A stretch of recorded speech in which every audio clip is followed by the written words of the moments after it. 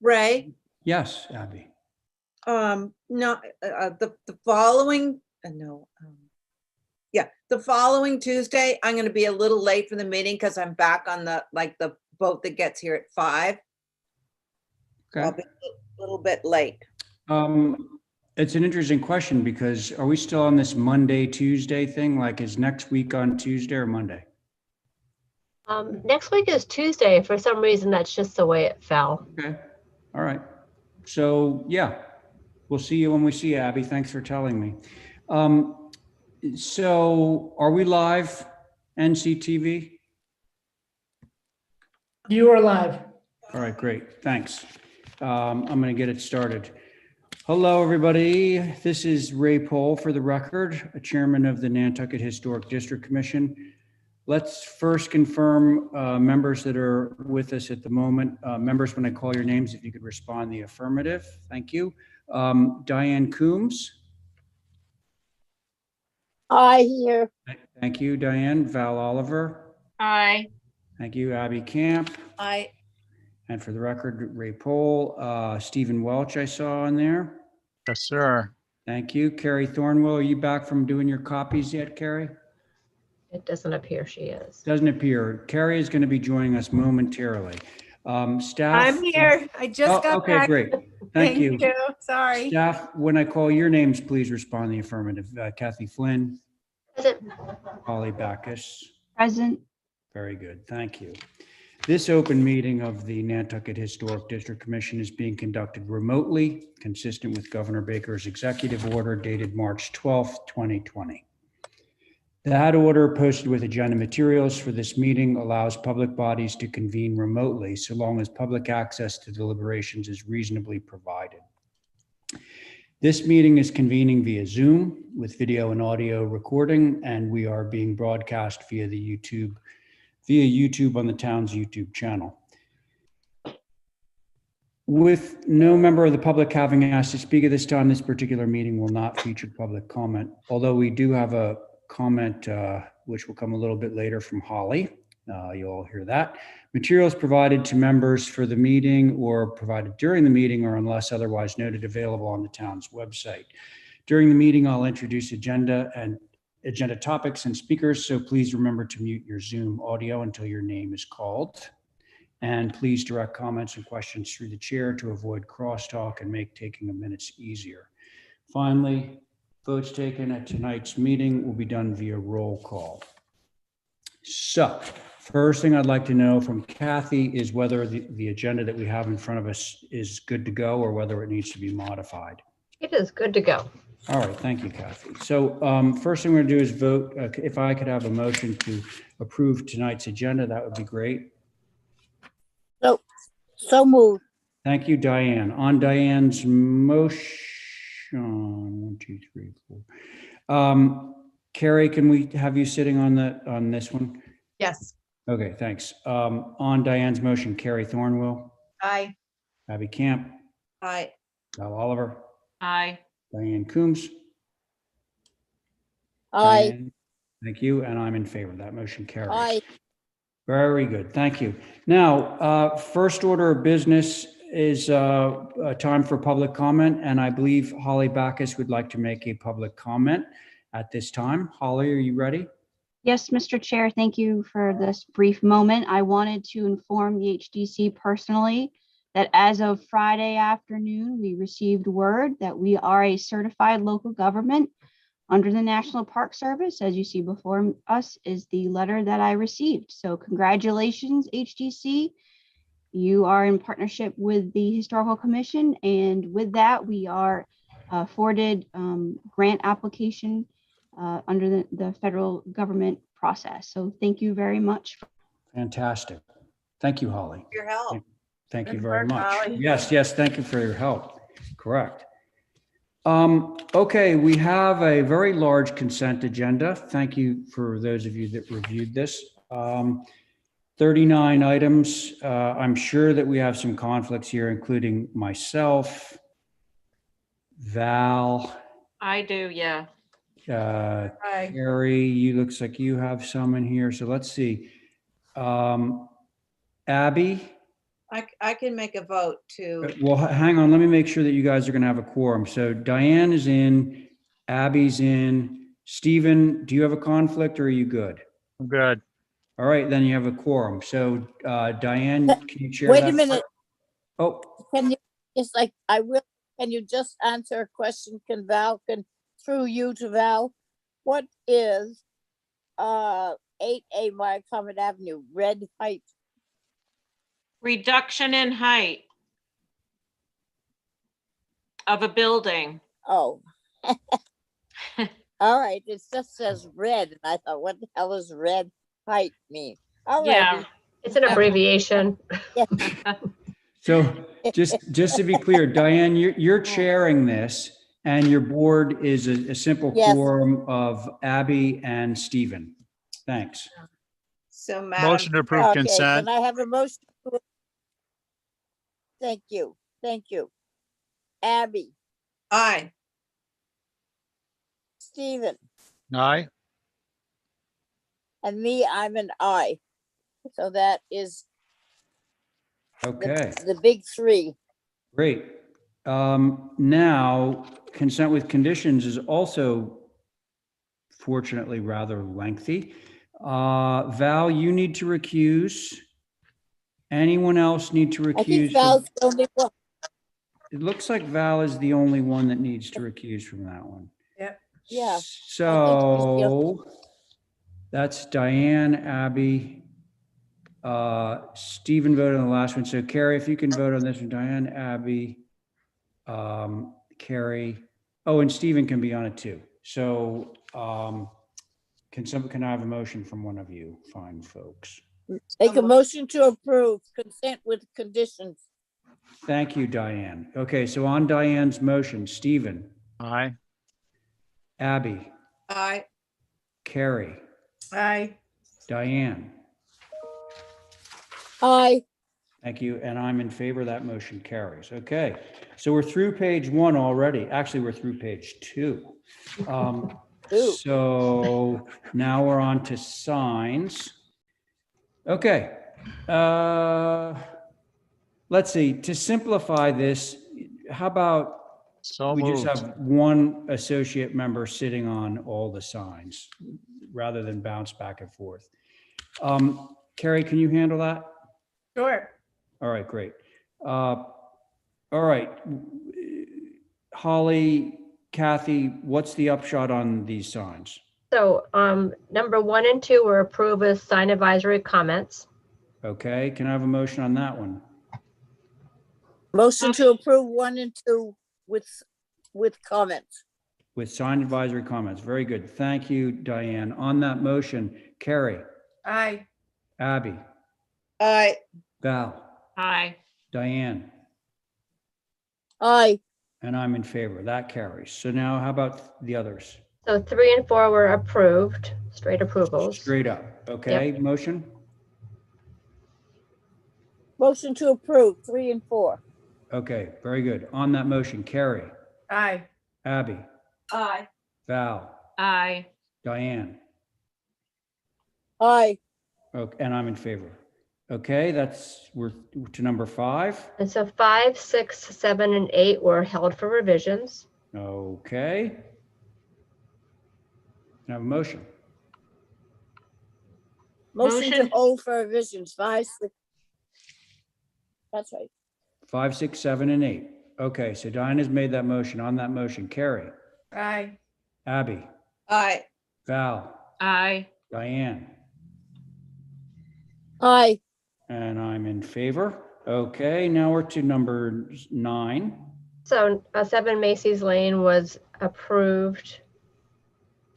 The Both of them? sign number 1, no, sign number Oh. 1, Sign number 1 was approved. yes. Okay, so can we have a motion on that? Motion to approve sign number 1 on 7 Macy Lane. Thank you. On the motion, Carrie, Aye. Abby, Aye. Val, Aye. Diane, Aye. and I'm in favor. Okay, how about the second one? Was it held for revisions? Okay, motion. Motion to Move this. approve. Okay. Sorry, was that to approve straight up? Yeah. No, it's Are being there held. No, it was helper revisions. Yeah. Oh, I'm sorry. A motion to hold for revision, sorry. Yeah, okay. Why Something I don't sounded speak. I not right don't to me. speak. No, okay. All right. Okay, thanks. Carrie on the Aye. motion. Val, Aye. Diane, Aye. and Abby. Aye. In favor? Okay, next, Audubon, Motion to approve through the sign council. as per sign advisory? Yep. Okay, Yep. motion? Somebody? Motion to approve, Mass Audubon. Okay, very good. Thanks, Diane. Carrie, Aye. Abby, Aye. Val, Aye. Diane, Aye. and I'm in favor. Final one, Rhoda at 36 Center. Motion to approve with sign advisory comments. Okay, motion? Motion to approve with comment, with sign advisory comments. Great, thank you. Carrie, Aye. Abby, Aye. Val, Aye. Diane, Aye. and I'm in favor. Okay, there were our signs.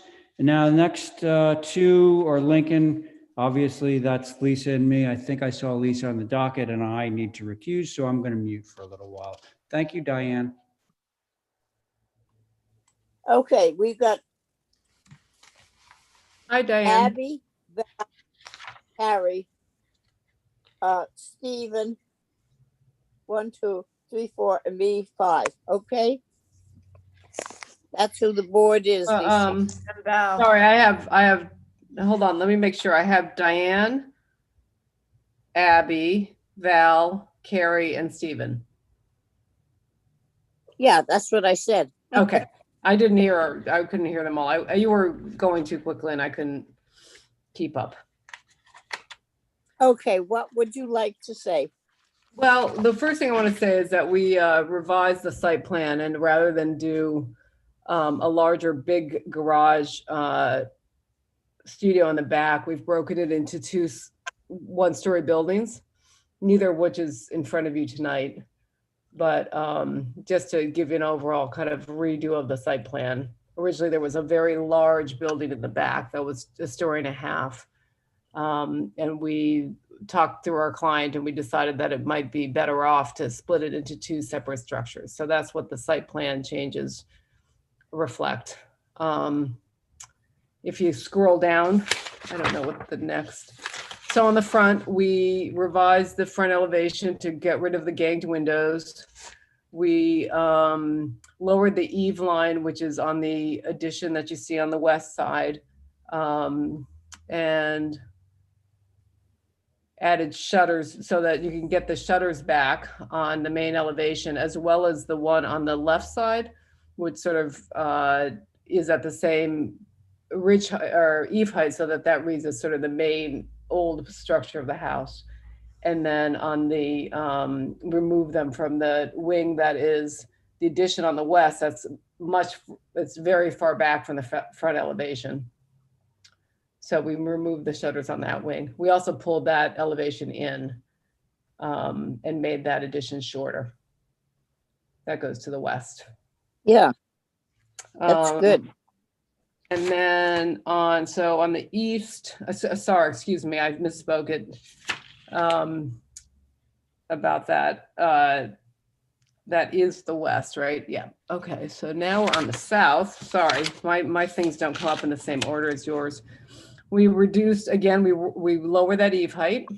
It used to all be at the same level. So we lowered that so that that's clearly an addition.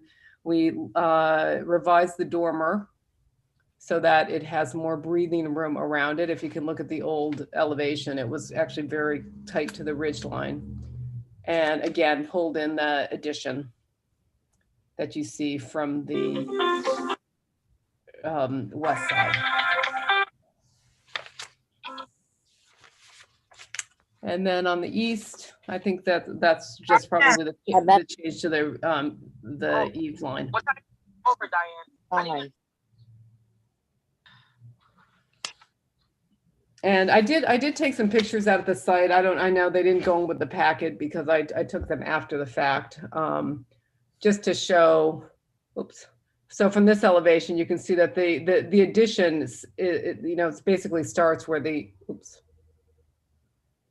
The addition starts where the deck currently ends. So it's really quite a bit, it's really far back from the front of the house.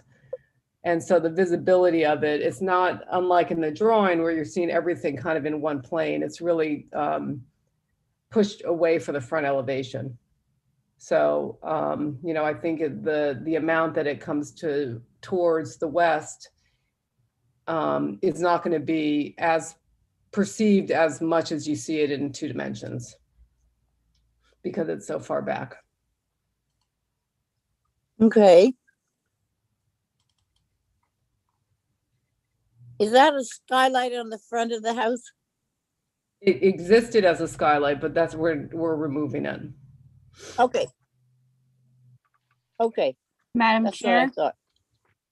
Yes, I do have HSAB comments to consider.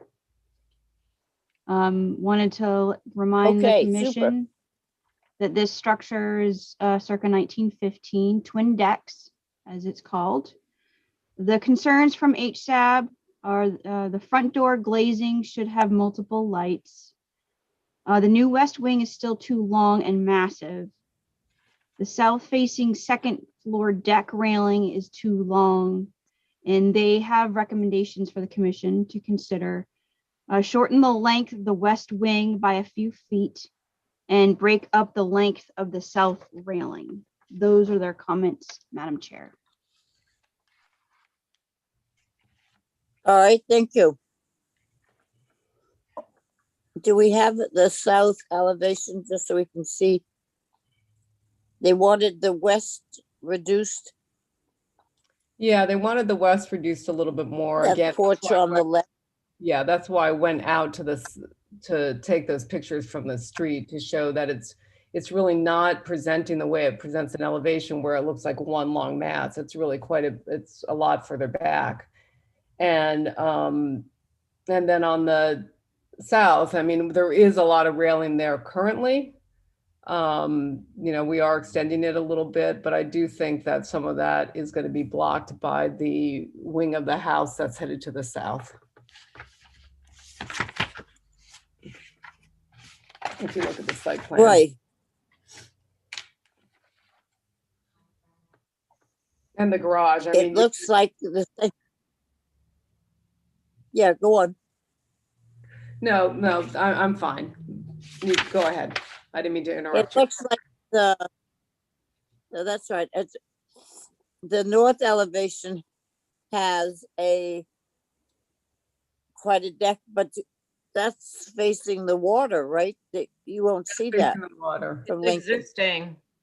That's existing. Yeah, That Right. exists. So it seems that, you know, the south has something that's equally as, you know, is same sort of detail, but it's sort of an existing characteristic on the house as it is. These right, twin decks, as they say. right. All right. Well, let's see if anybody's got anything to say here. Abby,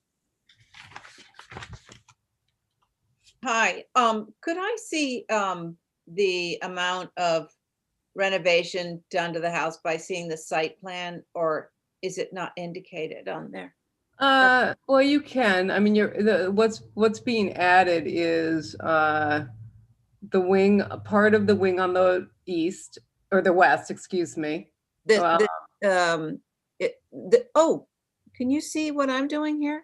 No. No, can you see? Can you guys see what I'm doing? Can I? Yeah, Can I can Yeah. see that. This Yes. is added. I can see your arrow.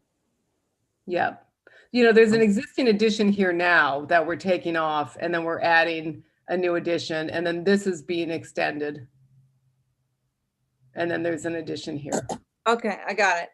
I know, the other question I had was, it appears that the shutters are now a dark color. Is that true? You mean in the drawing or in reality? Well, in reality.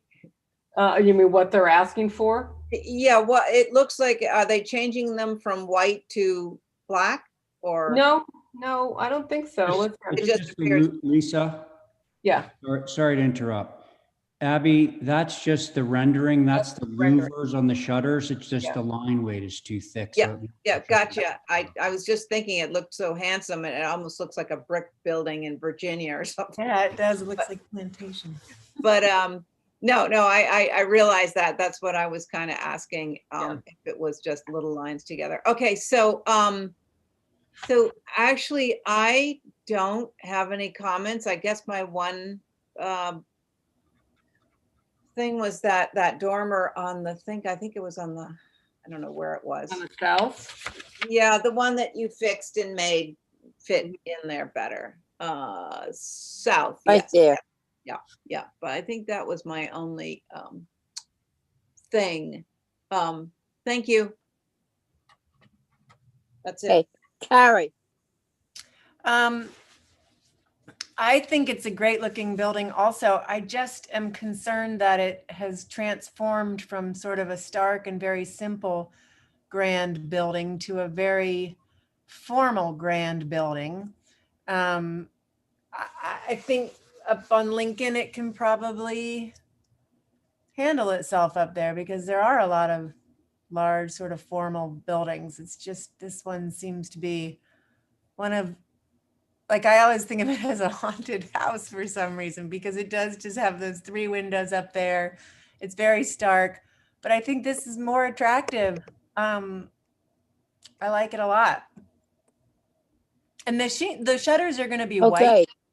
okay, Yeah, I believe Okay, so. so they're not good because the shutters are something that make it seem plantation style. Those shutters seem a little tiny to me, but with all the windows, I think the shutters are important. They're an important element, and hopefully they'll be well built and good looking. Yes, we will make sure of Okay. that. and they all work, so that Mhm. is good. Val, I think the front looks great. I love it. And I appreciate the reduction in the addition. I'm the only thing I'm fixating on is the shutters, like on the west and the south. Are they necessary? I don't know. I like how they look, but it seems kind of random to have one on the west elevation on the main mass and then one on the addition. Maybe those could go away and Yeah. just leave. I don't know. It's not enough to say, no, don't do it. It's just a question.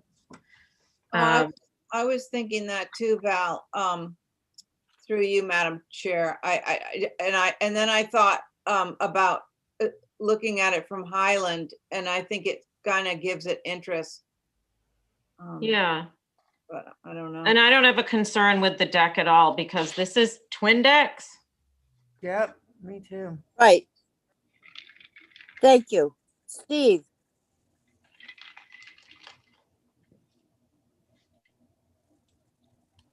Steve, yoo-hoo. Oh, thanks for waking me up.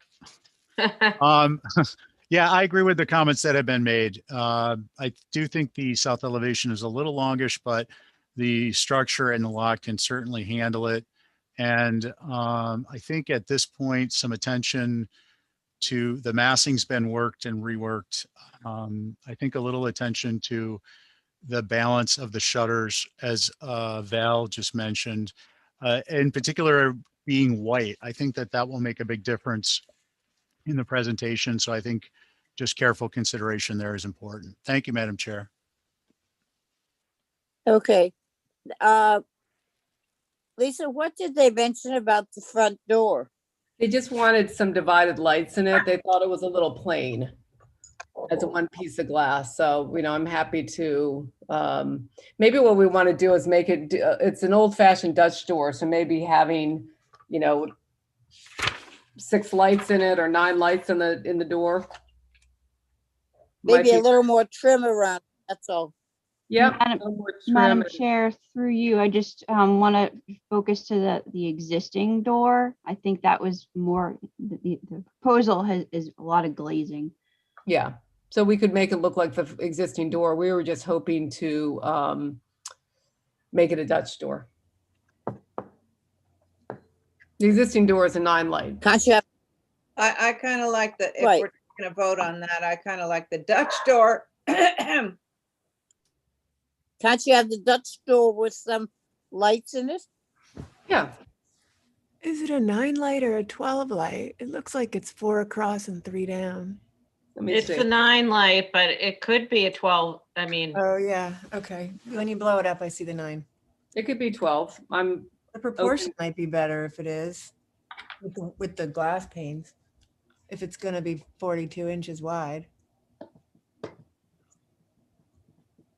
Yeah, That'd be Oh, mine. I wouldn't have any trouble with having it a Dutch door with glass, so. Anyway, can I get a motion on this? I'll make a motion, Madam Chair, motion to approve through staff with the front door to have 12 lights and it, I will leave the shutter placement up to the applicant. I don't think it's that big of a deal. Okay, thank you. Abby, I'm sorry, I was muted. Abby, I was up, I also think, oh, so what are we doing? How many lights? 12. 12, okay. Yeah, yes, I was thinking of one of those things that lace windows around the. The necklace window, but I Yeah, don't know if that's more, yeah, I think just a simpler Dutch door Yeah, might. yeah, no, you're right. Yes, I'm in favor of the motion, sorry. thank you. Carrie, Aye. Val, Aye. Stephen, Aye. and I'm an I. So that does that. Thank you. Thank And you the very next much, one with everybody. the same board Now is this the is garage. Do you want to do the garage? Well, we can look at it briefly, just, but I do remember that Val, at the original hearing, even for the house, says, for the demolition, said she appreciates the scale of the old garage and not necessarily to keep it, but the reflection of it. So I understand, I took that to mean that this garage probably would not be well received. Lisa, Yeah, sorry to interrupt. As Lisa said earlier in the presentation, she said that we've now decided to go with a single-story garage in the front that looks a lot like the garage that's already that was there. there. And then take the guest house and put it in the back also as a single story. There's no point in even reviewing this application. I mean, it's moot. We're not. Okay. Yeah. Motion to hold for I wanted them revisions. to Actually see where it started so that they can appreciate how far. Okay, but let's not spend too much time on it. No, I'm done. Well, Motion to thank hold you. for revisions. Okay. Thank you. Abby, Aye, hold the garage provisions. Carrie, Aye. Val, Aye. Stephen, Aye. and I'm an I. Thank you. Thank you, everybody. Okay, thank you, Diane, for chairing. Okay, that was our one old business or two old business items, and now we're on to new business from March 1st. First up is Megan and Tim Trudell, 4 Astor Court. Oh, by the way, folks, so let's get that up. And what we're going to do now is, because we have 4 regular members and 2 associate members, we're going to do the rotation. We'll start this out with Stephen. And that's the way we'll just go back and forth as we get on the list. So, anybody here to represent this? Hi, I'm here. Hi there.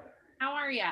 Good. So your board, just so you know, is Stephen Welch, Diane Coombs, Val Oliver, Abby Camp, and myself. Okay? All right. So here's our site plan. Okay. Thank you.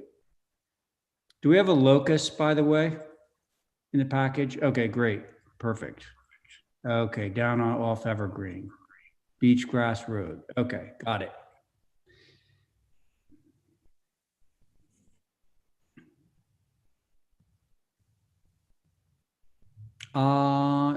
Do we have any vertical dimensions on this guy?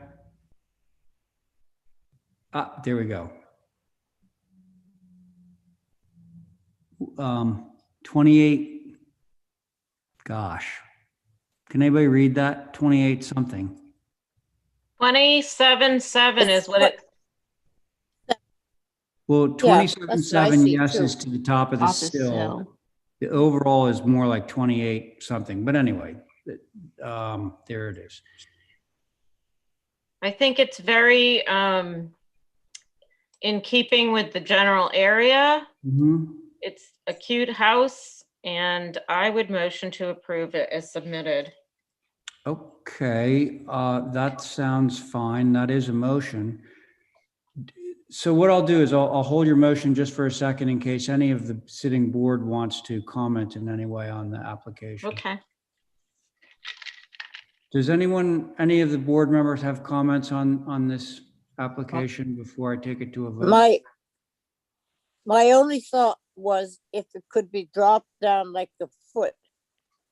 It seemed to be quite a lot of space between the windows on the second floor and the first floor that it might come down. I'm not sure. I also have comments, Mr. Chair. Okay, I think that I would presume, given the fact that it says Dreamlight Modular, that this is a modular home, so there's that extra foot in the height, which is typical. The other thing I would just suggest is a friendly amendment to the motion is the application, I think just mistakenly, because it is on the drawings, indicates the height of the ridge from grade is 27.7. And to avoid the applicant being hung up at a later date, I would just have that revised to the 28 feet plus whatever inches are shown in the drawing in the written portion of the application. yeah, So no issue with the approval, just to amend the application to indicate the overall height versus the height from grade. Or yeah. I'm sorry, the height from the top of sill. Right, so you see the difference there on the drawing? Like there's a dimension on the far left-hand side that's actually the real one, and that's not the Right. one, that's not the one that Oh, shows I up on see. your application. But I will also remind you guys, this is over in Richmond area, so Yeah. the height is totally in keeping with. Well, okay, well, that's. Yeah, I just want to be clear. The only comment is one, the reason why it's taller, but two, the second part of that is that it just be reflected on the written portion of the application so that there's not an issue at a later date. That's all. Right. You're not questioning the height, you're just saying that should be consistent on the application. Right Yes. on. Right. I amend my motion to include that. Okay, so let's see. The motion is to approve with the application ridge height portrayed accurately. On that motion, Abby. Well, I had some comments. Oh, so- I'm sorry. Yeah, go ahead. Go ahead. I'm sorry. Well, I just, so, the windows to me seem too vertical, and too small. And I don't quite understand the height, even though, when I look at the side of it, it doesn't seem like a very steep gable. So I'm not understanding where, unless the ceilings are really tall, I don't understand how it seems like what is the pitch of the roof? It seems sort of, see how it looks kind of, The pitch of the roof is 7 and 12. yeah. And I can actually tell you what the floor, the The ceiling height floors is. are 8 feet and 8 feet, and there's a Right. 2-foot section in the middle for the boxes. Correct. I see. So that gets you up there. Yeah, my only comment was the windows, but it sounds like it's a slam dunk already, so. Yeah. I think I think Val said this already, but it's very consistent with that neighborhood, that Evergreen Circle neighborhood. Okay, Abby, thank you. Oh, so there is still a motion on the table to approve this with a Did we also ask modified. for colors? Did we ask what is the sash, for instance? Natural to weather and black. Natural to weather trim, black sash, right? Yep, Yeah. Okay. dual black roof. Yeah, I think I'm a no, just because there are a couple of things about it and I don't want to go into it and I think it's going to pass anyway, so. I think it might. So Yeah. let's see. Okay, so Abby, you're a no on the motion. Diane? I do on the rear elevation, the window on the left-hand side, is that in a bathroom or something that, or it's on the right-hand side, rear elevation, the small windows The B window. on the first floor. Is that a kitchen down below on the B window? Yes. And what, okay, and C window, On the rear of the house. and the window on the second floor, the C window on the second floor is in the bathroom? Yes. Okay. All right, I guess, yeah, I'll say aye. Okay, so Diane's in favor. Stephen? I'm an I, and I think it's going to pass. I think it already has, but let's just Yeah. continue. So Val, on your motion? Aye. All right, and I'm in favor too. So the motion carries 4 in favor, 1 opposed. Thank you. Thanks, Charming little home. Okay, now we are to 112 Main Street. Carrie, if you could sit on both of these applications. We have a cottage and a shack. A cottage and a shack. Yes, I need to query Ethan on the difference between a cottage and a shack. That's what the owners call it. The shack is pretty shacky, and it's going to largely remain that way.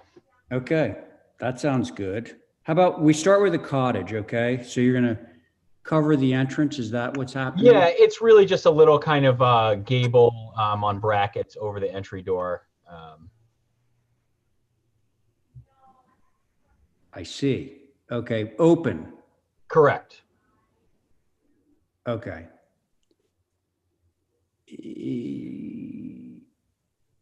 We have HSAB on this, I'm sure. Yes, correct.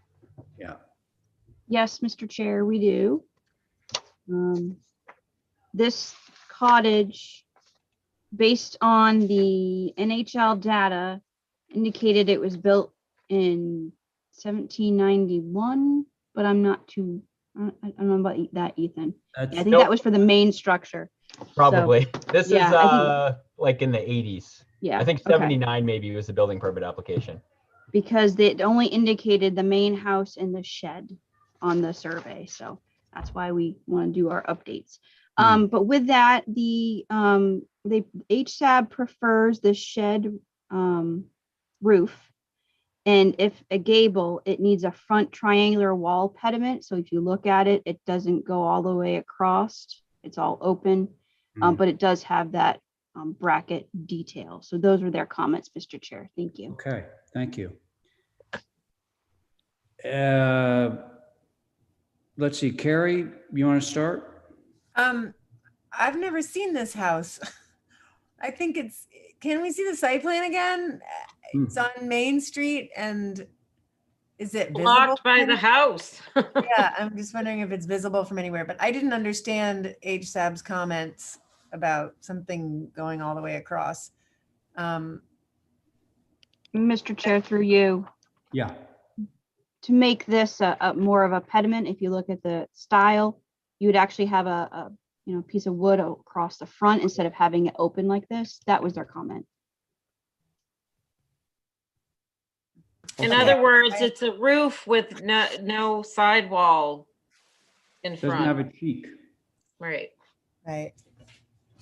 Yeah, we thought that was an opportunity to actually kind of scooch it a little bit lower if it wasn't kind of solid in there, but I don't Oh, think the but- owner would have a No, problem. Ethan, I'm sorry, but I disagree with that because you could put that in there and still drop it lower because it's like feeling a little perched right now. Anyway, Carrie, I think I interrupted you. No, I'm done. I think it's not very significant and I think it would be fine. I agree. It could come a little lower. That would make it look a little better. Okay, thank you. Val? I'm good with it. Can't see Okay, it. all right. Did you say can't see it? Can't see it Okay. from the road. Diane? You can't see it, I'm okay with it. All right. Abby?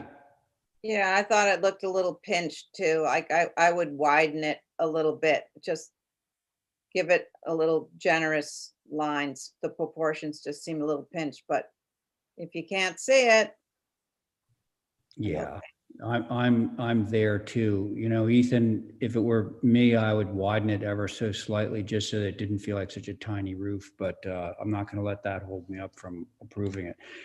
Should we move it forward, guys? Motion to approve with the roof over the door being dropped down slightly at the architect's decision. Yeah. Okay, well, it looks like the difference between the top of the corner board or the head casing on the door and the break point of the underside of the rafter is probably like 6 inches, maybe less. You see that, Ethan? Yeah, no, we'll as we kind of build this for actual construction, we'll kind of scooch it all down and maybe Okay. make it a little bit wider. That sounds good. yay. All right, so that's Val's motion. On that motion, Carrie, I Abby, Aye. Diane, Aye, thank you, Val. Aye. And I'm in favor. That motion carries. And now let's see this adorable shack. So we had HSAB comments on this, and we actually agreed with them for the most part, and we resubmitted to address those. And largely it was to maintain the existing shutters on the little door. And it doesn't look like that's in your packet. I'd be happy to share it if that would help. Let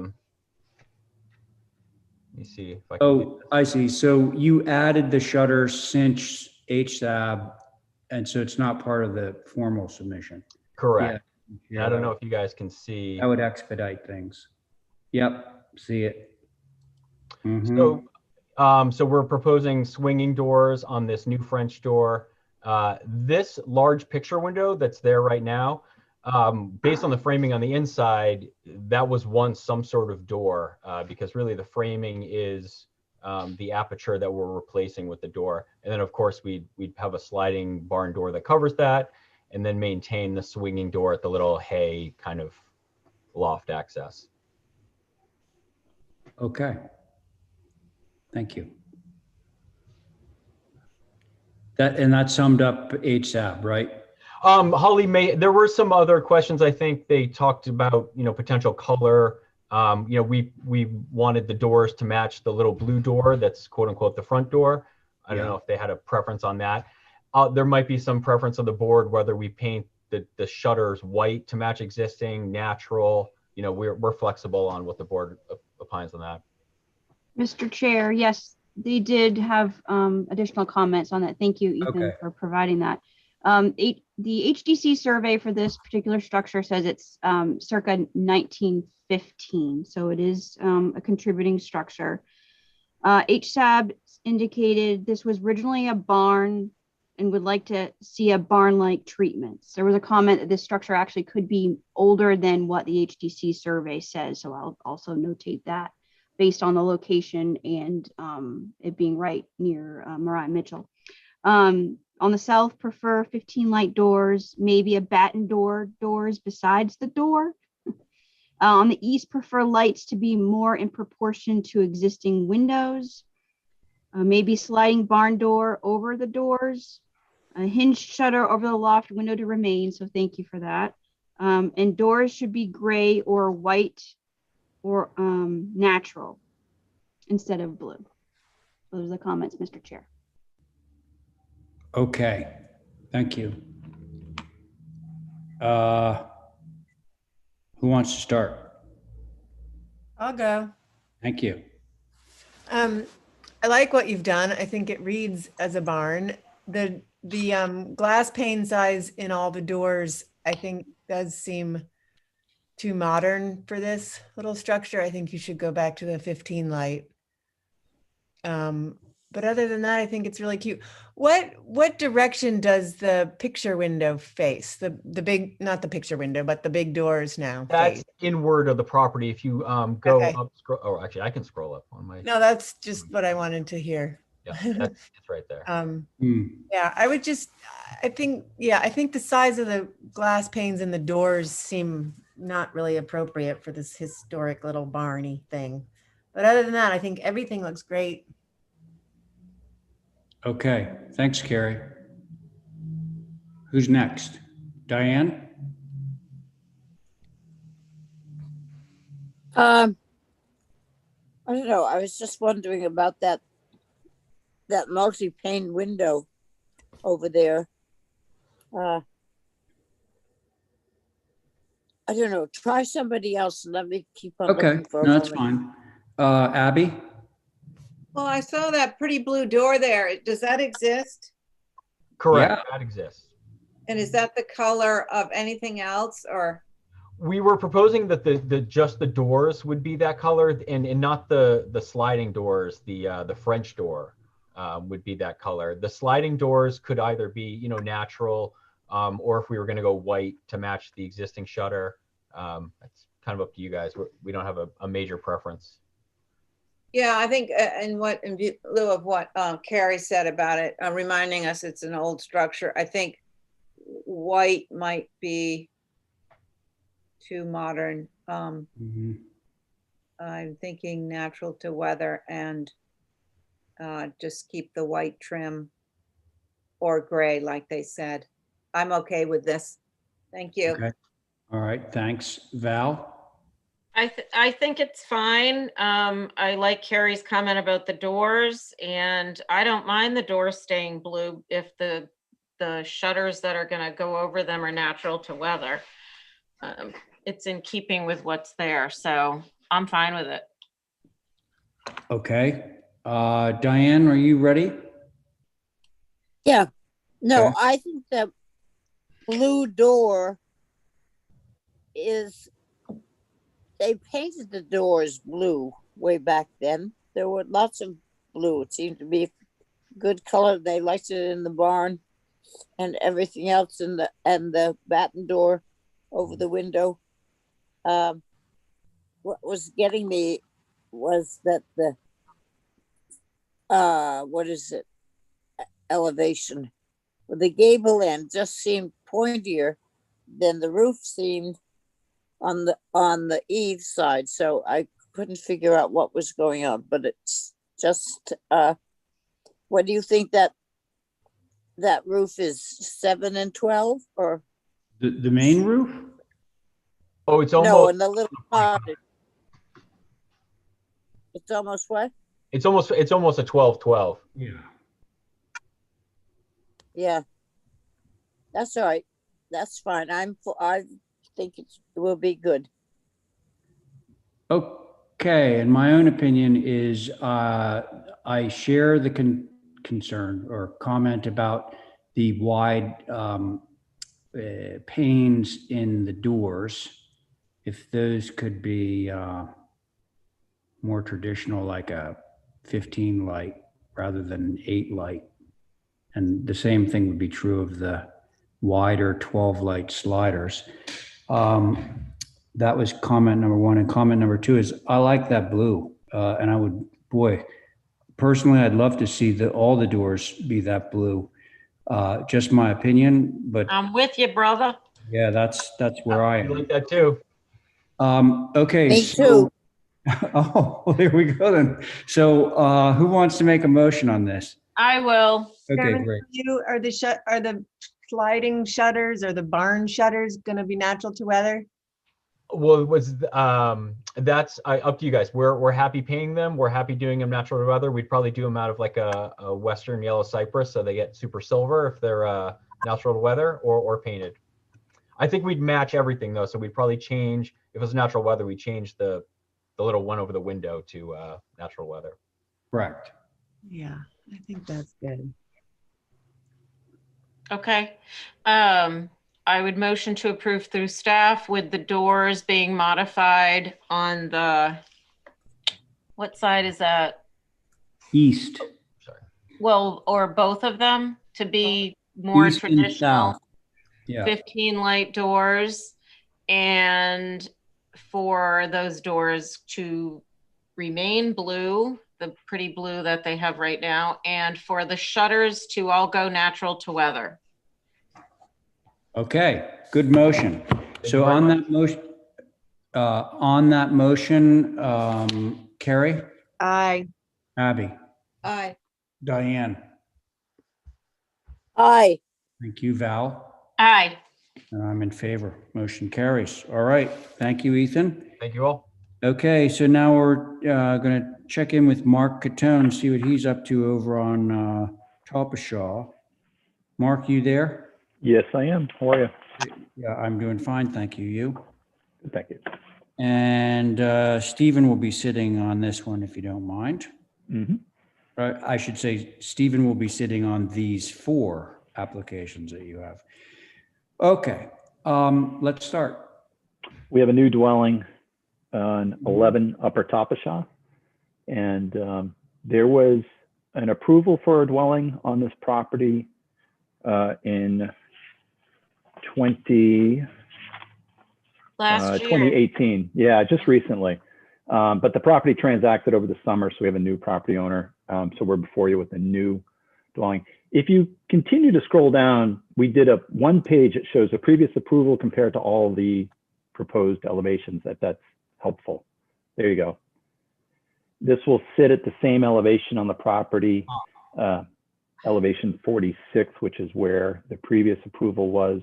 This sits a little lower to ridgeline. We're at 26.5 feet, I do believe, in height, compared to, I think this varied from 25 to upwards of 28, the previous approval.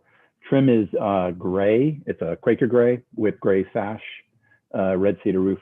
Obviously, everything in that neighborhood tends to be those muted colors. Has to be, right? Don't they have some sort of Yes. restriction? Yeah, in fact, we went through an ARC review prior to filing HDC to get support of the neighborhood. So this has the neighborhood's blessing at present.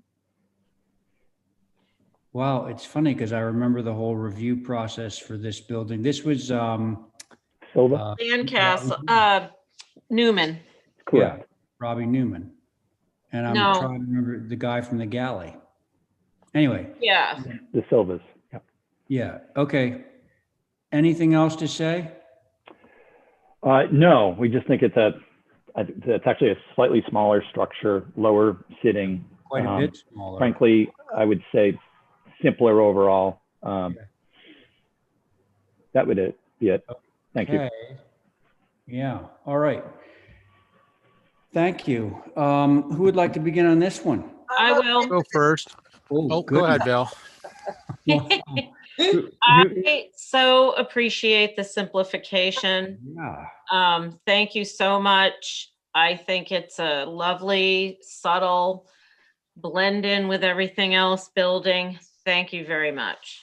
Okay, thanks for those comments. Diane?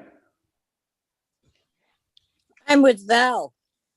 I think it's much simpler looking for up there at top of Shaw because the houses have got fairly good size, but they're still fairly simple. So I think it's really good. Thank you. Fantastic. Okay, Abby. I'm fine with it as All proposed. right. And how about you, Stephen? Yes, agree with the comments, All including right, the applicants. I think it's go time. Motion Motion to approved is approve. submitted. Got you on that one, Val. Stephen gets that one. Okay, on Stephen's motion, Abby, Aye. Val, Aye. Diane. Aye. Thank you, Stephen. Aye. And Ray Pohl is in favor, so that motion carries unanimously. Good work, Mark. Thank you. And now let's take a look Thank at the you. garage. So maybe go to the site plans. Garage sits at the rear. Yeah, there we go. Sits at the very north end of the lot. Yep, right there where it's been circled. Obviously all finishes to match the main house. This Couldn't is get a simpler little garage than that.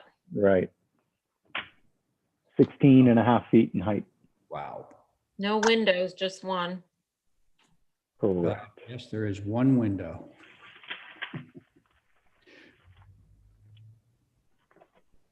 And Mark, correct me if I'm wrong, that site dips down in the back, correct?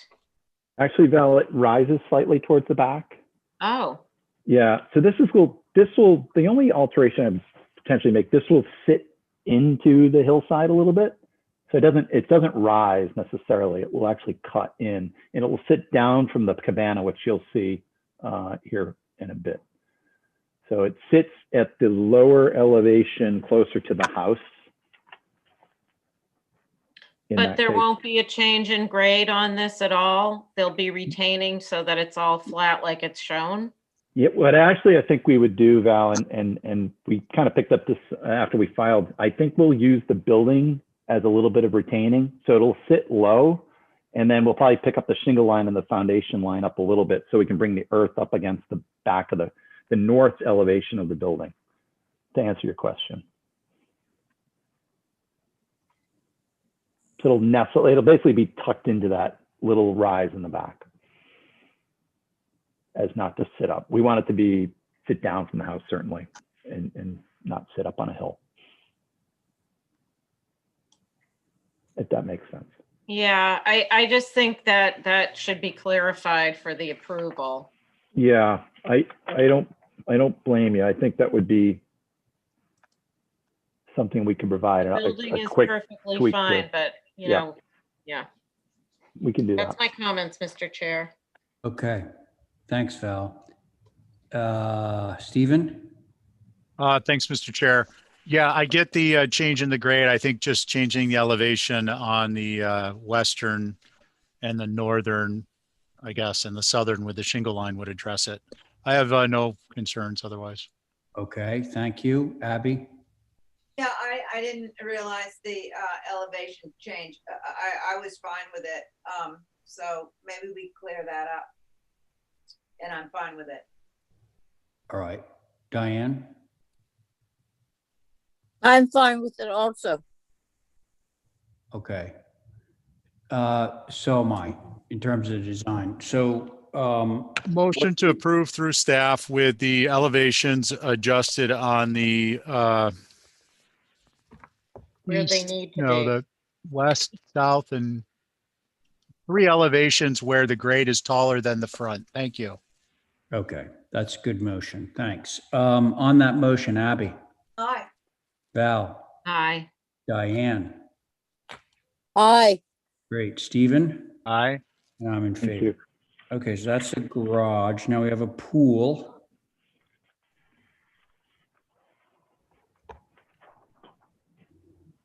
Mark, refresh my memory. Did we get a pool? Did Robbie get a pool approved out there? I can't remember. There were proposals for it. I don't think it ever came through you. I don't think they got that far, Ray. So this would be a first out there, folks. I mean, a first for this lot, That's correct. not a previous pool approval. Okay, Yep. This pool will sit slightly on the rise. You can see we've illustrated some steps that are just left of the cabana in this drawing. So this, if the grade around the house is closer to 46, this sits up slightly with, I think we've got 1, 2, 3, 4 risers proposed at 6. It's about another 2 feet up. 2 feet, yeah. Yeah, it's 6-inch risers. Okay. All right. Yeah, I see the automatic pool cover dashed in there, so. Correct. No offense. And its pool is 15 by 30 for a sense of scale. Okay, all right. Anyone care to start on this one? Could I see the site plan again? Good idea. So it's way in the back and where's the little building we just okayed? To the right of that, yeah. To the right of that. Okay.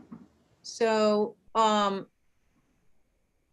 so I think it's not a bad size pool, 15 by 30. So I think it's in the back. I think I'm okay with this, just as long as there's some, is there screening on that far left side? I would just like to think that would be. I believe the whole property line is heavily screened now on the adjoining lot as well. Yeah. I would make that a, part of a motion. Thank you. To keep it screened. Yeah. Okay. All right. Val? Perfect. Sorry, Val. Oh, I'm just looking now on the GIS, so it's all conservation behind you. But it doesn't appear that there's any trails per se. I just want to make. There is one trail back there somewhere that gets you onto Pout Pond Road. Okay. I don't know where it is though. And there's It's the just additional the buffer. visibility thing. Yeah. I guess our caveat, it would be fine. That would cover us. And that Titokimo Commons thing, I bet they have to leave that, undisturbed buffer. Right. That big ring that wraps around everything. Yeah. Okay. And it looks like the land rises in back of it, so. It does. Yeah. Okay, I'm okay with it. All right. Diane? Yeah, it goes up to 50 feet from 48. Well, and then it keeps going. When corner. you get up to the foundation land, it's up at all 54. Yeah. Right. So it, I don't think you'll see it. I think the house will block it. Rather, there's only that one view that might come in around 13 Tapshire, but there's no pathway or anything that anybody can get on. So I think it's okay. Okay, thank you. Stephen? Yeah, I'm okay with it, subject to a condition just to cover us that it not be visible from the path at time of inspection and thereafter. Okay, I think that's the right, we're all, I think, thinking the same thing here. And So keep the does somebody want to make a motion that carries that? So moved. Okay, so the motion is, Stephen's motion is to approve this with this stipulation that the pool will be not visible from any publicly traveled way at the time of inspection and thereafter in perpetuity. On that motion, Abby? Aye. Val? Aye. Diane? Aye. All right, and I'm in, and Stephen, sorry. Aye. And I'm in favor. Okay, now the pool cabana, and Mark, I just gotta ask, those two buildings, your garage and your pool cabana look like there's about a foot of space between them. Yeah, we originally did a design where they were all merged up, and we discussed it with our clients. I think what they're going to do is end up possibly at some point fencing between the two and using that as maybe some storage and such to merge it up and kind of Okay. marry the buildings, if you will.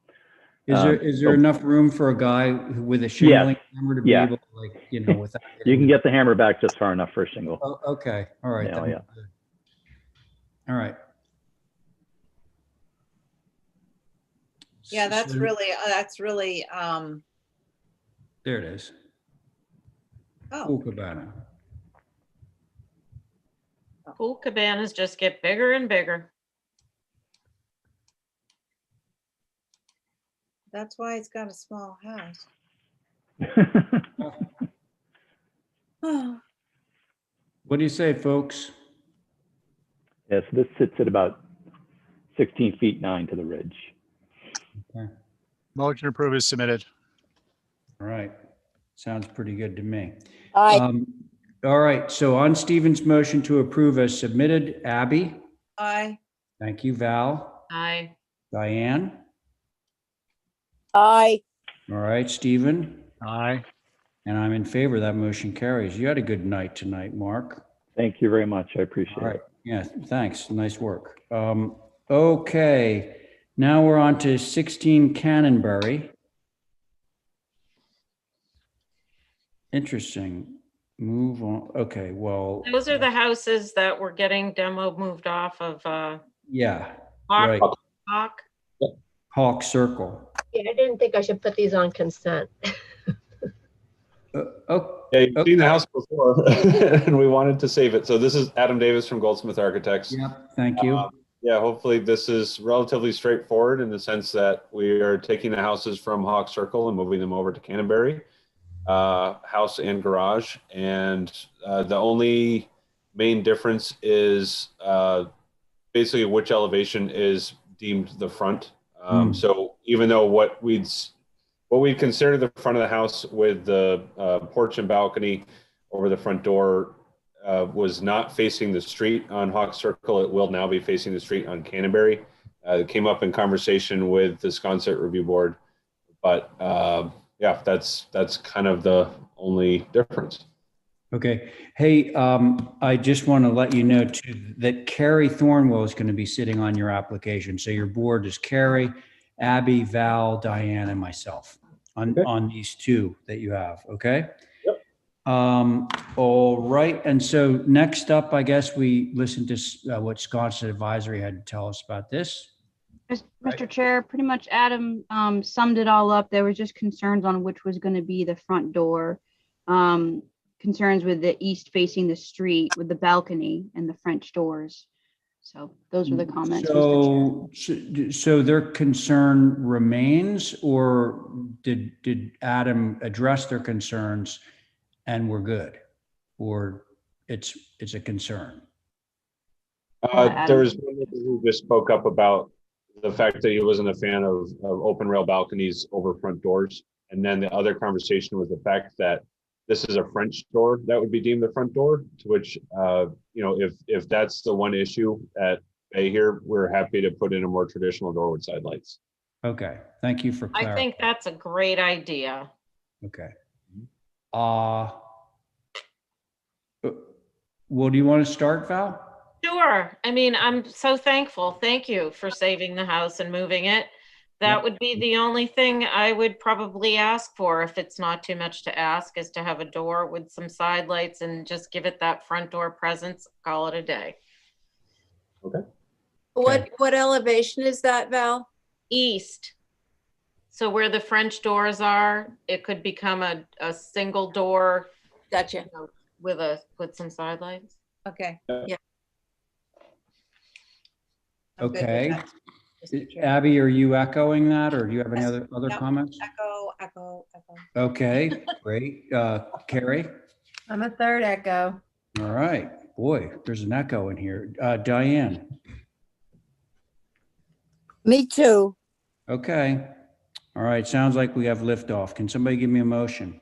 Motion to approve with the French doors on the east in the middle to become a front door, a solid with 2 glass side lights of the architect's choosing through staff. Okay, sounds good. Thanks for the motion, Val. On that motion, Diane? Aye. Thank you. Abby? Aye. Carrie? Aye. Great. Val? Aye. I'm in favor. Motion carries. That's one down. And now we're going to check out the garage, it looks like.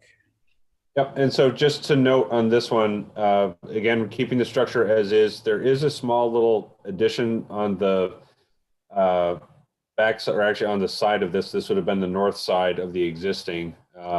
Basically, right where you see the dimension for the side setback. Yeah. There's a little bump out there that we're not going to keep, just for the sake of keeping this as the original structure. And otherwise, we're just keeping it as is. And even though it is a garage, there's no intention of putting a driveway back to it. It would just be used as storage in the off season. Interesting. Okay. Go ahead, Holly. Mr. Chair, the only comment was the fact that there wasn't going to be really a presence to the garage. Other than that, no concerns and very happy with the reuse. Okay. Anyone? I would motion to approve as submitted. Boy, we are rocking. We're red hot tonight. Okay, so that sounded like a motion to me. So on that motion, Abby, Aye. right? Diane, Aye. great. Carrie, Aye. and Val, Aye. and I'm in favor, so that carries. Great. Thank you very much. All right. Have a nice night. Bye. And so now we're at 210 Easy Street. This one will be Stephen Welch. Do we have Bill or Stephen? Steve's here. Stephen Thoreau, that is. Yeah, Steve's here. There's Steve Thoreau. Hi, Steve. How we doing tonight? Good. How you doing? Good. Let's see if we Okay, can so move in here. it looks like we have some window changes at 10 Easy Street. Yes. Okay.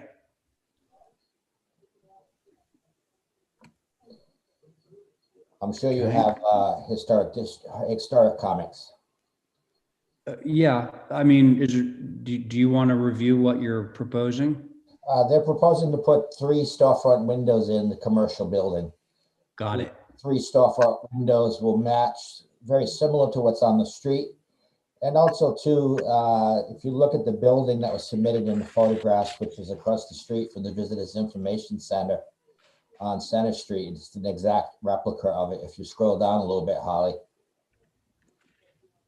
There it is there. Very similar to that. That's all. Okay.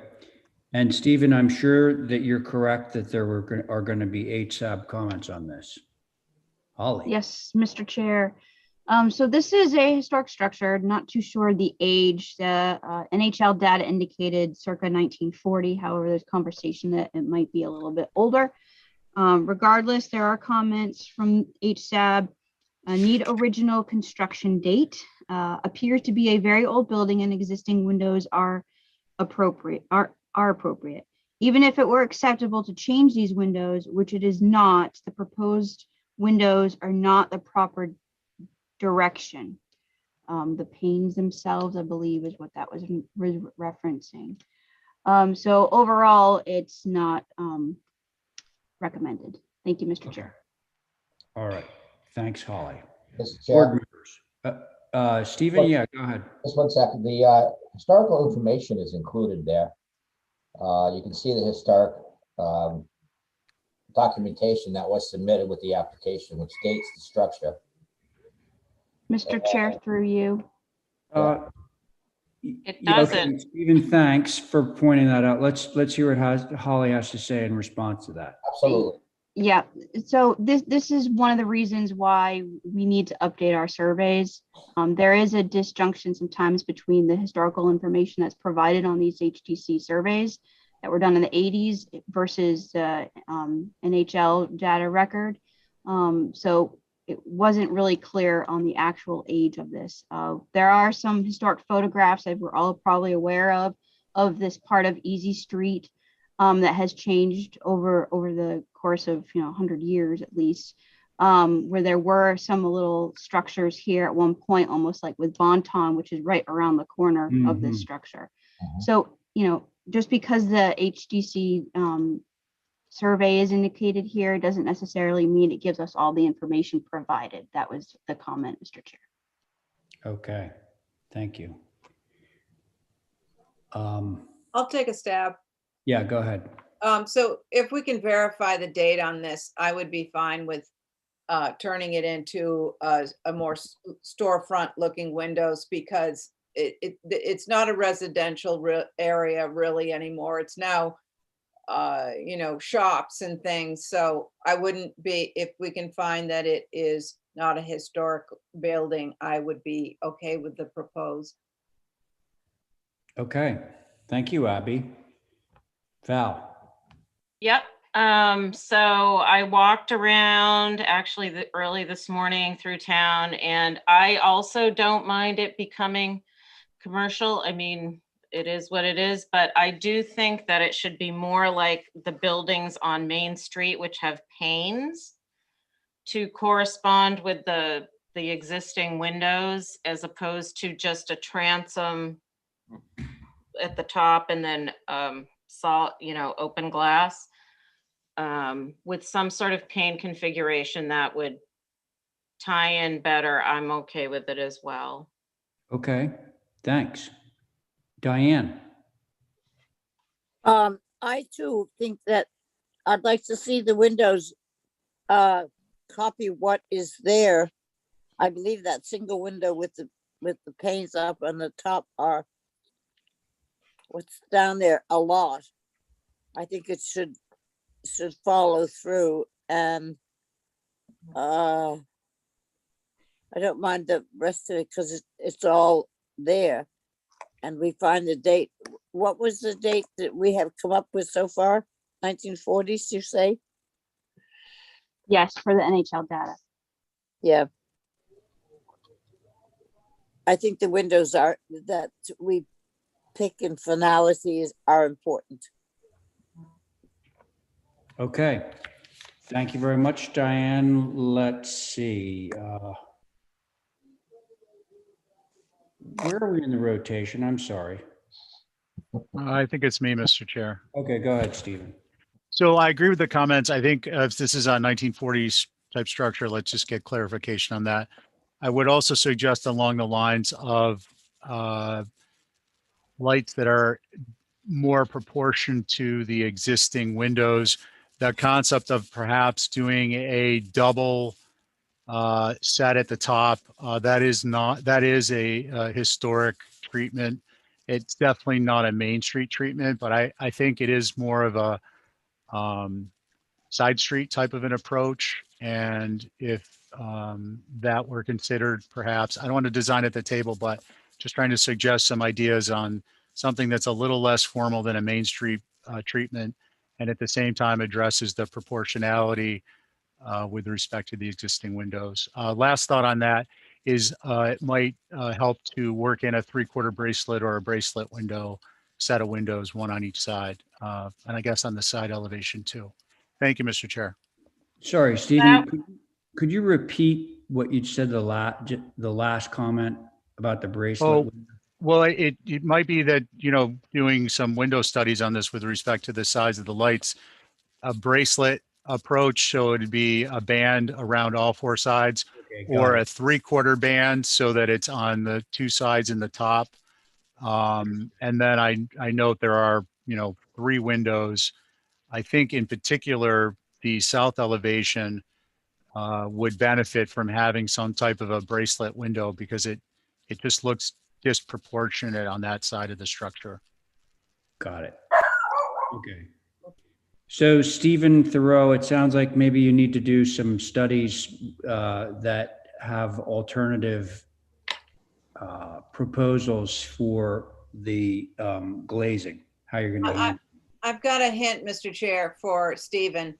Yeah, I go ahead. kind of remember the Killen family building a replica of an old house here in the 40s. If you go back a couple of generations of Killens, I think that's what I remember about this house, but I could be wrong, but that might be a lead for you. In terms of the age, you mean? Yes. Mm-hmm. Yeah. I can document the age for you. I have some historic photographs that were taken back in the 40s, and I appreciate your comments, and we will make revisions and get back with you. Thank you. Okay, terrific. So can somebody make a motion for me on this? Motion to hold for more Oh. historic information. And some revisions to the design, right? You got that Yeah, part? and revisions to the windows. Okay, thanks, Abby. On the motion, Val, Aye. Diane, Aye. Stephen, Aye. Abby, Aye. and I'm in favor. That motion carries. Very Okay, good. thanks, guys. Have a good Thank you, night. Stephen. Good night. Mr. Okay. Chair, Yes, who is that? that's Val. Yep. I'm going to recuse from 11 through 15. Okay. All right. Sounds Thank you. good. All right. 11 through 15. So that means we're going to get, well, first Linda and then Brooke is going to get all of us ex Val. And who is that, Mr. Chairman? Who's missing tonight? John? Yeah. Okay, so who's my So, board? so your board is going to be Stephen Welch, Carrie Yep. Thornwell, Abby, Diane, and myself. Who am I missing? Steve? Steve, No, Diane, Abby, am I only got 4? no, you have 5. Here we go. Steve. Yep. Carrie Thornwell. Oh, Carrie. Abby, Got it. Abby Camp, Yep. Diane and you. Diane, and me. Yep. Got it. Okay. All right. All right. This is a subdivided lot. A lot of them are being subdivided out there in Evergreen. The rest of them are going for a zoning change next year. This is in the front of the lot, but it's fairly back. It's back a lot farther than the 20-foot setback requirement. It's sort of tilted to the street. It's very heavily, this one is incredibly heavily vegetated. At the moment, they're still sharing a driveway. And I think what he went for on the front side, since you can't see all 4 sides from anywhere, what he went for on the front side was more of a, cottage, old Nantucket cottage look. There you go. With a lean-to and that sort of that short second floor. I think the only thing you're going to have problems with are the right-hand windows that he put on there. Oh, don't prejudge. We've been approving those windows like crazy these days. They work really well for an interior I'm program. kidding. That's where a head wall for a bed is, I'm sure. Yeah, Okay. because it's not a very big house. It's a fairly small house. You can't see the back, that side of it at all.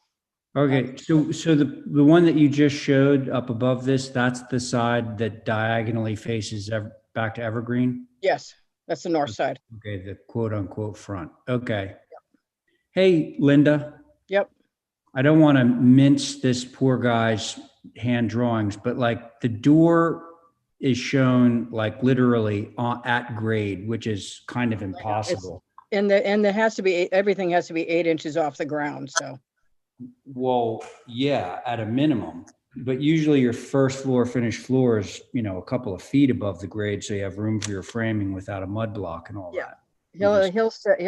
They'll step out. So obviously and the foundation has to have an 8-inch exposure under the code. So. Right. So He'll have to step out there. it ain't quite accurate. All right. Yep. Okay.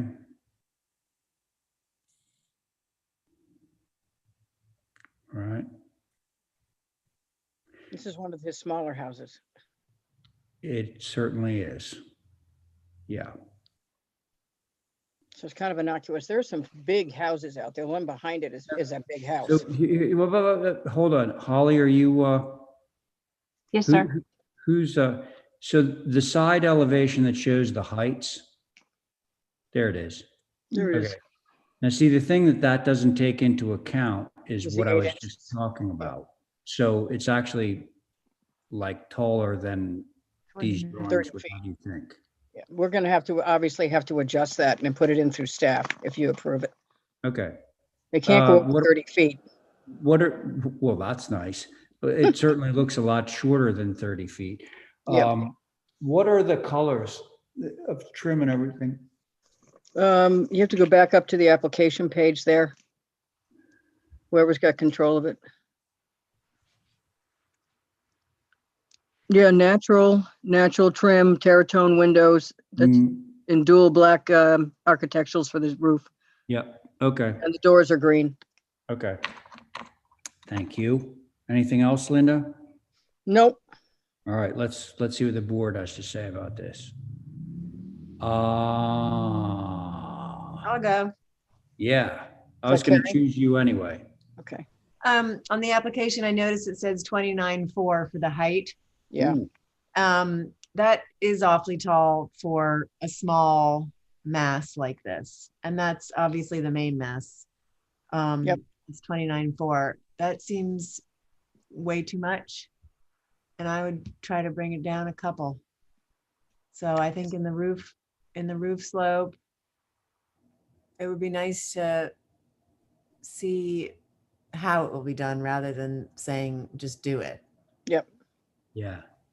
Because a lot of houses in there are at 30 feet max. So it's not out of context, especially with the one behind it. And Right. it's a standalone, it's not a secondary. Okay. Hang on, Linda. Proportion. All right. Yep. So Carrie, is that, That's essentially it. okay. Okay. Want to make sure. Okay, thank you. Diane? I see the other elevations. I've only got the north elevation. This one coming up, I don't know what it is. It's the south. Those two windows upstairs, I don't care if it's in the closet or not. They look ridiculous, jammed together with all that thing on a shed dormer. They have to be separated or something.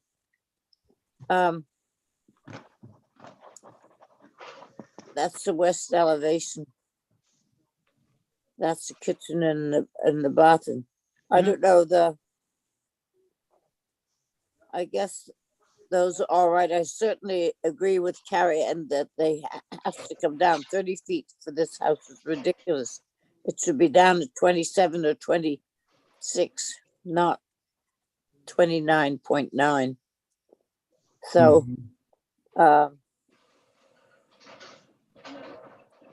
windows on the east elevation, what are they on there's a hall closet inside. So what is the little gable that comes out? Is it on the east, on the south elevation? Can I see it again? See how far it sticks out? Okay, it's a good size.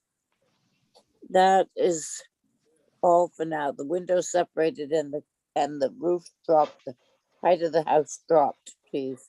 Thank Okay, you. thank you. Abby? Yeah, I'm mostly concerned about the north elevation, the front of the house. I think the A, B, and C windows should be more the same size and line up with the front door. See how they're hanging down there. And I agree with Diane about the south behind, that those windows should fill out the dormer in the back. Okay.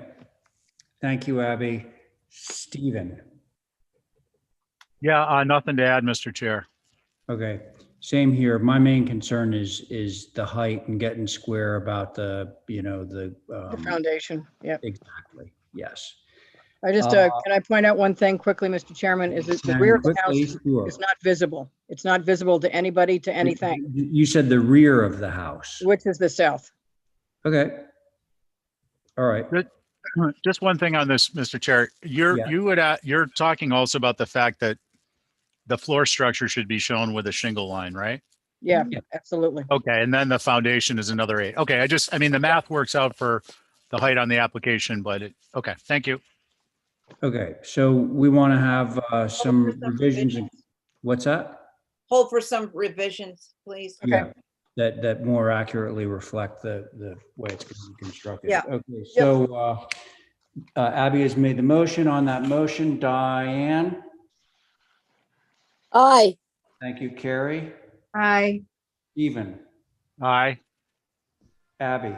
Aye. And I'm in favor. That motion carries. Okay. Thank you, Linda. I'm Now here for we're the all- duration. What's that? I'm here for the duration. Oh, what do you mean? Are you here to represent Brooks stuff?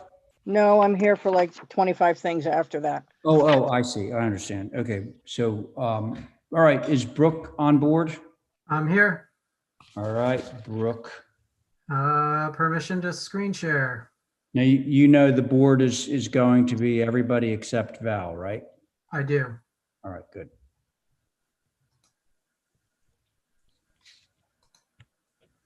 All right. Can you see the photos? Yep. Mr. Chair, Yes, Stephen. through you, I just want to verify that other than images, what we're seeing is what was presented in the application. I just think it's not necessarily just Brooke, but important to toe that line for lack of confusion and other things. So basically, we're seeing what's been posted to the website, correct? Yes, there's nothing new in here, Steve. Okay, thank you. I just want to try and set that trend. That's all. Thanks, Brooke. Yes, I know early on, I was adding a few things, No, not directed at you at all. Thank you. but I think I've been whipped into shape. So let's see. Okay. So continue. All right. So this is for the next lot over from lot 29 on North Mill. And these are some photos. This is looking from North Mill back at the site, which is in the back near that tree. This is looking from the site to the pony field at Miss Ham's. Could I just while you're on that last picture, oh God. Could you tell me, is Leprey's house up there, or where is the Fraker house, or could you? Okay, just, so Fraker House is kind of off the screen to the right there, and Leprey's is just beyond that and to the right. okay, thank you. I just trying to orient myself. All right. Okay, continue, Brooke. All right. This Sorry. is Oh, Stephen? I'm sorry, Mr. Chair. I was just going to say, Brooke, that's Dr. Leprey to you. yes. Sorry. It's Tim to me actually, but okay. Okay. But yes, Dr. Leprey. All right, so this is looking again across Miss Ham's pony field at some of the 3-bay and 4-bay structures.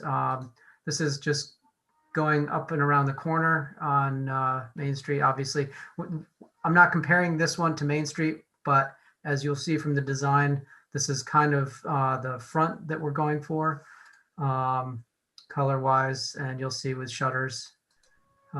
And this is just up the street from Mill Street at the corner of Milk and I can't remember this name of the street, but $1 Lane. yes, there we go.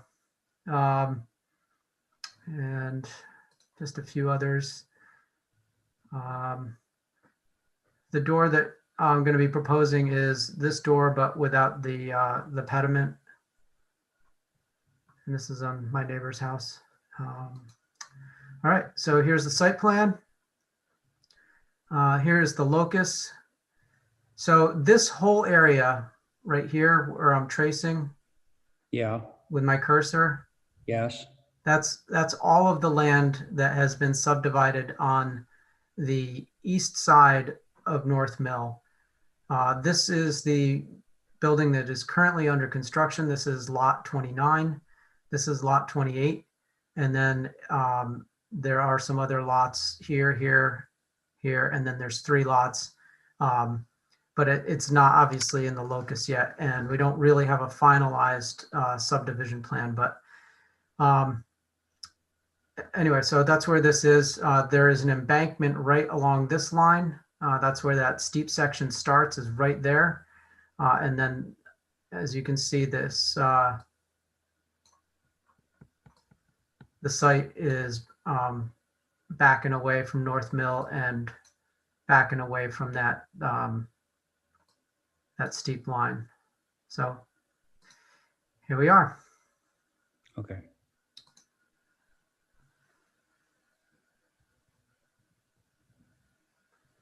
Pretty standard 3-bay structure. Additive mass going around the corner.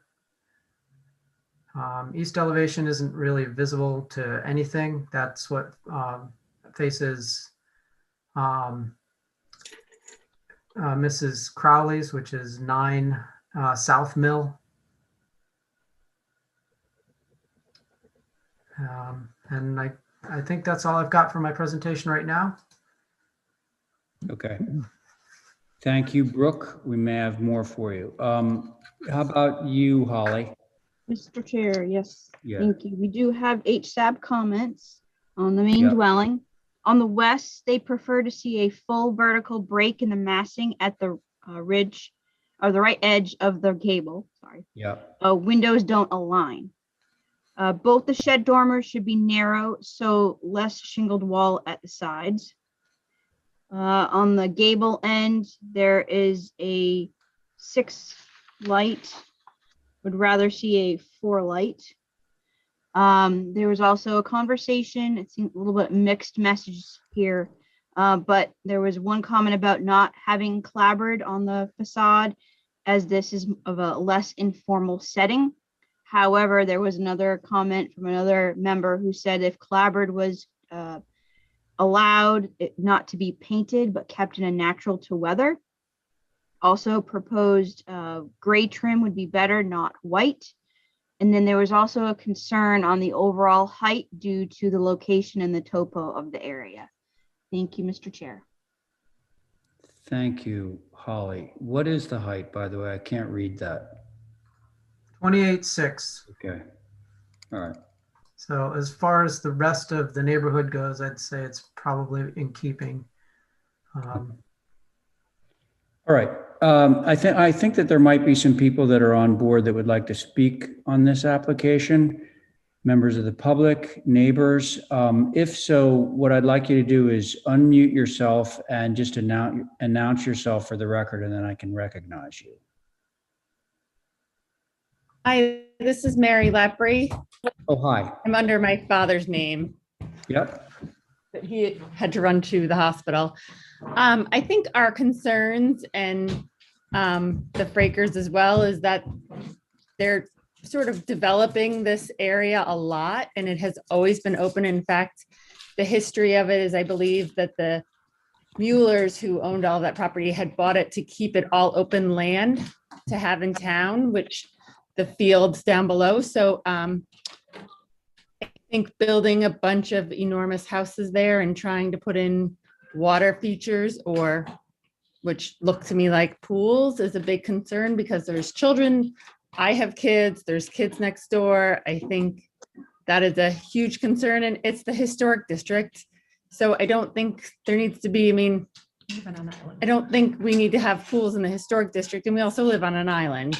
So I, being on the Board of Health, have concerns about the environmental impact of all of these pools, especially in the historic district. And I have concerns about having these ginormous houses and pools in that probably are going to be rented out because we've been made aware that these lots were all bought by a group of the same people. So I just think this is a neighborhood and there's a lot of people that live here year round, and to be putting in these huge summer houses is really detrimental to the island and the area.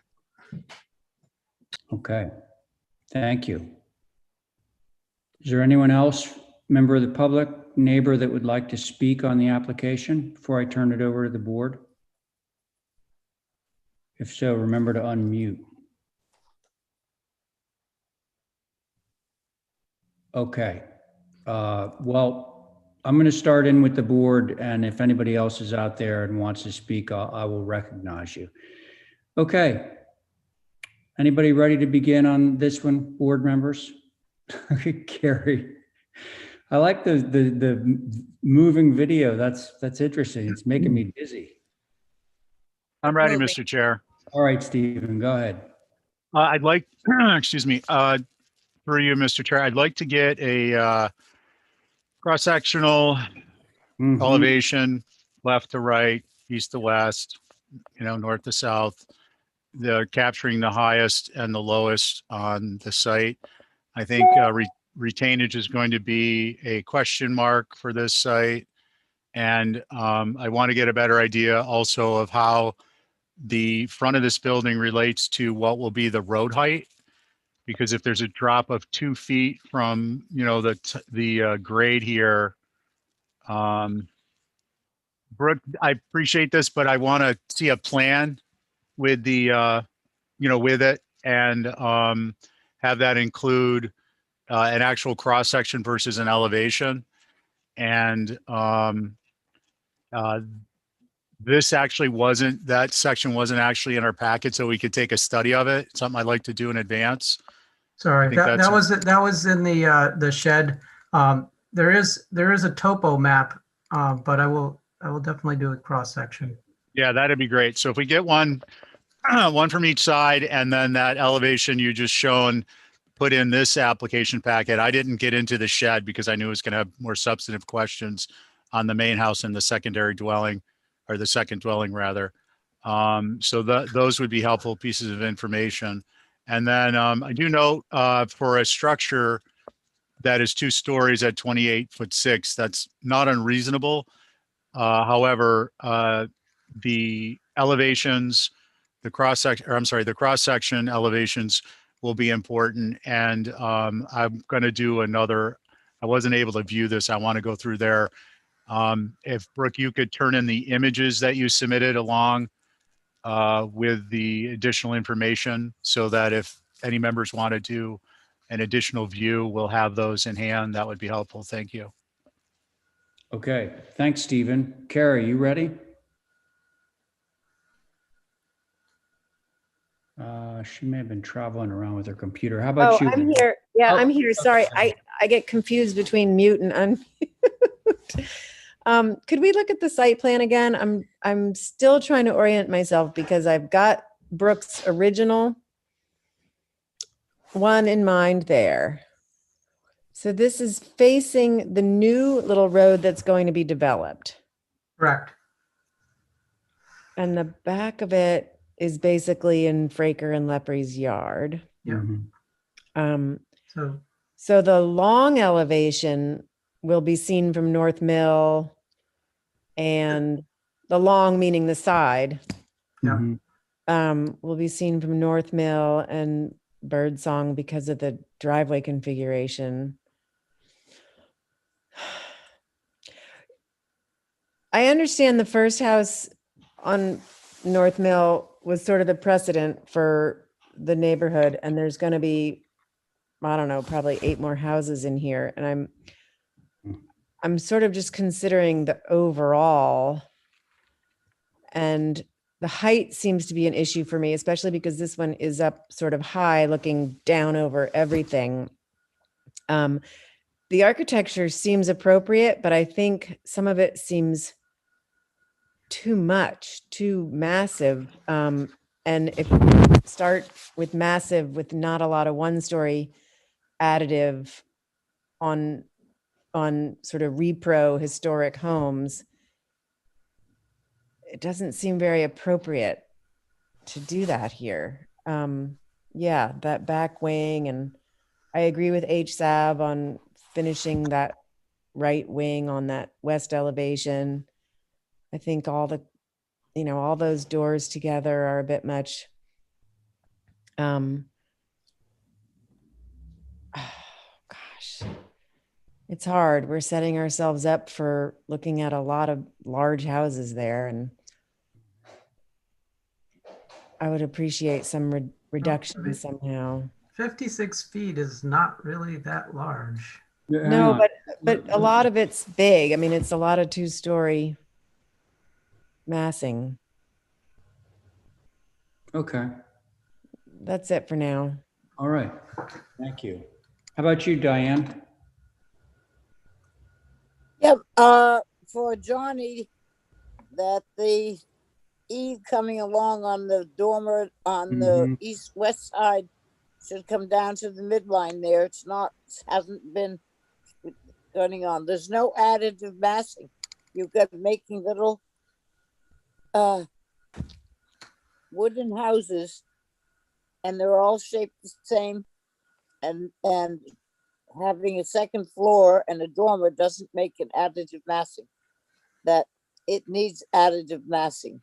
It needs the dormer not to be so long on the east elevation it's wider than the windows, and it needs to come down where it's supposed to be.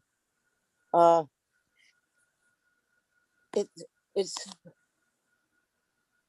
it's such a casual place. I don't know. We are making a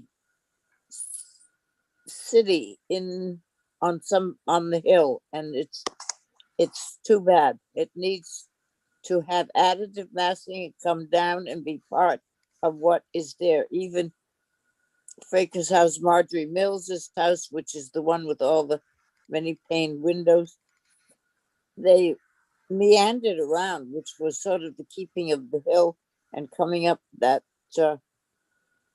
private way there from down to the bottom of the hill up to the top of the street.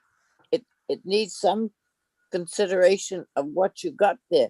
Do you really want a settlement of copycat houses? The houses on the site plan of this house are exactly the same. Both of them are exactly the same.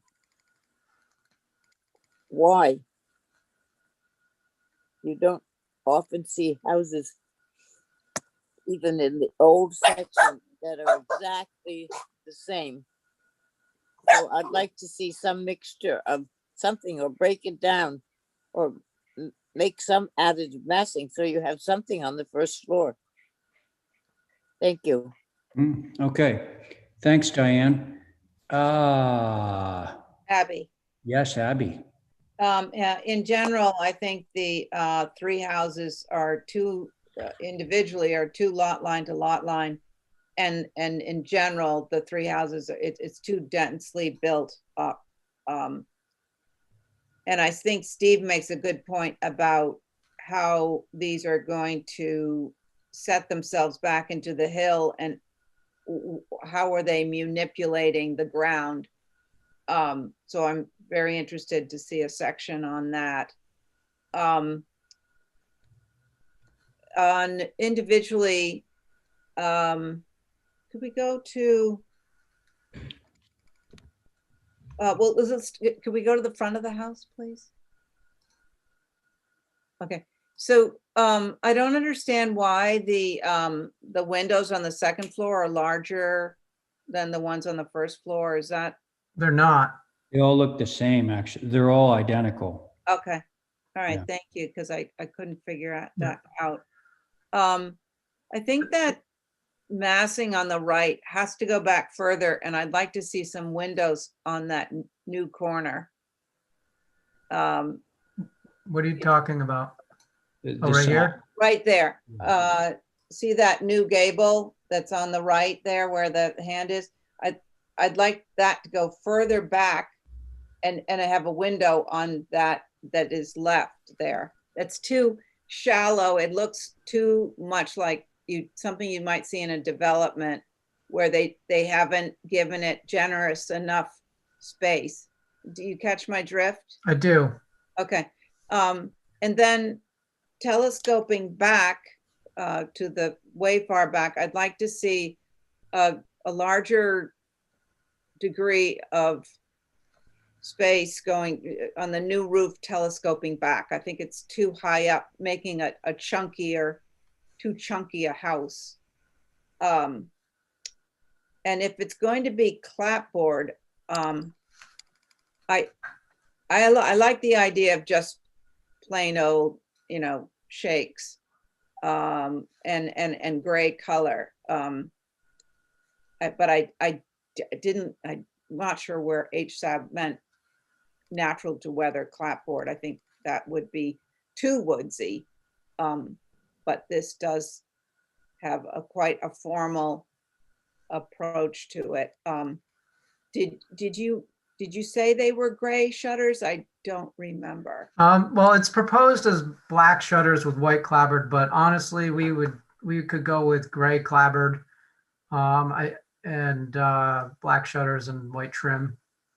I think that the quieter you keep it on that hill, the more successful it's going to be. And those are my comments. Thank you. Okay, thanks, Abby. So I have the same issue that a lot of people, including HSAB, had on this west elevation of articulating that gable like completely and setting the piece that comes off to the right of it back, which would then sort of by default mean that you have to rearrange the windows. I also agree with the addition to the right of that, that the eave should come down to where the parting rail is on the double hung windows. That would mean that that ridge comes down more, which would serve to make this building a little more diminutive than it is right now. And generally agree with all the comments that have been made. That's what I have to say. So can we have a motion on this? Motion to hold for revisions. Sounds good. On that motion, Stephen. Aye. Thank you, Carrie. Oh, Mr. Chair, Yes. and additional information if Yeah. Could Abby's you willing include to. that, Abby? Yes, please.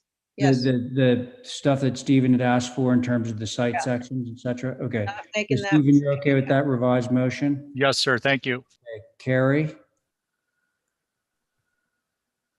Aye. There you go. Diane? Diane? Aye, All right, aye, great. my dog Diane, was barking, sorry. Thank you. Abby? Aye. And I'm in favor. Okay, so we do have a second dwelling we might want to take a look at.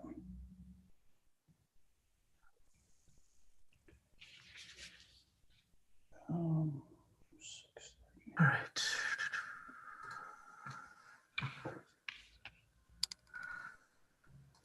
So, the idea here is, or at least the hope was, to create a structure that looked like it could have been a barn or an outbuilding, and that has been converted and added to over time. I think I've got the height as 2410, and it's a pretty simple building. I think it'll act also as a block somewhat for the main house. And I think that's it. It's pretty straightforward as a cottage. Okay, thank you, Brooke. Let's see. Who wants to start on this? Oh, actually, Holly wants to start on this. Thank you, Mr. Chair. Yes, HSAB does have comments. Mhm. There was kind of a mixed message or comments about the gambrel versus not being a gambrel. There was a comment about being odd, but then also at the same time, it breaks up the monotony of all the gables. But then again, it also doesn't feel subservient to the main dwelling. But a comment on the architecture, possibly try to lower the main ridge, but don't flatten it too much. Keep the roof pitches similar. Thank you, Mr. Chair. Okay, thanks. Now we can, actually, are there any neighbors that want to speak on this application before I turn it over to the board? This would be for the guest house. Can I just make a comment of what has sort of happened so far with the houses? So the house on the other side of the Frakers that is being built, they have put basically right at the property line or as close as they possibly can. So the Frakers had put a line of trees there and fencing, and the trees are now all dying and falling into the hole that is there. And the dogs are running it. It's kind of a issue. So I just think that it's important for whatever is being built there to really be respectful of what is around it. And it is a hill. So they're going to have to, like, I think they had to build a retaining wall over there. And I just am concerned, like, these look on those images, like they are very close to the property lines. And that kind of is concerning for me, especially given the history that this land was purchased by the Mueller parents to be kept as open land on the island in town, which was their intent. Of course, they are no longer here, so their children are now taking the opportunity to sell off all the property and make some money,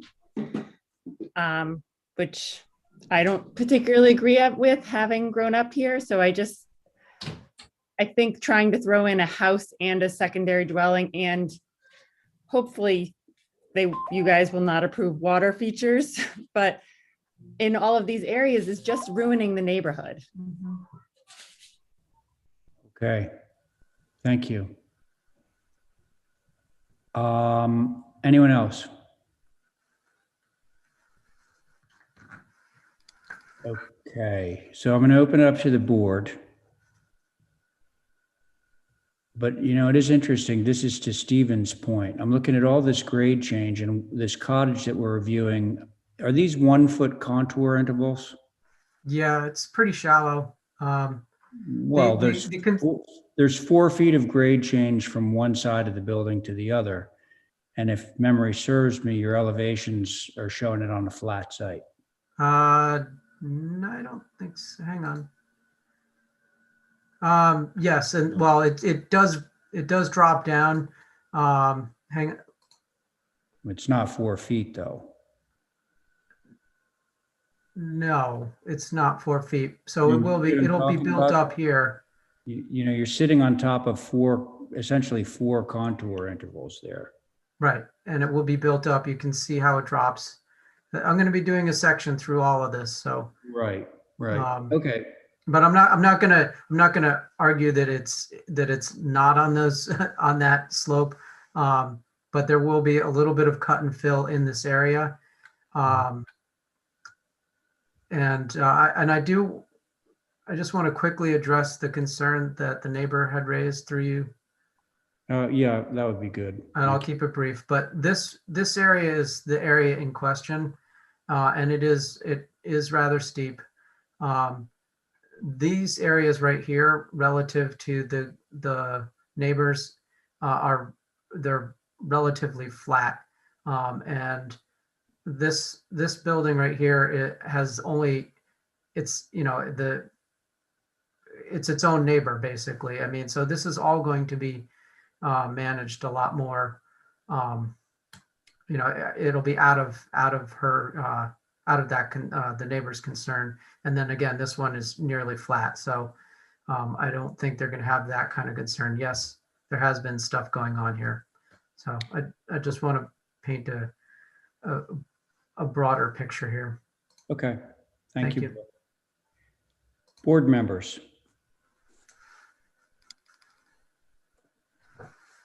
I'll go, Mr. Chair. All right, thank you, Stephen. Sure. So, Brooke, thanks. I appreciate seeing these, some of the representational elevations of the neighborhood. I think broad strokes, I would like to see more accurate cross sections. I would like to ask that in addition, you add in plan view where you'll be filling, and then indicate in the cross sections with hatch areas that are proposed to be filled. I think with respect to this design, I think a more appropriate sizing is something more along the lines. If we go down to the facing North Mill Street elevation study. Yeah, so the lower right-hand corner shows the second dwelling on the lot for the structure to the right. And I think that something more along those lines, given, something's got to give in my eyes. I agree with, looking at the upper left corner, I didn't get into structural or architectural about massing and whatnot on the primary dwelling. That needs to change, I think. And in conjunction with that, looking down below it in the lower left-hand corner, there's a lot of structure, and I don't think that it's appropriate as proposed. So that's an overriding concern, in addition to just getting a better idea of the elevations. And I would add that although we will do hardscape separately, I think it's appropriate to be reviewing actual retainage for these particular dwellings, so we don't run into, and not anything suggested, but just so we don't run into like the issue we did over in Old Mill in that area, where retainage became a kind of after the fact Mhm. thought. Mhm. Thank you, Mr. Chair. Okay. Thank you, Stephen. Carrie, are you ready? Sure. Okay. I agree with Stephen in the scale of this building. I don't think it reads as a cottage. I do appreciate the idea of it being, you know, a barn that might have been on the site with the main house. But the simplicity of it is gone if that's the concept. I think there's too many things added to it, too many windows. It's not a simple structure anymore. And I think it needs to be skinnied up somehow and less pieces added to it. Let it be a simple barn structure if that's what it is trying to sort of represent. That's it for now. Okay, thanks. How about you, Diane? I would like to see the addition, so-called, on this reduced. The difference between the eaves is what, 6 a foot? The shed, the dormers need to come in, and the windows are up there floating. That's not what a dormer is supposed to do. I'd like to see it brought in. I'd like to see the things separated. I'd like to see some additive massing. It has gotten part of our mission, perhaps Brooke read it, says that we are supposed to approve and try for houses that fit in the area and the neighborhood. And these do not. These are creating their own neighborhood, which I don't believe is really supposed to be part of our mission. But they have to be made smaller. You've got 5, 6, 7, 8, and a door, 8 windows on that south elevation. What are they looking at? Pleasant Street or whatever? They can't see the mill. So it needs to be simpler to fit in there on a simple, which was once a simple hill. So there you go. That's all. Okay, thanks. Abby? In general, I just think the massing is too much, and I'm not sure, although I like your design, I think a gambrel is not appropriate, because if you make this gambrel smaller, it's not going to read. You've got the proportions right. It's just too big for the site. I think a simple gable barn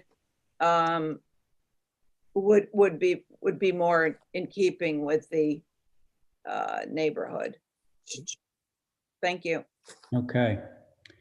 Well, the other board members have basically said everything that I would say. Reduction in scale and complexity, particularly that south elevation with all the windows. Should we motion for some revisions on this guy, plus the topo, the same topo information that we were looking for, the site sections that Stephen had requested on the main house? So moved. In addition, some retainage on these plans. Clarification, please. Go ahead. Yep. It's really actually just a general question, and through you to Steve.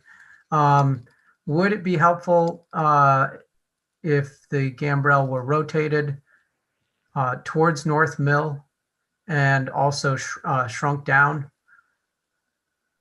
For me, perhaps, I think, you know, for the benefit of everyone, it would be better to see what's proposed, but the concept of the overall mass between the two buildings on the site and the overall volume. And then I think Carrie made a really excellent point, which is the simplicity. And that might go back to things like less detailed trim. I'm not suggesting that's a cure. I'm just saying there are various design solutions associated with that, but overall simplicity. The idea that if this were a barn-like structure to the main, I think it tells a story, but that story also needs to fit into setting, which is not having too much volume on the site. I know that's probably not what you wanted to hear exactly, Brooke, but hopefully it's helpful. Thank you. Okay. Can I ask a question? You may, quickly, there is a motion that was made, so go ahead, Diane. I can ask it afterwards. It doesn't matter. Well, no, if it's relevant to this application, go ahead. Well, is it, if you can go back to where he had the little green tree growing, Yeah. behind the tree is a little building. Yeah, oh, What up is- in the top there, yeah. What is that? That's the shed. That'll be the next one. Yeah, we haven't gotten there yet, Diane. Oh, all right. Okay, so Stephen, you want to recap your motion since it's been a little while since you made it? Yeah, sure. So motion to hold for revisions, additional information to include cross-sectional representations of the elevations, fill and removed areas, and simplification. Okay, like it, thank you. On that motion, Carrie, Aye. Abby, Aye, and I don't think I'm in favor of the architect, the Gambrel, so there. oh, okay, well noted, yeah, good. All right, but you're in favor of the motion. Diane? Diane? Aye. Thank you. Stephen? Aye. And I'm in favor. Okay, next up, the shed. Hang on, I may have accidentally closed it. Okay, so the shed is here. It obviously acts as a water feature block, visual block. It is, well, there is a similar building right across the street at the Macy Christian House. So that's kind of where I stole this from, minus the east elevation doors, but those face the house and may or may not be visible from a public way. Okay, thanks. HSAB. Mr. Chair, Yeah. comments, too tall, drop the plate and lose the upper windows, change the doors, as those are, it needs to be less formal. Those are the comments, Mr. Chair. Okay. They read my mind. Okay. Any neighbors want to speak on this one? We'll say, I agree with what Holly just said. oh, yeah, Holly was, she was reading the Historic Structures Advisory Board's comments on this. So that's what that was. It seems again like it's literally right behind my parents' house, and That's because it is.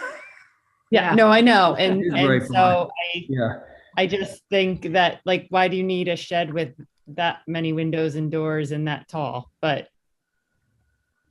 Oh, you're right. Okay. Thank you.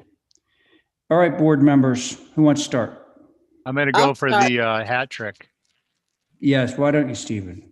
Okay, so I agree with HSAB. Brooke, the symbolic gesture of the bicycles is nice. But height, maybe a mud sill, eject window on the gables. And to the extent those east elevation doors are going to be visible, they need to be simplified. Thank you, Mr. Chair. Thank you, Stephen. Carrie? I agree with everything, and I also don't like the roof slope being so low but so tall. I think the pitch should be a little higher, and the whole plate should come down, so there's a little bit more roof to wall. On the long elevations, there's just a lot of wall and very little roof. Okay. And those doors seem silly. All right. Sorry. Thank you. Abby? I wonder if we need this. We have this structure to hide the water feature. It seems like, why not just get rid of both and not have it? You know, just have a, you know, try to stay with the environment and don't overbuild it. I don't know if you need it. Either. Okay. Thank you, Abby. How about you, Diane?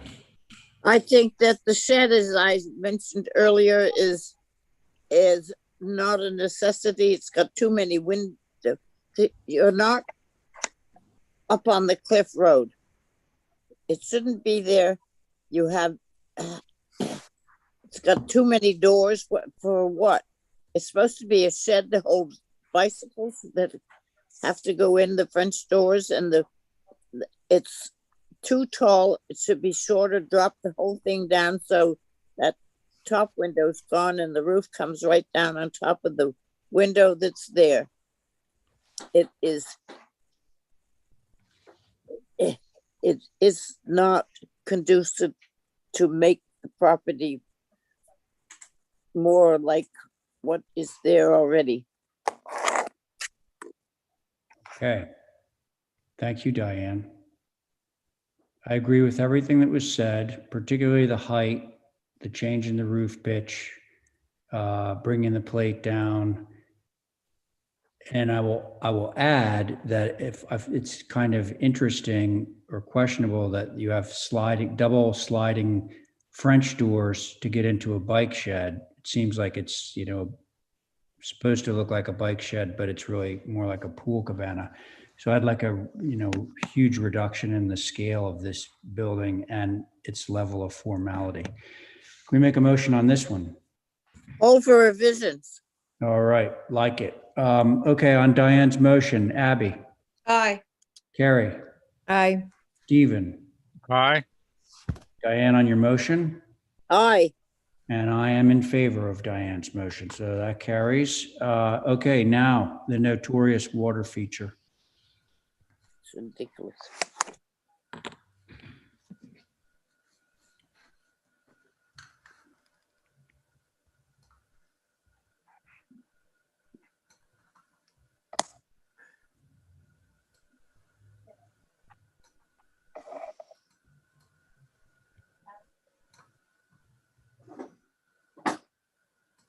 Okay, Brooke.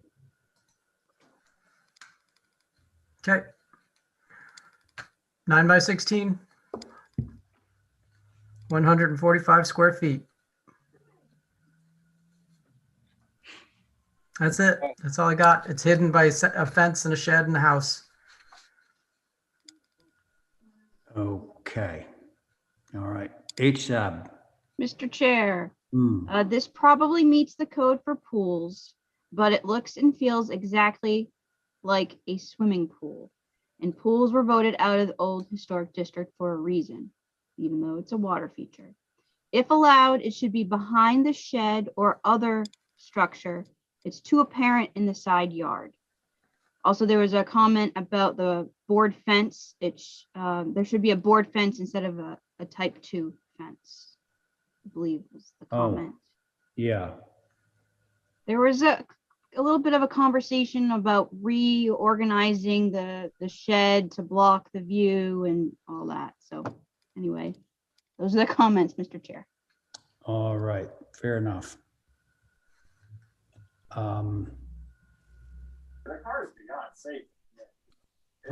Public want to speak?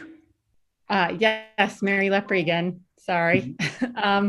No, So sorry. I think that you all made the decision not to allow pools in the historic district for a reason. And, I think besides the fact that it just doesn't go with anything else in the neighborhood, we live on an island surrounded by water. So in addition to the historical issue, I think they are terrible for the environment. They're a drowning hazard, and there are a lot of children that live in the neighborhood. So I think there are a lot of concerns with having a pool, and it's really not blocked by the shed. The shed is on, or what looks like, really, you're right, a pool cabana on the other side. It does not block it from us. I can stand in my parents' driveway and look right out at this water feature that is a pool. And if you guys allow this, it will open the floodgates for pools all over that neighborhood and other places in town. So I just would hate to see that precedent set. when it really is not necessary. Okay. Thank you for the comments. Brooke, you made no mention of how tall these type 2 cedar fences are, by the way. You're right. And also, just now, these are just points of clarification, I guess you would call them. That is an open fence. The type 2 has spaces between the boards, so Yes, it's not opaque. it is not opaque, but it can be made opaque for sure. So that's item number 2. And item number 3 is if we do have grade change, we're talking about a fence that's not, it's sloping somehow. So anyway, I just wanted to make those points before I turned it over to the board. But who would like to speak on this final application? I'll just say something off the top of my head. I just, Yeah, go ahead, Abby.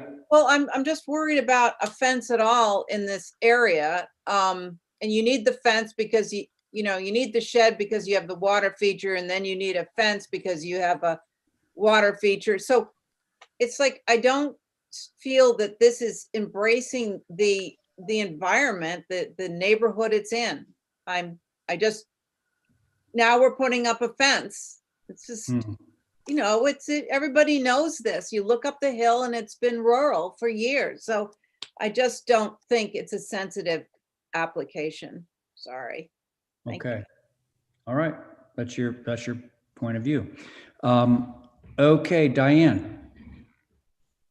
Yes, it's my point of view also. Okay. It is inappropriate where it is.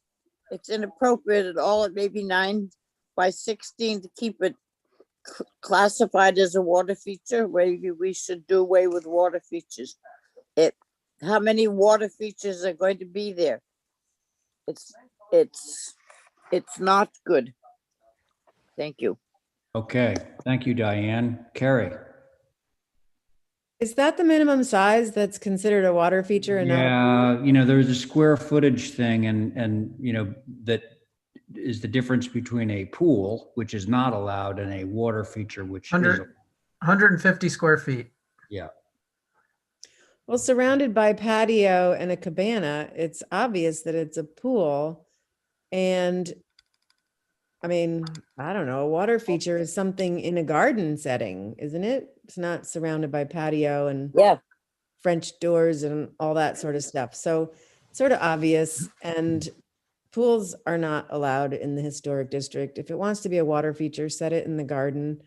I think the words themselves are deceptive, and I don't know. I think we have to come to some decisions about this neighborhood. It's in the old historic district. It's rural, but now cut into lots of pieces, which most of Nantucket is now it's happening. But in town, we have to be really sensitive to how each property is developed. And I'm sorry, that's how I feel about this water feature. That's what we're here for. Thank you, Carrie. Stephen. Yeah, I think Carrie said it as well as I could. And thank you, Carrie. And I would just add, although we all work together in a small community, and I don't think we need to apologize for the concern. So I would just put a little bit more of a stamp on it, but I do agree wholeheartedly. Thank you. Okay. Well, I think it's all been said, so I think we can motion on this one. Call for revisions. Yeah, I think that's what we got. Okay, so on Diane's motion, Abby. Hi, and I just want to point out that the hardscaping is overwhelming. So. Oh, okay. Good to know.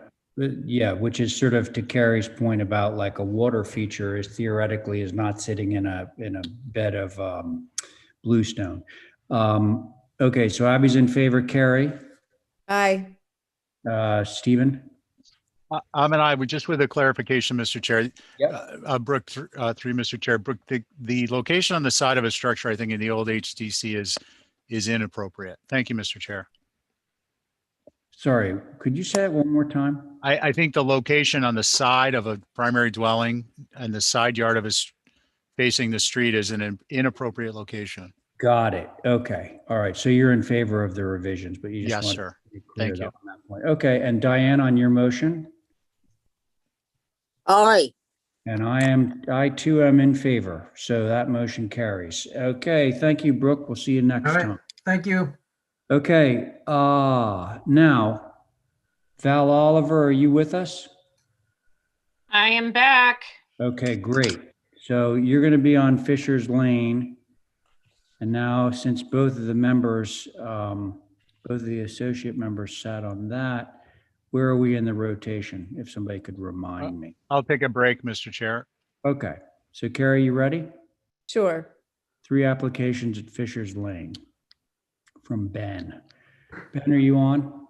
I'm here. All right, let's take a look at, I guess, the new dwelling.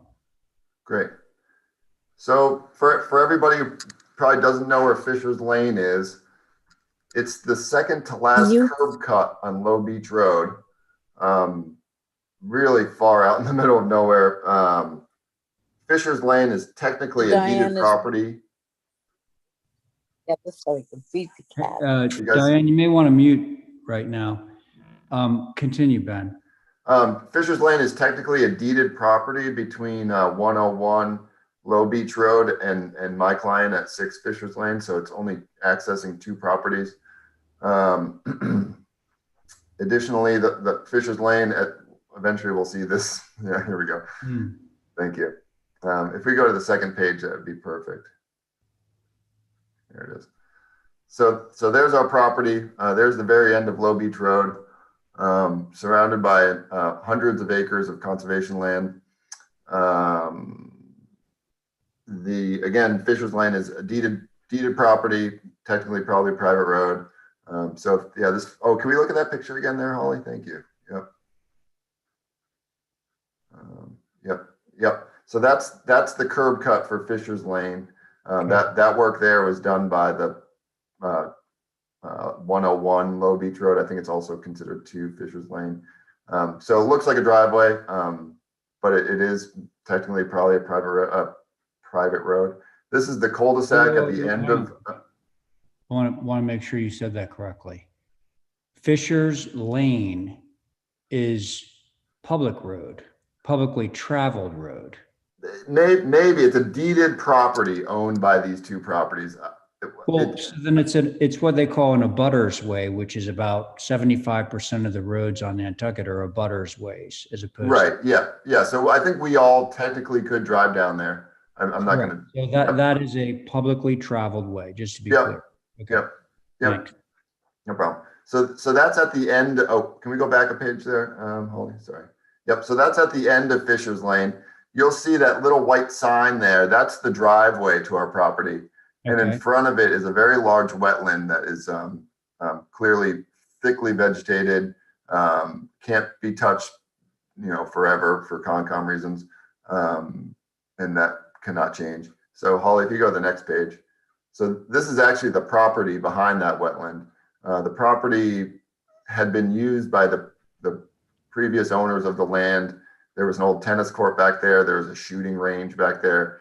It was a very, very roughly used land, but has since been subdivided. It's a total of 5 acres privately owned here, but again, completely surrounded by conservation land and Sconset Trust land.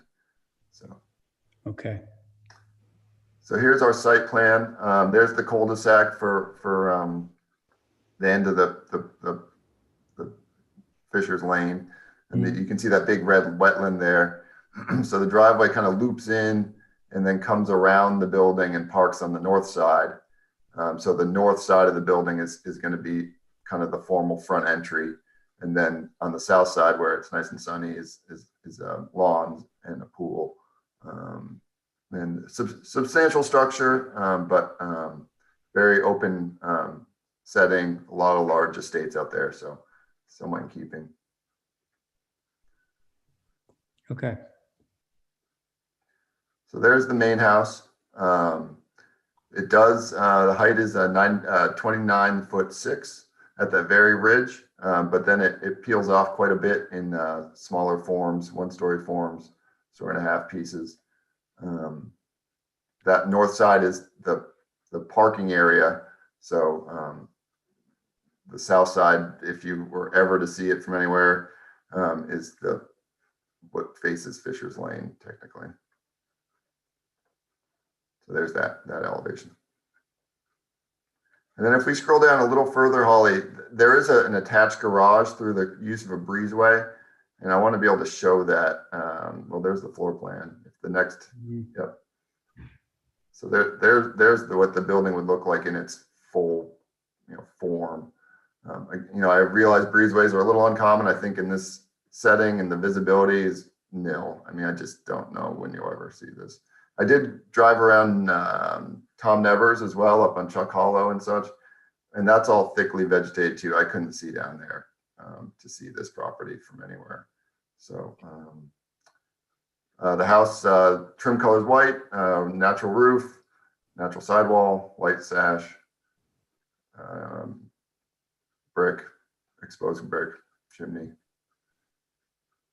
and that's it. Okay, thanks, Ben. Wisconsin Advisory, did they review this? No, Mr. Chair. Because it's out of their purview, right? Correct. Okay, thanks. All right, board members. I'll go. Thank you. I'm very familiar with this site. I was looking at it years ago. And I am convinced that the only bit of this house that will be visible is the second floor. And I totally appreciate the fact that that mass of second floor is very reasonable in scale and very traditional and typical of what's out there, but less of it, which is great, Ben. I think you did a great job. Thank you. All right, Carrie, thank you. Abby. Yeah, I agree with, it's a nice, simple building, even though they could build a trophy house out there. It's modest, it doesn't have bells and whistles, and I appreciate that. Thank you. All right, thanks, Abby. How about you, Val? I concur. I was originally concerned about the south being what you see first, which will have a pool and all that glass, but having gone out there and seen the vegetation, I agree. I think it's very well done. Thank you. Okay, Diane.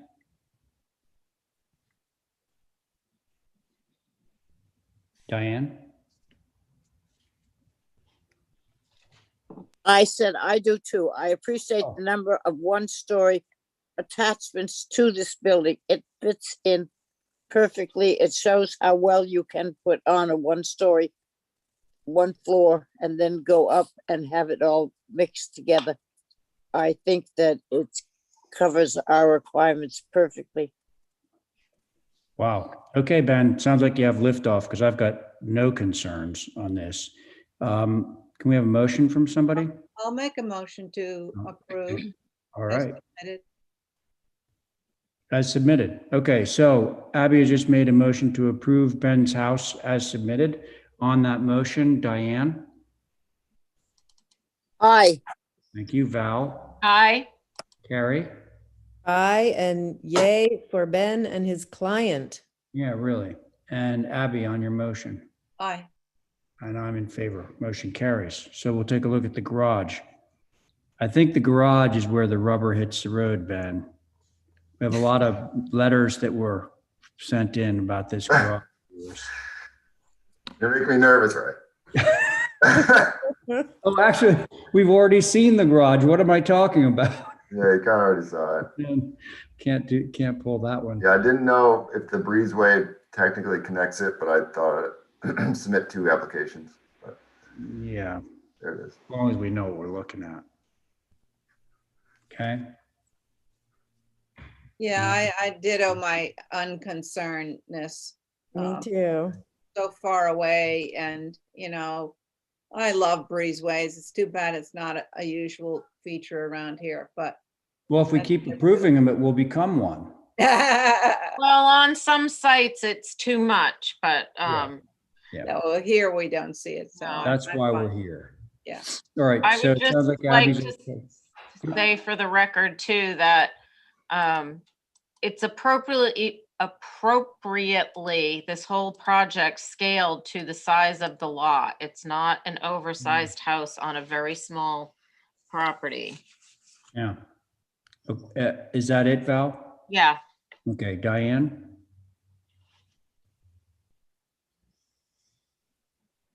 Aye. Okay. I mean, so you're in favor of the garage. So I think what we should probably do a formal motion then. Motion to approve as All right, submitted. as submitted. Okay, so Abby's motion to approve as submitted. Val? Aye. Diane? Aye. Thank you. Carrie? Aye. And Abby? Aye. And Ray? Aye. Okay, that one's good. Now about the pool and the hardscape. Yep, so off the south of the house is a pool area. It is raised because we have groundwater concerns here. So it's in line with the decking of the house. Oh, Again, due to location, I just don't think this will ever be seen by anybody. can we see the site plan? Yep. We are intentionally keeping it outside the 100-foot Concom Mhm. jurisdiction. Yep. Okay. Anyone? I would motion to approve as submitted. Okay. I'm gonna move forward with that motion, and if anybody has any problems with this, they can let me know then. Okay, so Val has made a motion to approve. On that motion, Abby, Aye. Diane. You there, Diane? I'm there. I'm sorry. Okay, I very just good. had That's stuff fine. going. Carrie Aye. and Val, Aye. and I'm in favor. That motion carries. Thank you, Ben. All right, thank you, everybody. Your Appreciate point. it. Thanks a lot. Yep. Makes things go a little faster around here. Okay, now we're at 9 Nancy Ann Lane, and this one is going to be Stephen. Our old friend, I think, is on board here.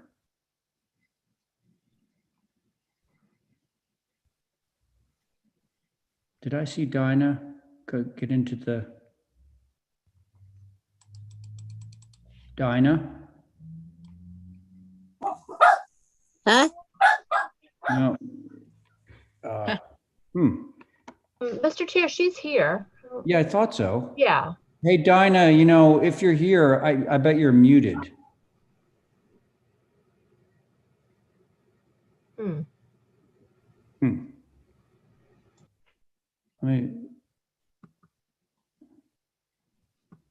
Mr. Chair, looking at the list, she's here, but there's nothing to show that she could hear or see us.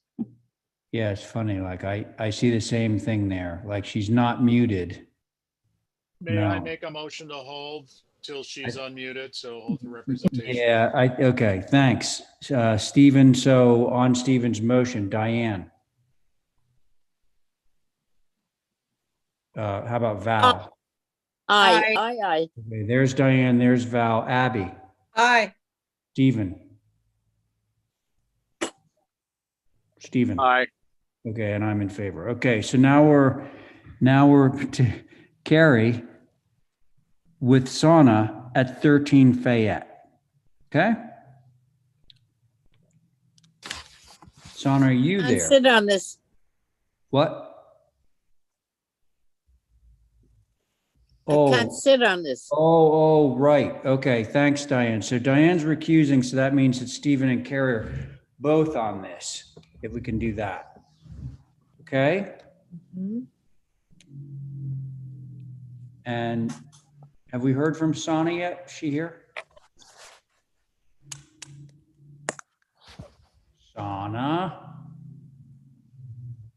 Bad luck with, Mr. Chair, I believe the homeowner is here. okay. And I'm not quite sure. Let me just verify on the agenda. Hey, Sana is here. I think she's having a slight technical difficulty. She should log in just a second. So would you prefer for her to represent it or you, or how would you like to proceed? Sana is definitely presenting, if that's okay. Of course, that's okay. And I do apologize. We were on the phone with Sana about 90 seconds ago, so she should be here in just a moment. Okay.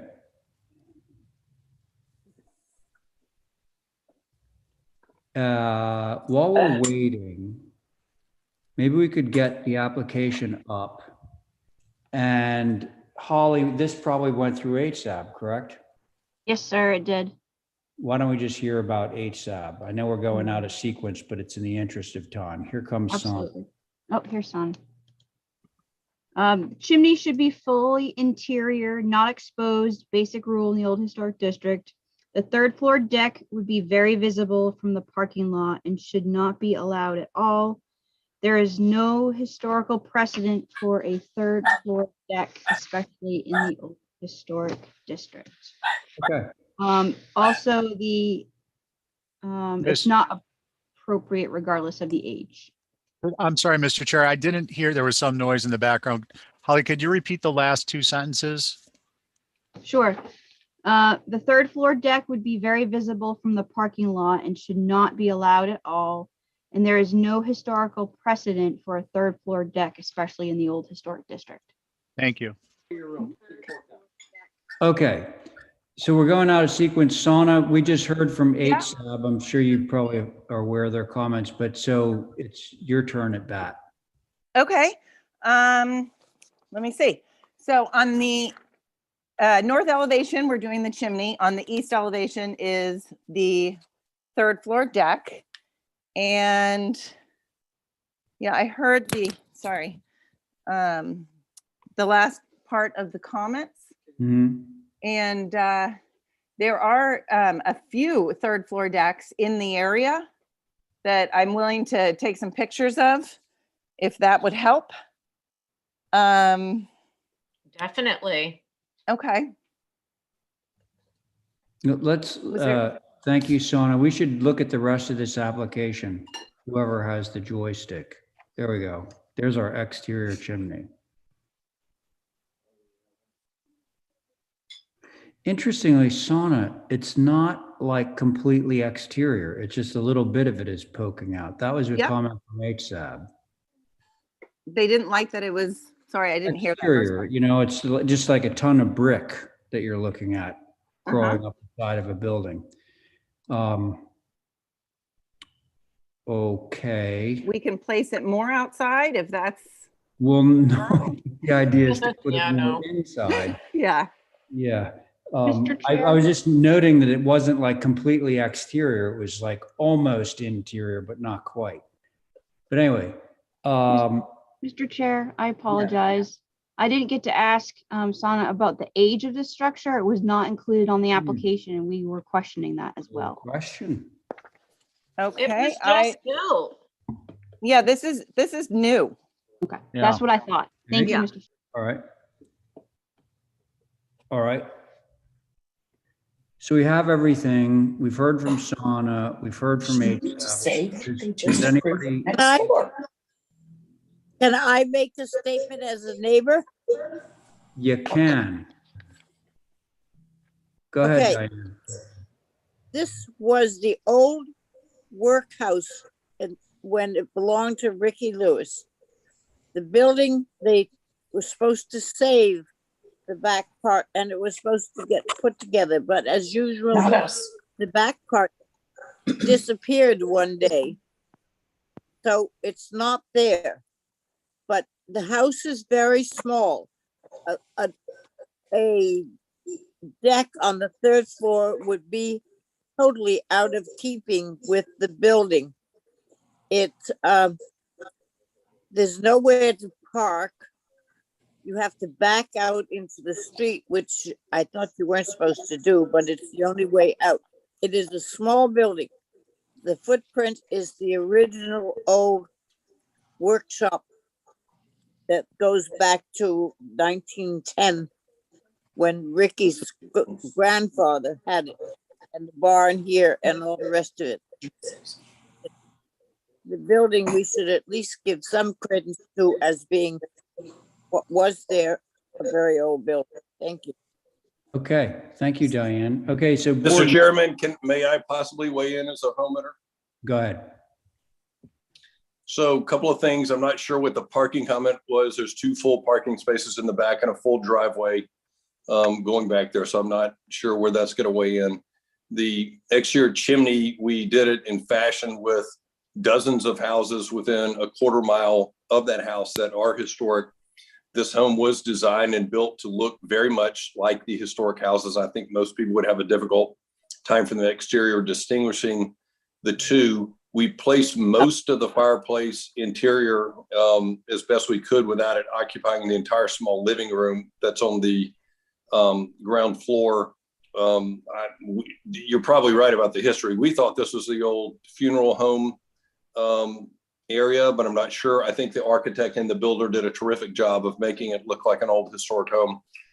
The bricks that we would use would meet the foundation, which were used to make it look like an old historic home. And when Sana designed the balcony, it was based on some ones that we would love to bring back to the committee and show homes that were built, hundreds of years ago that do have them. But the fireplace, if we're going to prioritize things, that's really important to us because the interior of the house, that's the family room overlooking the kitchen. And it's a blank wall. We'd really like to have a fireplace in there. We could move it interior. The problem is that room is about 12 feet from the kitchen sort of island, which all that is fixed in place. The corridors that they built interior are very historically designed. The dining room, everything's pretty good fit.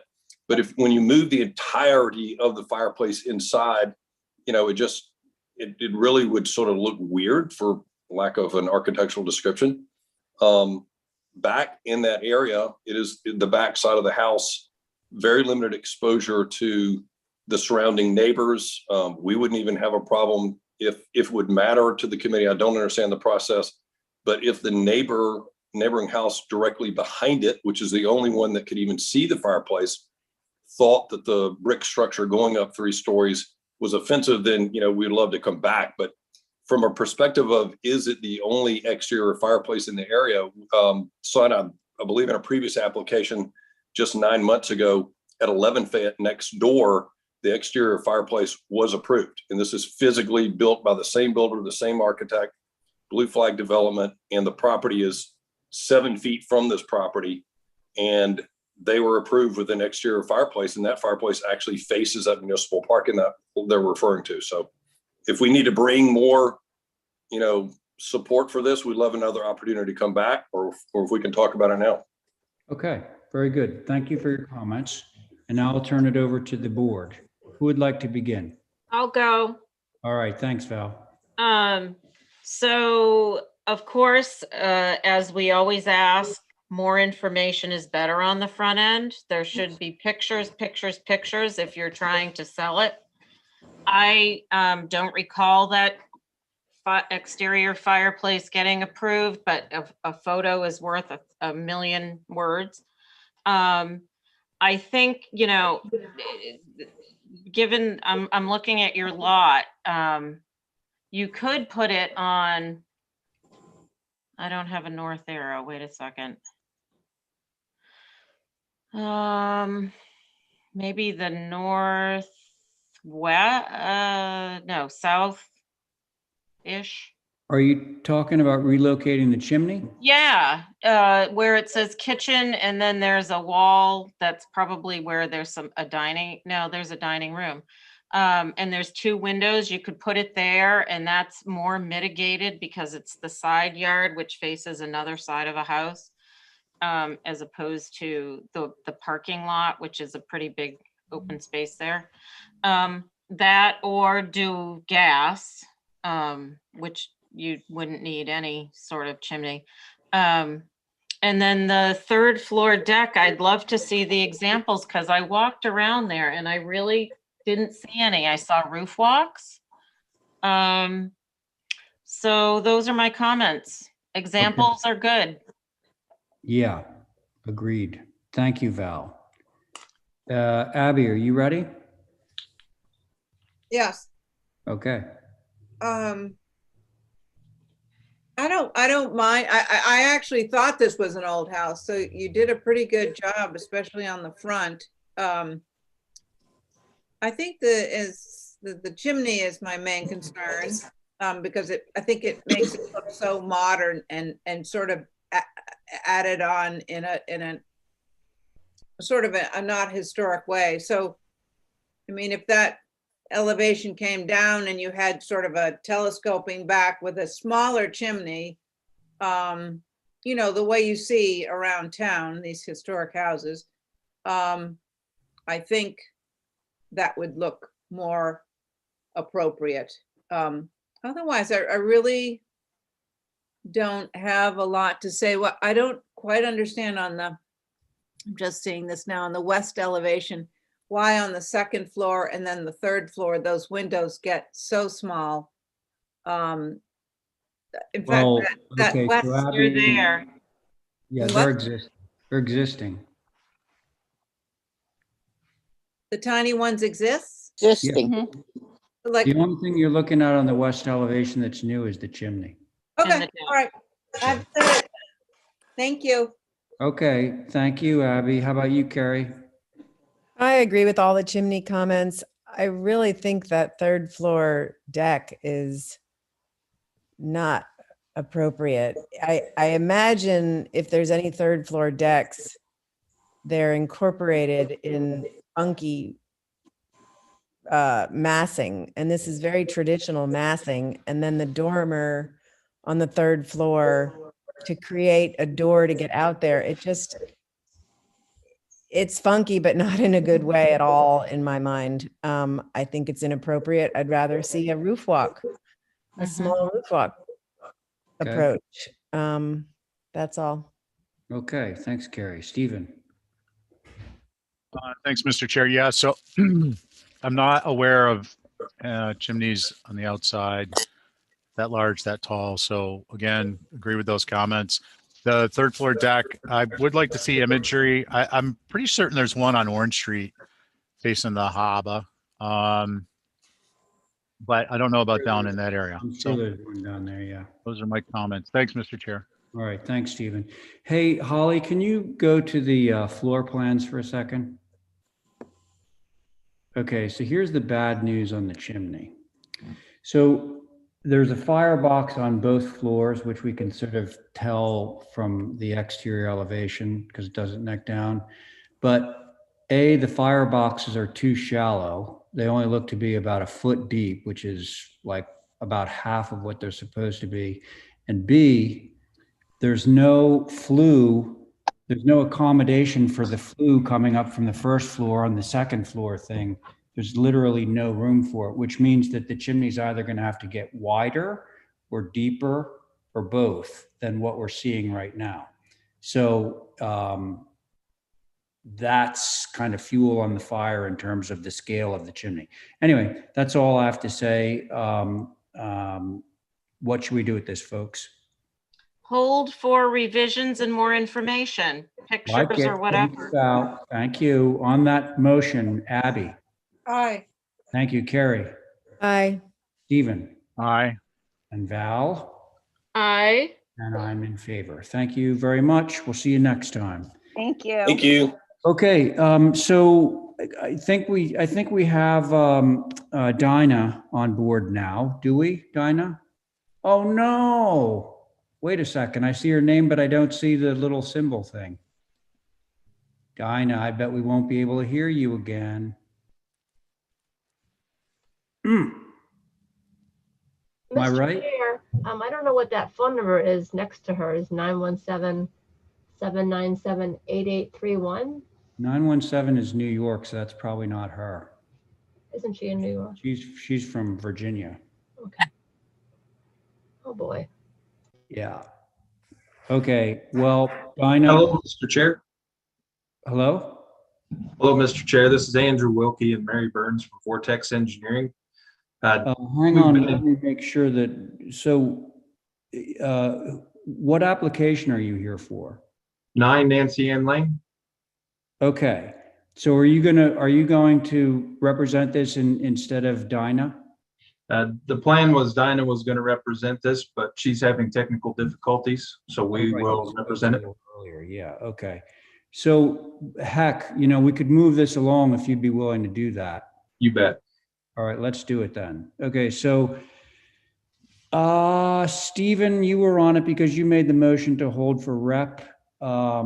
And then it was the rest of the board, right? The rest of the regular board. Yep. Okay, very good. All right. So what are we doing here? So Vortex Engineering, are project managers and project engineers that represent FedEx ground all over the US and Canada. With the conditions at the moment, package distribution has gone through the roof, as you may be aware. They are expanding in most of all of their facilities because they've reached just absolute limits in truck spaces.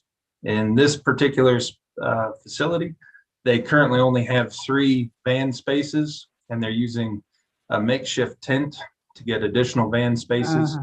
Yeah. Right. So their typical peak would be 14 to 15 vans operating, 130 stops a day. And in this facility, this is an older facility. It was never meant to be their permanent facility. However, their permanent facility had fallen through. So now we're looking at making 2 additions to this facility, which face the road. One being a toilet block. As such, if you go back up to the layout right there. So you have the ADA bathroom addition, which is at the front of the facility facing Nancy Ann Lane. And then we are proposing a pier dock for additional van spaces coming off the front of the building. Excuse me, can you hear me now? Oh, there you are, Dinah. Yes, we can Yeah, hear you. I am the 1917 number, and Oh. normally you unmute me, but for some reason we didn't. I apologize. I don't know what happened. Okay, well, here you are. So we were just getting a tour through what's happening. Were you able to hear any of that, Dinah? Yeah, I heard all of it, and Okay. yes. All right. Oh, you know what I haven't seen yet is a locus. Okay, can you go to the first page? Yeah, There. okay, there we are. We're about 1,000 feet south of Old South Road on 9 Nancy Ann Lane, and we are flanked by 2 metal buildings. To the north is 7 Nancy Ann Lane. It's a green metal building, and that one is the Coke or the fish market or something, the fish and dairy, and we're in a C-Tech zone, an industrial zone, a C-Tech. And then to the south is another 5,000 square foot metal building for Frito-Lay and Pepsi-Cola. Okay. So our Do you have any building is pictures of about that half the stuff, size. Dinah? Pardon me? You have any pictures? Yes, we do. If you go to the of the existing photos, Exhibit A. Exhibit A, just attachment 1. That's fine. Okay, go up, please, or scroll up to the first photo. There you go. You can see the green metal building to the left. That's the 5,000 square foot building, and the red metal building to the right. That's another plus or minus 5,000 square feet. And they do have an outbuilding, but it was hard to get a photo of that. Okay, so Dinah, in a nutshell, on the left-hand side of your building is where you're proposing the ADA bath addition. And on Correct. the right-hand side, kind of where that bay is, yeah, that would be where the loading dock is going. Right. There's 6 berths on each side. It's a long, narrow dock. It's only 12 feet wide by 12 feet high. It's a low-profile dock. Right. And the bathroom addition itself is also 10 to 11 feet by, it comes out of the building about 10'6". So it's a bump out. These are illustrative photos of similar projects that we wanted to show you, just representational, but our metal building will match the existing light stone metal cladding that's on the existing building. Yep. The sunward panel. Okay. I think. And Go ahead.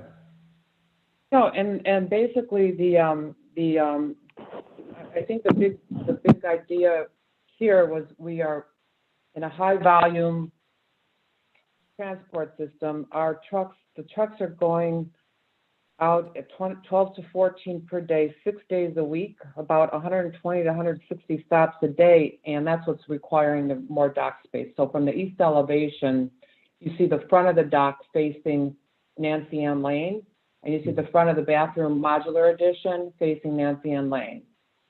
And the building beyond, that ridge line beyond, is the existing metal building warehouse that's there currently. Okay. Okay, and this is on the back of the building. It can't be seen from Nancy Ann Lane, but we would also like to, because of the very, very important requirement for just additional dock space. We're struggling all over the country, basically, to get more dock space. We would like to propose 2 extra dock doors even in the back, even though they won't be seen from the Nancy Ann Lane or the adjacent buildings. Okay.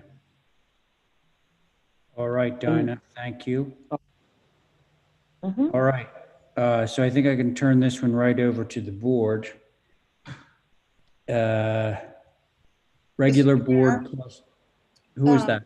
It's Abby. I hate this expression, but it is what it is. I mean, this is where we get our stuff. It's along like other like-kind buildings.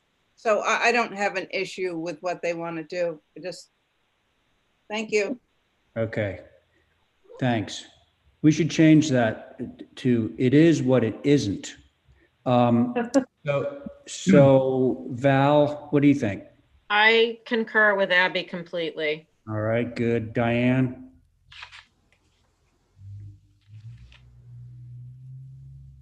I do too. All right, Stephen? I don't agree. We didn't talk about what's across the street, which is a residential neighborhood. We're looking at what was there. I think it's completely appropriate for the setting that existed and in part exists, but this is transitioning to really a dense residential area. And I think the visibility is the biggest concern. So with respect to visibility, I think we should see a landscape plan. I think it should address closing off some of the access ways in order to close off the viewpoints. I think there should be greater sensitivity to decreasing the depth of the bays, the new addition, perhaps adding on the back some of that. And I also think the color plays an important role. And this should be a color that just either is gray to help disappear like more in the sense of a shingled building would. It's never going to look like a shingled building, but so that it doesn't stand out as much as it does. Maybe even with white corners. This is a residential area. It's going to be for the next 100 years. So those I think are good considerations. I'd ask you guys to consider them. Thank you, Mr. Chair. Okay, so Stephen, to be clear, were you suggesting doing the additions in a tone that was different than the existing building?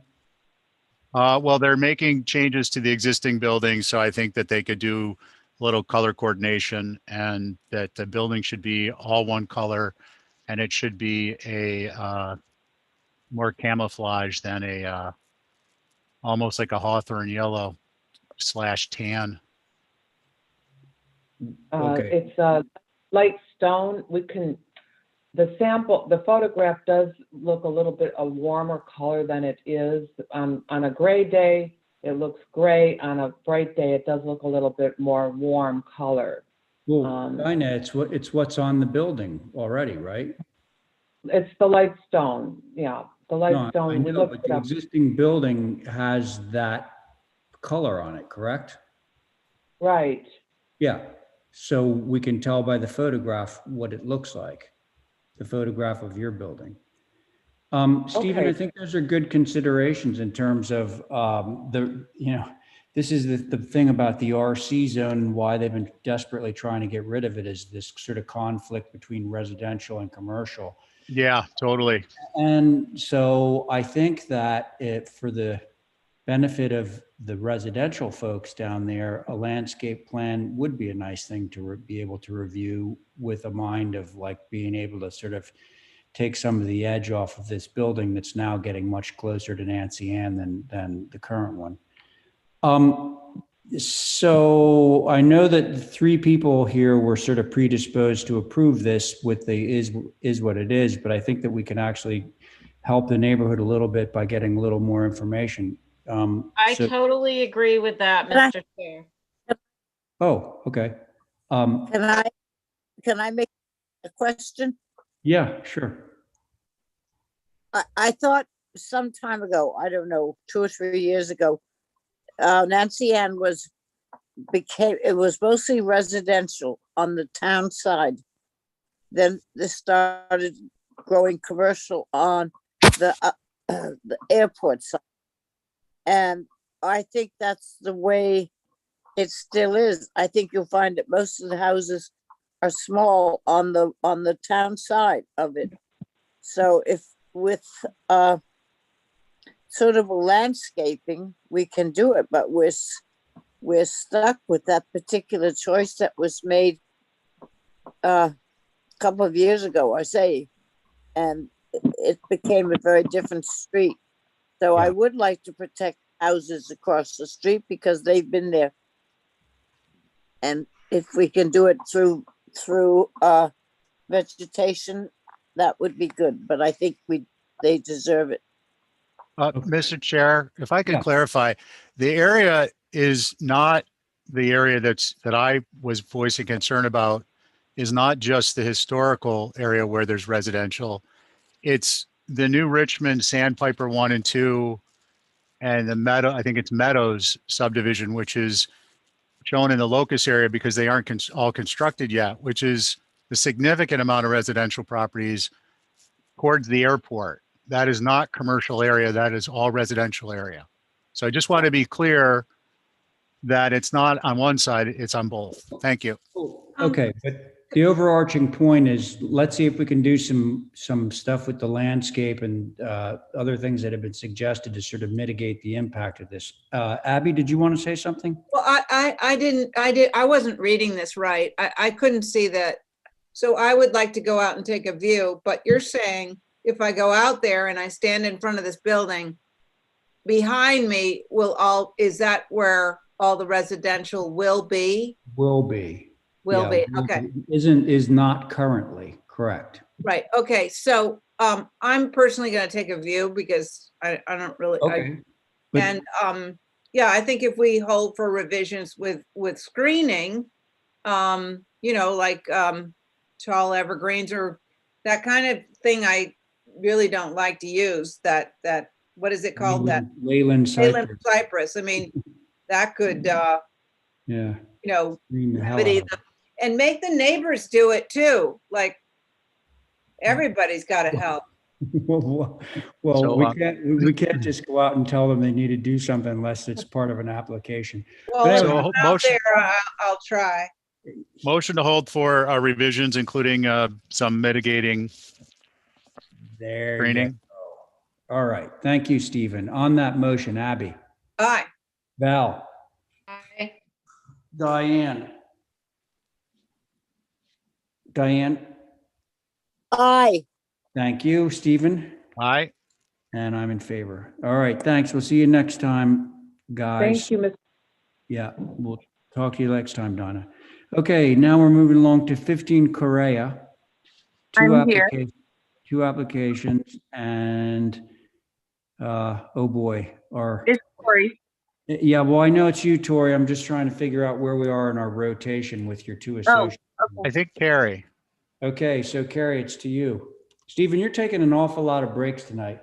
Yeah, slacking off before the big one. Yeah. Okay, Tori, let's see the new main dwelling at 15 Correa. So the site plan is not perfect because the surveyor was backed up, but this is the proposed lot in the bottom right here, lot 2. Okay. And then we did a graph paper sketch with the homeowner of our proposed for that area. Okay. And then we have proper elevations and floor plans for you. Let's take a look. We're doing a prefab for the main house and a stick-built garage, FYI. Okay, so right now we're on the main house. Correct. So we've got a max. I know that we always go back and forth with the ridge height with Dreamline. So I just wanted to clarify that. We've got 28 feet plus a 3-inch sill for a 28.3 from the top of the foundation. To be safe, it could be as much as 15-inch exposure on the foundation above grade, but it could also be as low as 6 inches. We just wanted to give you where we think will fall. We'd prefer the lower, of course. And I do have site photographs for you to look at as well. Can I ask you a question, Tori? Yeah. You're showing the deck flush with the finished floor. Is that really what you want, or is it a step down? The deck up top? No, the deck, the porch deck. And the front door? Yeah, you're showing like basically the deck is flush with the finished floor, which is a rare occurrence. Yeah, that may be a drafting situation, but I think that's where the 15-inch to 6-inch range comes into play as well. Okay, all right. Colors?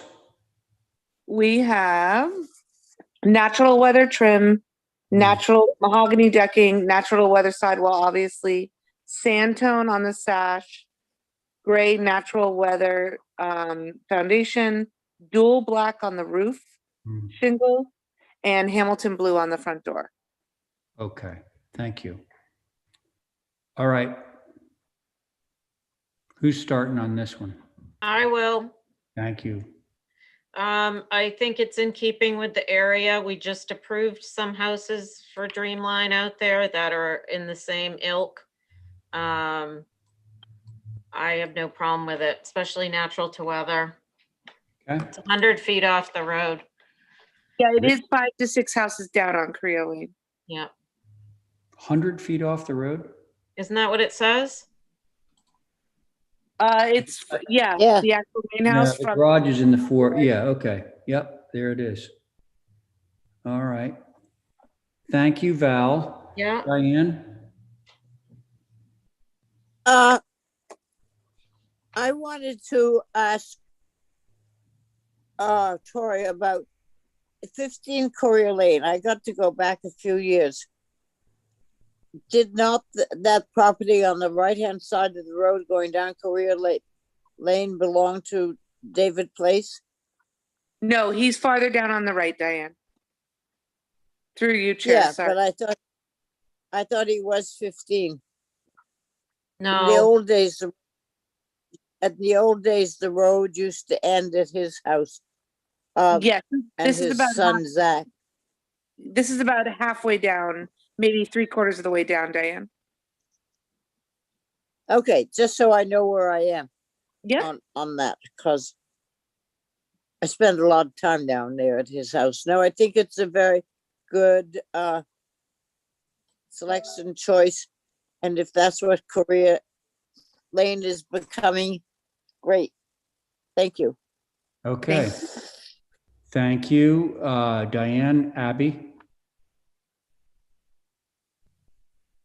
I just found it on my GPS map. So it's right off South Shore Road. Correct. Korea Lane. Okay. And Right hand side. Before Blueberry.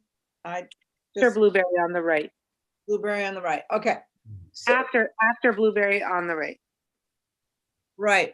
Okay. After Blueberry on the right. So as you're going towards the ocean, it's on the right, or? Correct. Korea Lane is on the right hand side. Okay.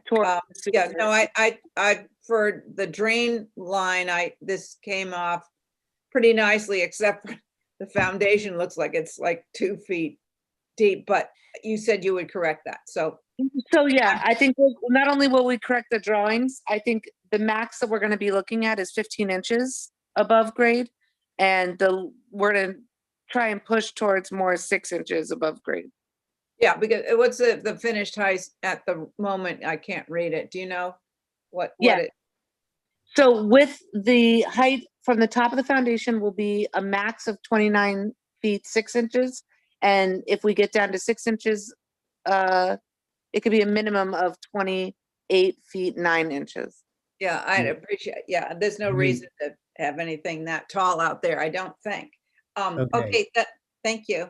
Yeah, Abby, I do have to interject because I just now understood. I thought you were talking about the amount of exposure of the foundation, but now that you zoomed in on the verbiage to the side, I see the sill is 1 foot 8 inches out of the grade. It only needs to be 8 inches by code. So, you know, that whole thing could drop a foot, which would mean that the building would only be 28.8 high. Yeah. And we're happy to work with all of that. Okay, that's good because that was something I didn't understand. But also the thing about the deck being 1 step down from the finished floor. I'll clarify that think. for you, no problem. Okay. Let's see. So we heard from Abby. It's me, Carrie. Go ahead, Carrie. Right. My only thought about this house is that is a massive ridge line. It just, and maybe it's just that it seems like it is, but how long is that main mass? The overall height. No, the length of the whole. I'm sorry, the length. That's what I meant. Sorry. I believe the main mass is 40, but the overall left to right is 65. Okay, then it's just with the 2 side pieces. Yeah, it just seems like a result of the smaller masses next to it. It just makes it seem like it's 70 feet long, and the spread of the windows in a 5-bay. That just seems that 5-bay. I don't always imagine that much space between windows, but it's sort of out there in a place where there's all sorts of big houses. But I would just be concerned that Dreamline is pushing it in terms of this massing quality that they have. If you'd like to look at the site photos, you can see the available trees and everything else as well on the lot. No, I know the area it can take it, but yeah, a lot of places can't. And I would just say to Dreamline, be careful. Yeah. Yeah. Okay. Did I hit everyone? I'm sorry. Carrie, Abby, Val, Diane, did you speak? Diane? Shucks. Yes, I did. I did speak. Okay. Sorry. I'm getting said tired, no. I guess. So I have nothing to add other than what I've already added. Should we motion for some revisions on this guy?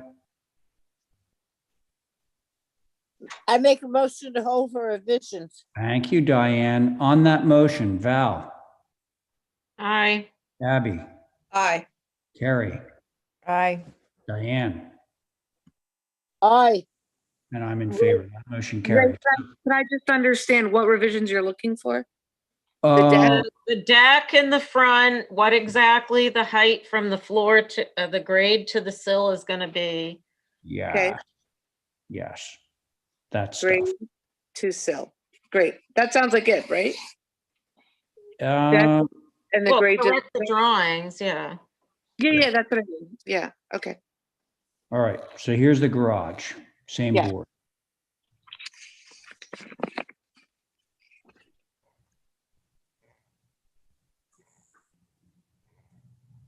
Okay. I'm going to cut to the chase on this one. Does anybody have comments on the garage? I do. Go ahead, Val. I'm struggling with it being so large in front of the house. I almost wish it could switch places with the shed. Okay. Because it's not small. Right. And I don't know what the floor to floor heights are or the knee walls are, but it has a very shallow pitch, which isn't illustrated. I guess a 7. I just, it's just big for that position. That's all. Yeah. Okay. Good point, Val. How about you, Diane? The building is what, 24 feet tall? Correct.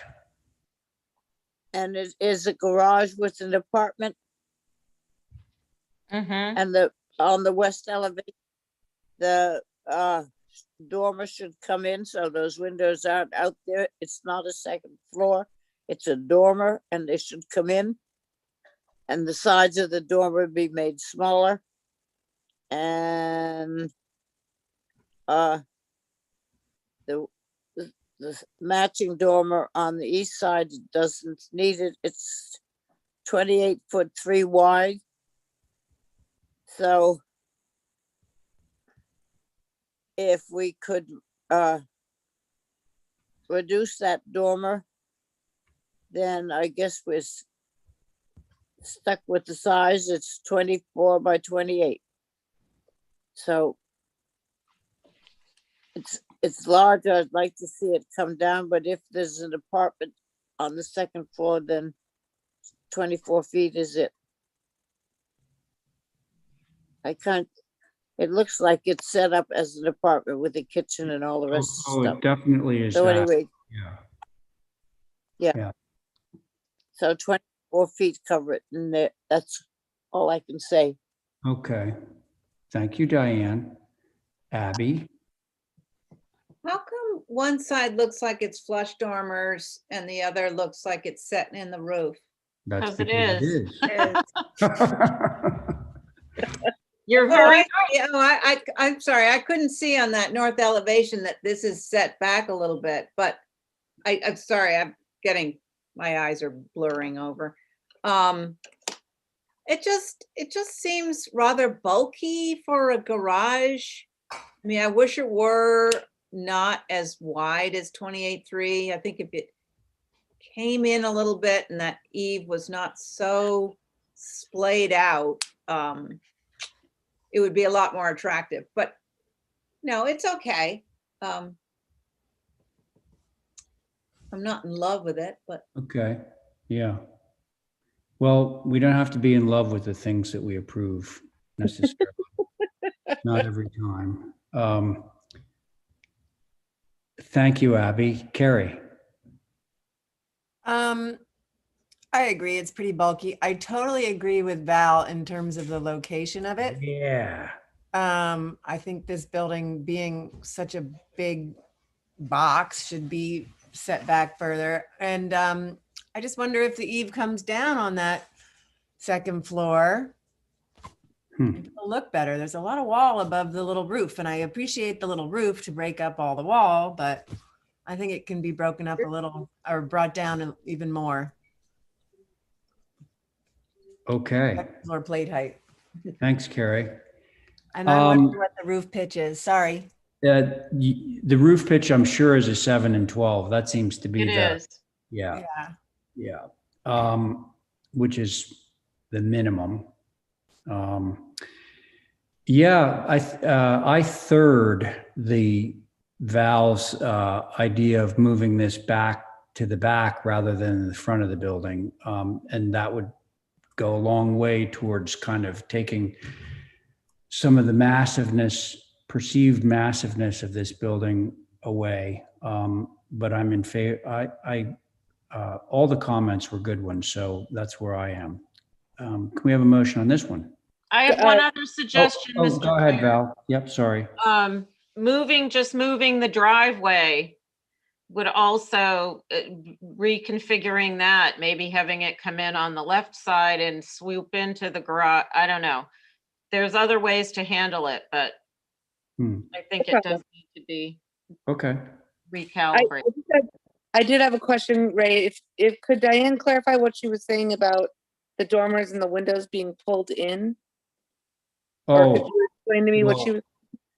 Diane, it's pretty safe to say that you want to get rid of like all that space between, on the west elevation, the space, the shingle space between the window and the corner board on the dormer, right? Got it. Yeah, push together, bring them in tight. They don't need to be mold because I hate mold, but at least bring them into the windows that are there. Yeah. Okay, that answers my question. Thank you so much. All right. So can we have a motion on this one? Motion to Hold hold for for visit. revisions. Okay, that'll be Val's motion. On Val's motion, Diane. Aye. Thank you. Abby, Aye. Carrie, Aye. Val, Aye. and I'm in favor. Okay, so that was that. Now we're JB Studio. Oh, are you going to be representing this stuff, Tori? Well, it was submitted while he was on vacation, but I believe your eye is, Here, yeah. yeah, he's here. Your eyes here? Yeah. I'm here. Okay. So All yeah, right. I think I can do it. I don't think. Okay, so your eye here, just to be clear for the record, Stephen is going to be the associate member. We have 4 regular members, as I'm sure you tell, and Stephen's going to be your 5th member. Okay? All right. Sounds good. So we have 2 applications actually for this. I don't know if first one should be actually a tennis court. This one is for a shed that's next to the tennis court.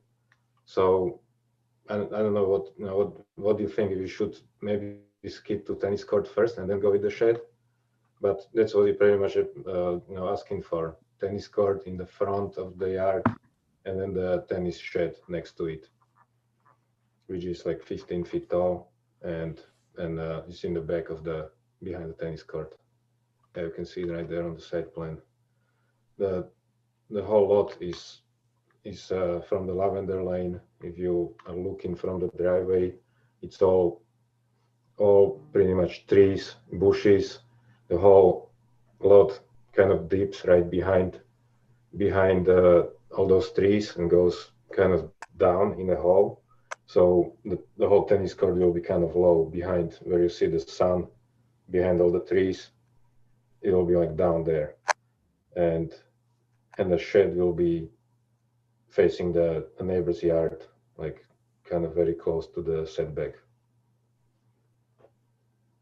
Okay. And of course, all the information about the tennis court, it's mentioned there. It's a post-tension concrete with the pressure treated posts and a black chain link fence all the way around. Kind of standard, like you see it on other tennis courts around. Huh? I guess that's it. All right. And yeah, and for the shed, I think we went with a natural trim for all the trim to match the house, the main house, which is all the way in the back. And now I don't actually remember what is for the windows. They are gray sash and natural trim. Okay. Hey, so Uri, just for the record, the first thing that we have on our application, you have 2 applications, and then the first one that we're reviewing, this is for everybody really, is not the tennis court, it's the shed. That's what we're reviewing first. Yeah. So what I'm going to ask, if you've finished, Uri, I'd like to turn it over to the board. Yeah, I'm finished. Yeah, okay, very good. Who would like to start on the shed? I will. Thank you.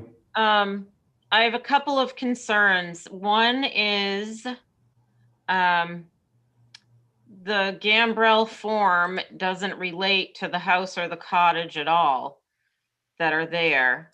And aside from that, if this is an exempt shed, you can't have 17 feet in height. I think the highest you can have, and somebody can correct me if I'm wrong, it's 14 or 15. I think you're right.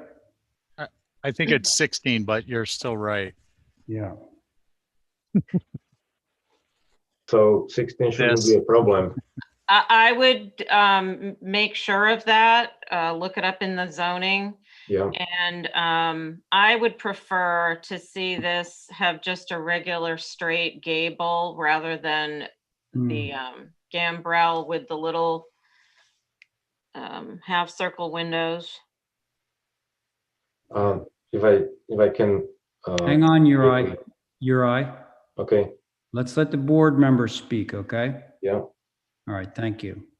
All right, so Val, you've said your piece, right? Yep. Okay, thanks. Diane? I agree with Val. Those are Mhm. totally inappropriate. Wait a minute. No, I agree with Val. They are totally inappropriate as a shed. I don't know. Lavender Lane is not a heavily fancy street. Used to be one house on it, 8 Lavender Lane. And I think you have to keep that in mind, that it fits in. I don't think that that shed fits into the street at all. Okay, thank you. Abby? Sorry, I was muted. on. I'm concerned about the distance of the court from the property line. Is there a rule about that? Do we know? Well, it has to obey the zoning setback, that's for sure, And just. which it's just doing right now. But we are talking about the shed now. The court comes next. Right, well, yeah,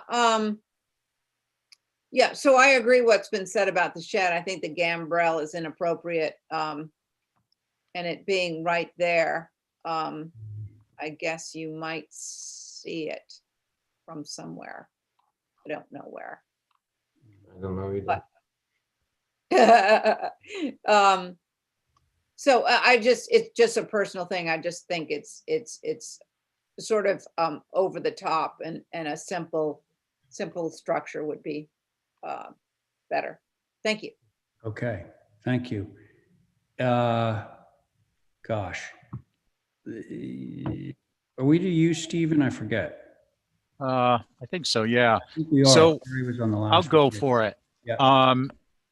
Thanks, Mr. Chair. So I agree, the shed, it's just, it's through you, Mr. Chair, it's just too tall, just architecturally, I think is an element. I don't see in your roof plan gambrels for the main structure, so I agree with the other comments. Thank you, Mr. Chair. Yep. Simple gable roof, no half round. That's me. Can we have a motion on this? I have one other question. So Go ahead. It says it's like almost 2 feet up out of the ground. Mhm. Is that, it doesn't seem as though there's a deck. It says bluestone patio. So is that like a retained? That's what I wanted to mention actually, when you mentioned also that height, is because of the whole lot, how it looks, where the tennis court is in the hall, and then towards the back of the property start coming back up. The shed would be actually up from the tennis court, but it would be on the grade because it actually is coming up. So it will be like setting the grade. So actually the height would be 15 feet from the grade, but 17 feet from the tennis court. Hey, okay. I think So we that's why need there some is- topography that's why there is then. difference. I'm sorry? Yeah, are you I think we grading need up? some topography. Yeah, yeah, You're- probably it would help if you show how it changes, right? Yeah.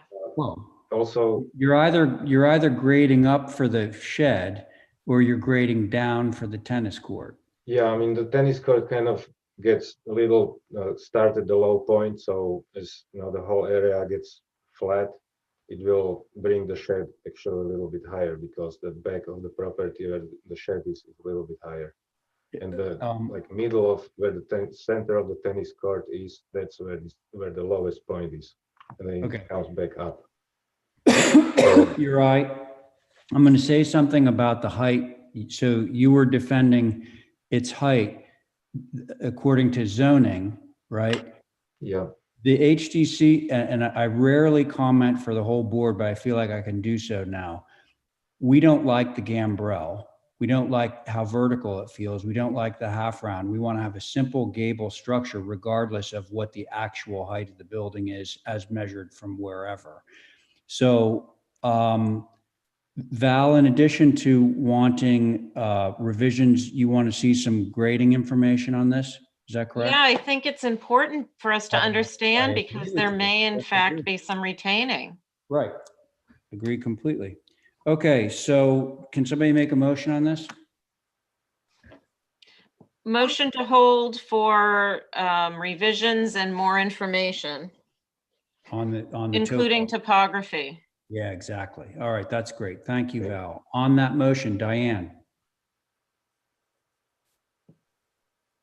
Diane?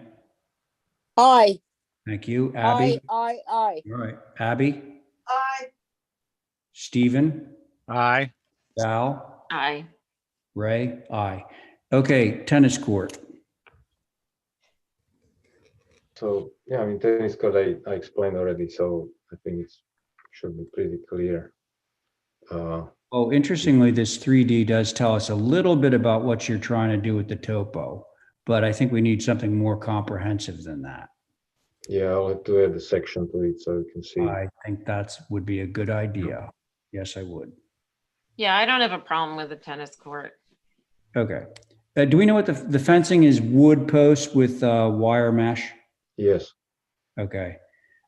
Anyone else want to comment on the court? Well, what's the screening from the neighbors and stuff?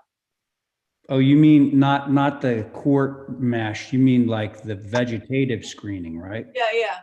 Whatever is there right now, all the existing trees and bushes, which is So pretty we add heavy. that to the motion that vegetation stays in place. Yes. Yeah. It will stay. I'd like to see a picture of the vegetation. It was actually on the other application. But that's- Yeah, right there. I believe I just want to interject for a minute. I believe I submitted photos of the site from the road. Okay, so is this the existing drive that we're looking at right here? Yes, that's. So the tennis court is off to the left of this drive. Yeah. Okay. And the whole property goes down into a hole right behind these trees that you see. So you see the drive also comes a little bit up. You're keeping that low grade? We're keeping it low, yeah. Okay. Well, to Val's point, we don't know that unless we see topo, right? Yeah. Okay. Yeah, I mean the same will be with the shed. It's like that, like right down there in the hole. Okay. Comments from any other board member? What do we want to do with this? I think we can pass the court, but I would like to keep the black pines in place. Okay. So that, You want to try a motion, Abby? Sure. Motion to approve. Okay. With the keeping of the existing black pines. And if any come down. Could we not limit it to just the black pines? No, I didn't. I just said that because that's what they are. So yeah. Continued that the court be screened from the driveway and the road. Okay. And that okay. What else? That's your motion. Yeah, that's it. Okay, so let's try that motion out, Abby. Val on the motion. Aye, I guess. Okay, I guess. Diane? No. Okay. Stephen? Aye. Okay. Abby on your motion? Well, yeah, I'm for it. I just don't understand the reluctance. Am I missing something? It's just the grade change that we don't really understand, but the covering of the vegetation covers it, I think. Yeah, I think I'm okay with that. So, okay, yes, I'm in favor of my. We have to have vegetation. I have to have vegetation on all four sides. And that's not what has been brought up. You're saying that's my only problem. Diane, you're saying to supplement the existing vegetation, right? Okay, I can supplement it. Absolutely. Okay, why don't you revise your motion? Well, I don't want to be just random about this. Let me just look at the site and see if it makes sense, because it doesn't matter what's facing their house. No. But I would say that the driveway side and the Lavender Lane side and the side that's going to have the shed be screened. With The other existing vegetation, with vegetation, yes, but existing. yeah. Okay, can we add one thing to that motion, Abby? Absolutely. That lavender is spelled with an E before the R, not an A? Lavender. Right. Okay. So that's Abby's motion. So on the motion, Val, Aye. Diane, Aye. okay, Stephen, Aye. and Abby on your motion. Aye. Okay, and I'm in favor. Thank you. All Mr. right. Chair, on lavender, on the GIS, it actually spelled with an AR at the end. Somebody needs to be flogged for that. Yeah, it spells on The flogging began. I'm pretty sure it has two E's and one A, not the other way around. Okay, so 174 Cliff Emeritus, and I saw our friend in the queue, so I know he's there. And this would be back to Carrie. 174 Cliff. Here, Mr. Chair. Hello. Hello. Hello. Can you hear Okay. me? We Yeah? can. Yes. All we can. right. I can begin if you're ready. Yep. So this is a barn structure that the board has previously approved. And when we started to site the structure and start to look at the existing topography, even it looks like it felt like it was kind of sitting on top of the hill.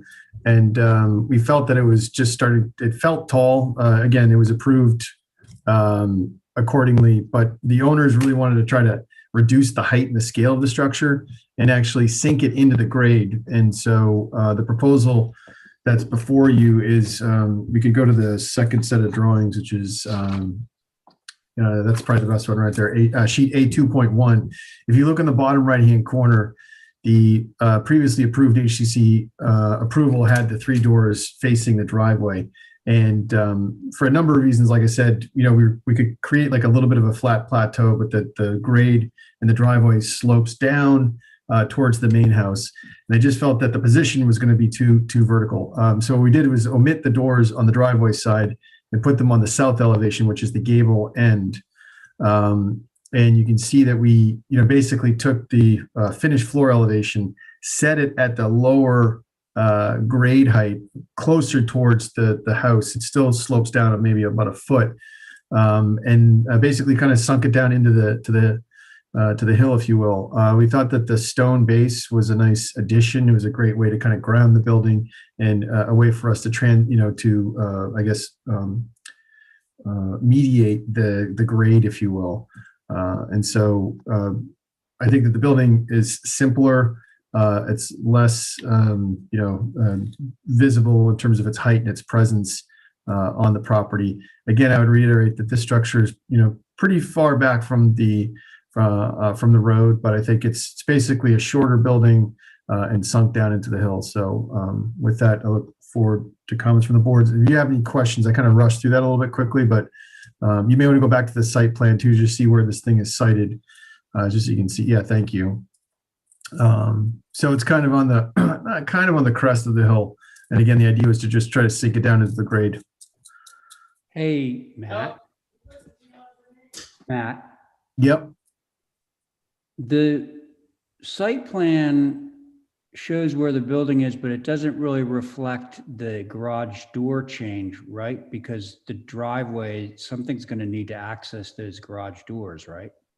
Correct. Yeah, you're right. The driveway, the landscape plan hasn't been updated yet. Yeah, So that's accurate. A little spur coming off of that driveway that goes over to the north side of the garage. There will be, and we're not showing that currently. You're correct. Yeah, and also, wait a second, I'm confused because This shows the little shed portion facing towards Cliff Road. Correct. So the garage doors face into the site? Correct. Oh, okay. So the hill, so the topo drops down from Cliff Road to your house, not up. Correct. Got It it. actually, it does go up just a little bit and then it kind of goes, but All it right. mostly goes down. The long Correct. and short of this is that the garage doors are facing back to the house and not to Cliff Road. Exactly. So I'm ready. Yeah, go ahead. I think it's a tremendous improvement, and it's so simple and such a nice elevation. And I love the addition of the rock, whatever you call it, foundation. And I just think it's marvelous. Thank Okay. Glowing recommendation. I'll take it. Abby Camp. Val Oliver. I appreciate the reduction from the street, definitely. I'm a little hesitant about the stone veneer, if we can see it, because I don't really know what that's going to look like. But other than that, I'm okay. Okay, thank you. Diane? I don't mind the stone. I think it will fit in there. I think it makes it feel like it's really part of the land and not just thrown up there recently. I agree with Abby. I think it's a plus. All right. Now, I think that Carrie, you're on this, correct? Yep. All right. I just want to, I agree with everybody, but the location is like twice as close to the street, right, Matt? No, I don't think it is Well, actually. you can, is the, just That- below it, just to the that- south of it, was that the original location? That's actually the septic leach field and the required setbacks. So Okay, so the location's not much different than what you originally had. it's the same location. Oh, got it. Oh, that's Yeah, great. but that septic setback is a little confusing there. Sorry. Yeah, got it. Cool. It's great. Okay, I think we're ready to go. Motion to approve. There you go. Thanks, Abby. On Abby's motion, Val. Aye. Thank you, Diane. Aye. Thank you, Carrie. Aye. And Abby. Aye. And I'm in favor. All right, there you go. Thank you. Thanks a lot. Have a nice night. Okay, Val Oliver, you're up. Finally, this has been 22. weeks. Has it been? Yeah. Oh, gosh. Yeah. Well, I'm feeling kind of good about how much we knocked off the agenda tonight. I mean, Yeah. there's still 2 pages left, but heck. All right, so 22 mizzen mast. Okay. You're I gonna also have- have some examples of houses in the neighborhood, which I realize I never forwarded to the girls earlier, but this was my sister's house. Presently, her kids are living in it and all sort of venturing back to the island. So we want to do an addition to sort of accommodate everybody in their grown-up status. So you can keep going. That's the right elevation. Presently, where you see the lattice is where the existing, let's say, kitchen door is and a stoop.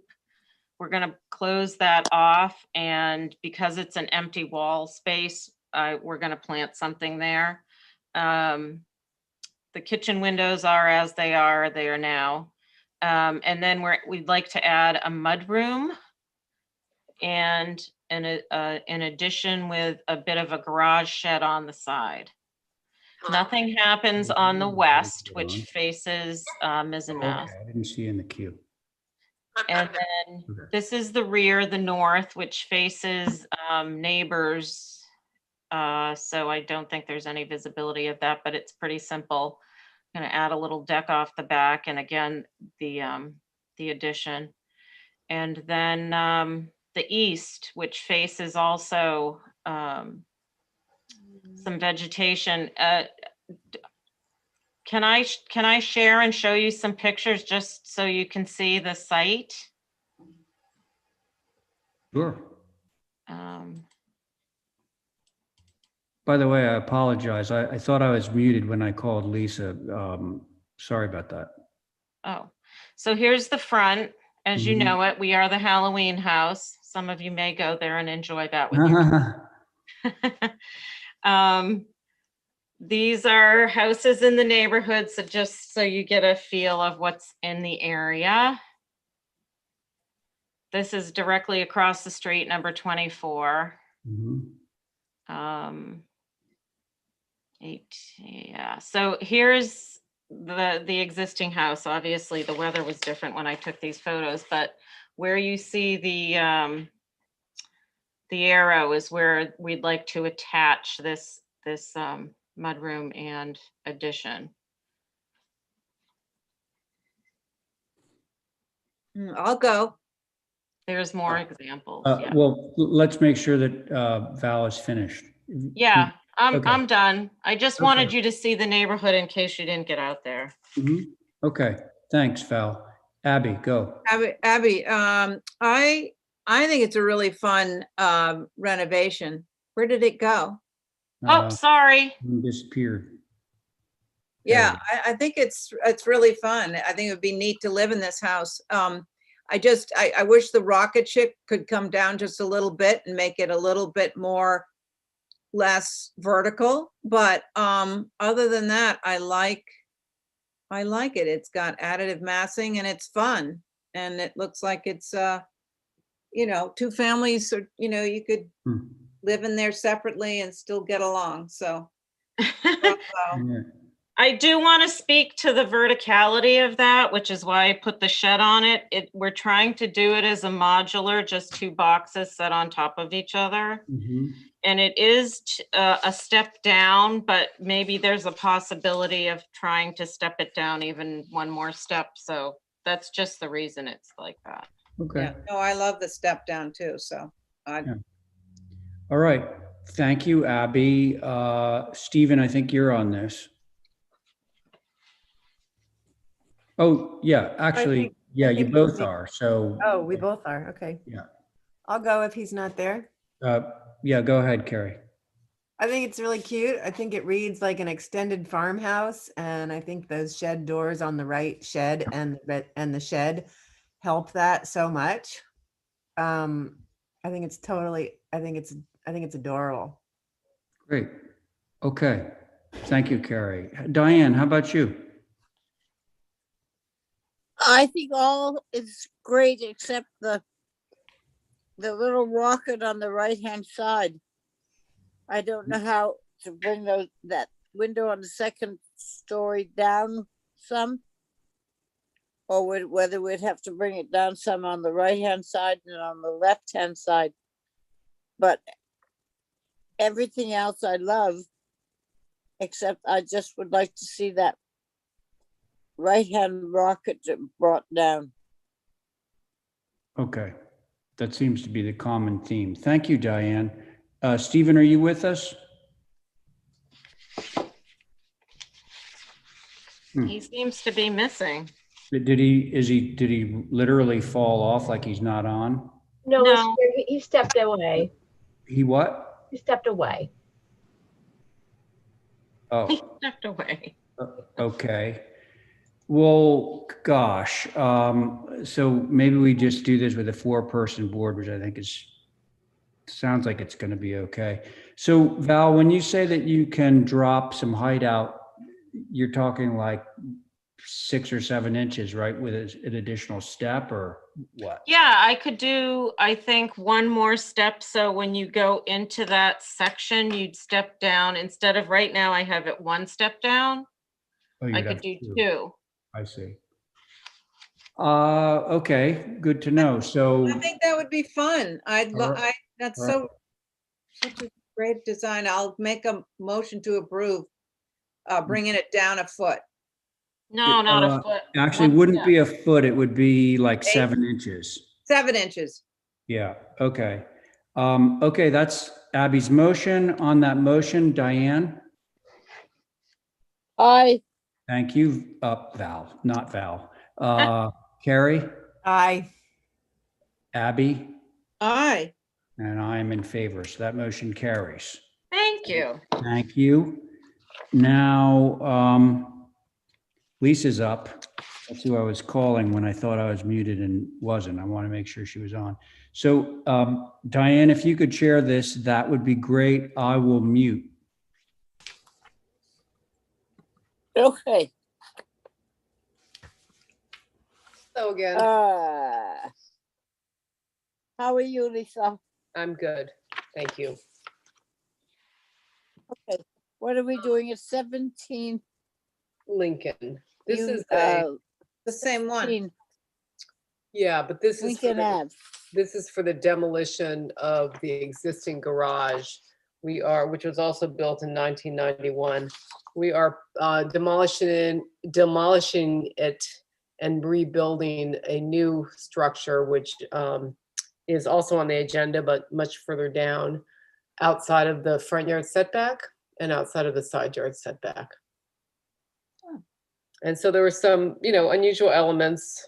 The new garage will have the garage door facing into the parking court as opposed to the road.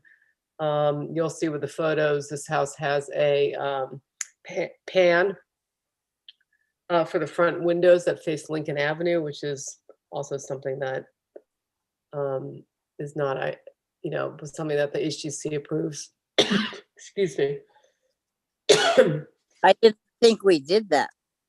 Yeah, well, this was back in abandoned. 91. It's the ridge down, that's for sure.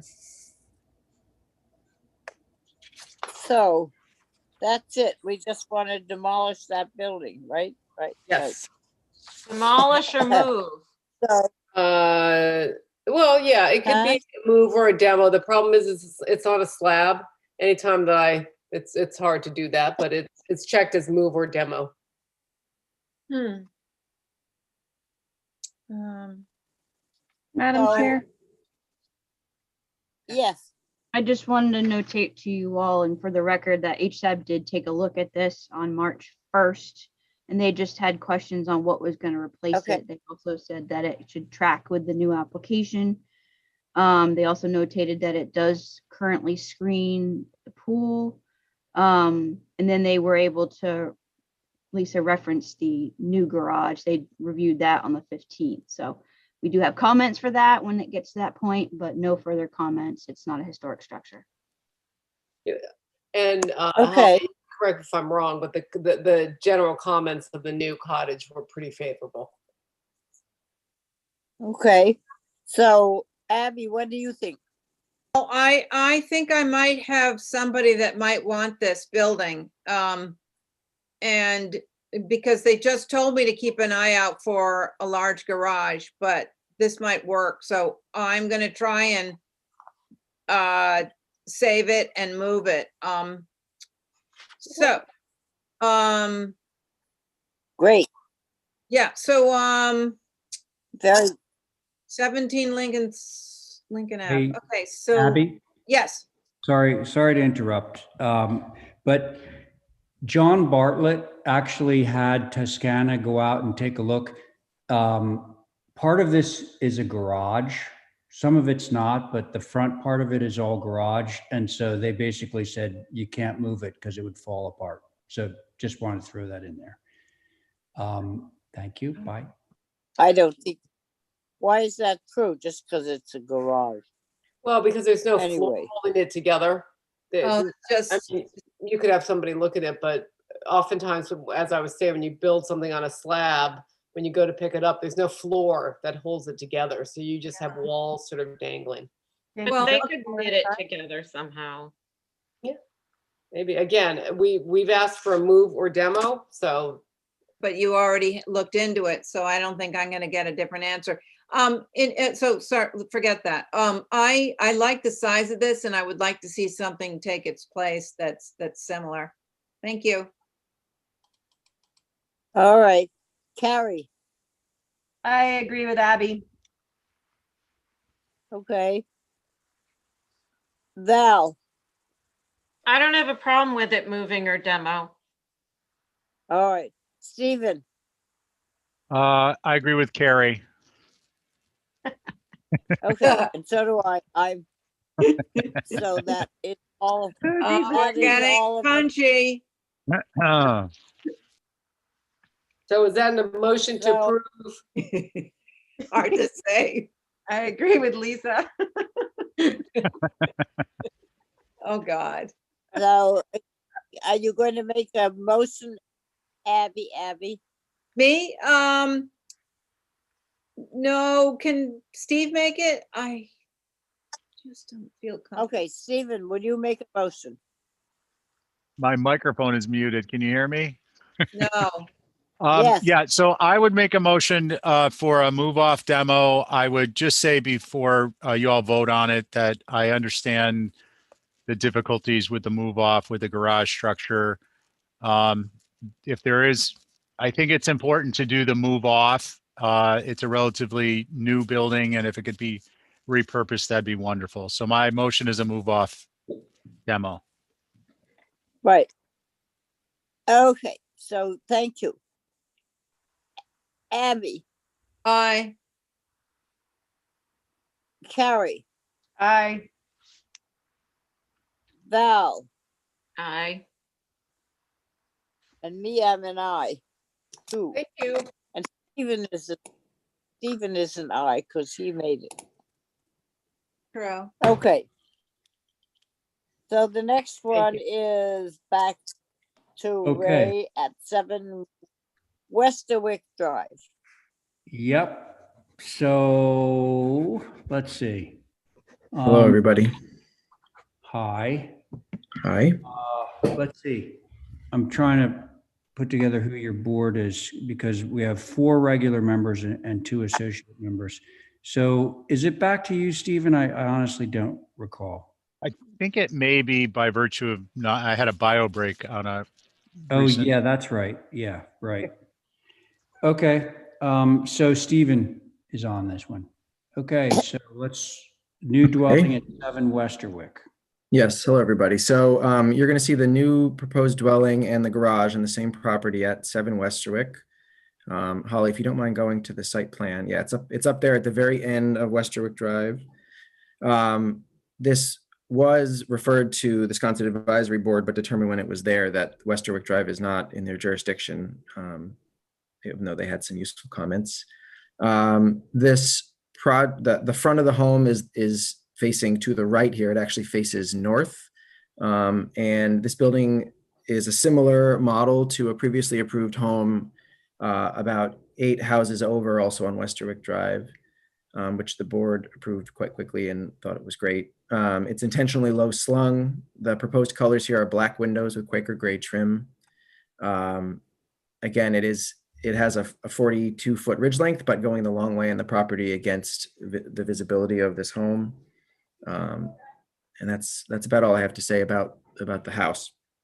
The garage, which you'll see, faces sideways, not towards the street, and has the same colors and is pretty low. Mr. Chair. Do we have a site plan? Yes. Yes. Holly, can you go to the site plan? Thank you. Okay, so Holly, Holly, what? Oh, that's why you're doing it now. Yeah. Mr. Chair, yes, thank you. So yes, I just wanted to clarify something. So the entire subdivision of Cannonberry has been in the process of being reviewed by Sconset Advisory Board. For some reason, Westerwick was excluded within the list that we have as staff for review. So this was provided to Sconset for review and then was later revoked. I would, if you would indulge me, like to provide those comments to you since it was reviewed by staff and by Sconset Advisory. If you'll be okay with that. Yeah, well, so Yeah, but absolutely. it is like the rest, it's under their purview. It's just that the Westerwick, the road was not on the list, which is an oversight, Correct. right? Mhm. Okay, Yes, so go ahead, Holly. Thank you. So this is obviously a kind of a bungalow style. The south is the front. The chimney seems a little stout. From Sconset Advisory's comments, they love the idea of the bungalow, modest. The window pane proportions are awkwardly long. Then there was a comment about it was kind of a confusion of some of the styles, a little bit of Victorian, a little bit of modern. And basically pick a style. But the shape of the house was fine. The front is kind of a craftsman style, was a comment. And the front door reminds them of kind of like Old Lang Syne, a historic Sconset, which was great. And then there was also a recommendation for the architects to take a look at Blink Bonnie for inspiration, which is on Baxter Road. And those are the comments, Mr. Chair. Okay. Thank you, Holly. Michael, you've concluded, right? I have, yeah. Okay. All right. So Diane, you want to start? Mr. Oh, Chair, could I just point something out Yeah, before sure. we review? Yep. The north and the south elevations are reversed in terms of their labeling.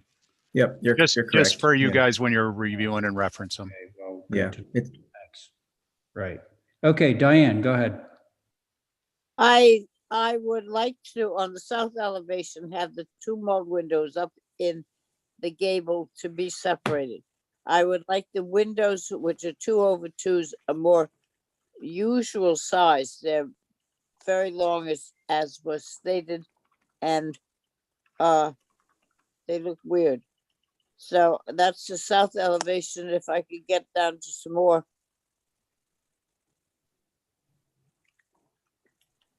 On the one below the north elevation, whatever it is, it's west elevation. Is that visible from the street on the west elevation?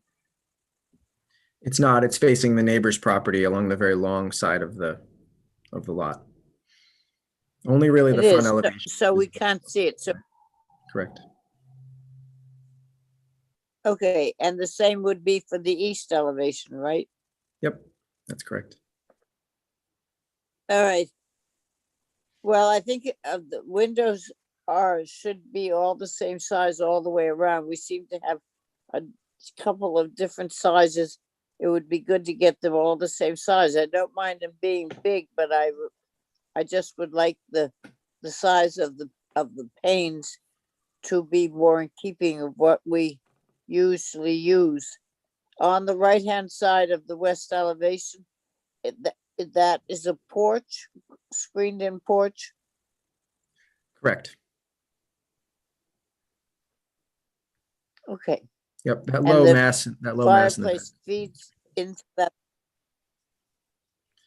Holly, if you go back up Okay. to the, or go to the other All right, well, elevation page, you can see it.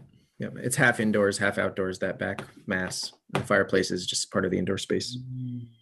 Okay. I don't mind that. And it corbels at the right place. The shoulder is at a good place. So I'd like you to get the windows compliant with each other so that they're all the same size. Okay, that's what my major concern would be at looking at the house and separating those two windows up on the south elevation top up in the gable. Thank you. All right. Thank you. Thank you, Diane. Val.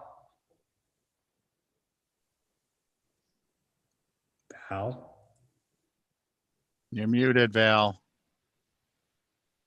Oh, hi, sorry. Not to be contrary, but I like the quirk of this house. I do think it reminds me of some of those Sconset cottages, and sometimes there is a small window and a funky placement. I appreciate it the way it is. I think it's fine. Okay, thanks, Val. Abby. Abby loves it. Abby loves it. Okay. Stephen. Yeah, thanks, Mr. Chair. I do believe that west elevation is going to be visible on the second floor as you're coming down Westerwick, because it literally is perpendicular to that road. Having said that, however, I don't have an issue with the setback in the dormer. I think it works in this particular location. It will be viewed obliquely and it breaks up the length of the overall dormer. Chimney is atypical, but it is also at the rear of the property. So I'm good with it. Thanks, Mr. Chair. Wait, I am too. I think it's, simple and harmonious. Motion? Was that you, Abby? It is. I have to be on the floor. My back's killing me. Oh, hang in there. I'm sorry. I don't mean to laugh. It's just So Abby, were you making a motion from the floor? Yeah, if people were finished with their I believe people are finished, yes. and you With said, their talking. I'd like to make a motion to approve as is, actually. Okay, we'll see how that goes. On that motion, Val, aye. Diane, No. okay, Stephen, Aye. Abby, Aye again. okay, and I'm in favor, so that motion carries 4 in favor, 1 opposed. Now we have a garage studio on the same piece of property, same board. Wonderful. Can I go ahead? Yeah, of course. Okay, so again, this is the same property we just talked about. This building is also proposed as black windows with Quaker gray sash, except for the garage doors, which would be natural to weather. And they face sort of obliquely from west towards into the property instead of towards Westerwick Drive.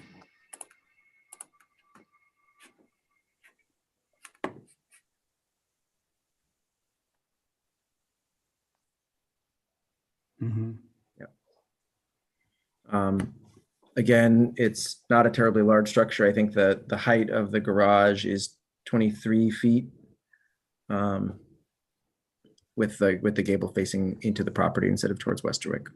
It's the same sort of mix of windows, the 2/2 style, and a little side entry roof. We tried to break it up with these 2 additive masses instead of one larger 2-bay garage. That's about it. Okay, thank you, Michael. Thank you. Sconset Advisory. Yes, Mr. Chair, thank you very much. It's tall and the roof pitch does not track with the house. Do like the 2 garage doors that mimic the house. Steep garage doors are good. Make them a little shorter. Add same trim to posts, the column detail that's in the approved house.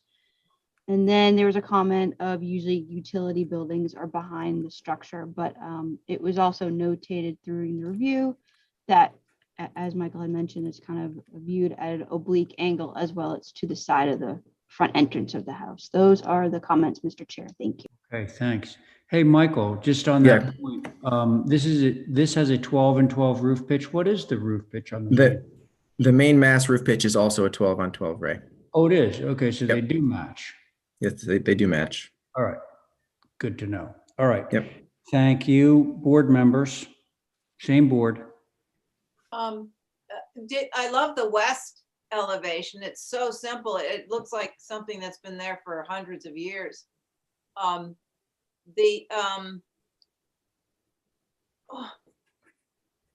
what is that? The north with the 2 gang windows. If that were a single window, I think that would be like perfect. And I don't have any other comments. Thank you. Okay, so let me understand. So on the north elevation, which has 2 windows on the second floor, you're suggesting just having 1, right?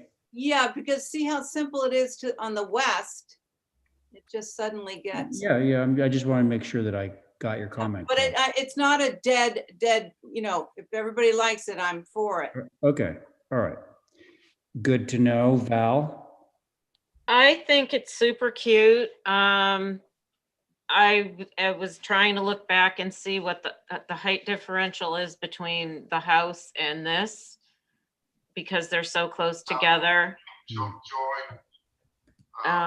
Michael, do you know? Yeah, the garage is 23 feet and the house is 27 feet. Okay. Wait, what Pat. was the first thing you said? But Me? Hang on. Somebody needs to mute. I'm hearing like this unclear conversation in the background. It's Brooke Meerbergen. It is? Yes, I recognize his voice. All right, there was a little bit of confusion there. So where were we? I was am just- fine yeah. with this. I think it's You're fine with it. cute, and there are other garages out there that are in front of the house, so it's appropriate to the neighborhood. Okay, thank you. Diane?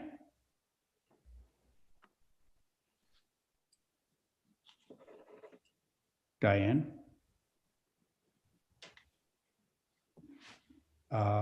Okay, Stephen?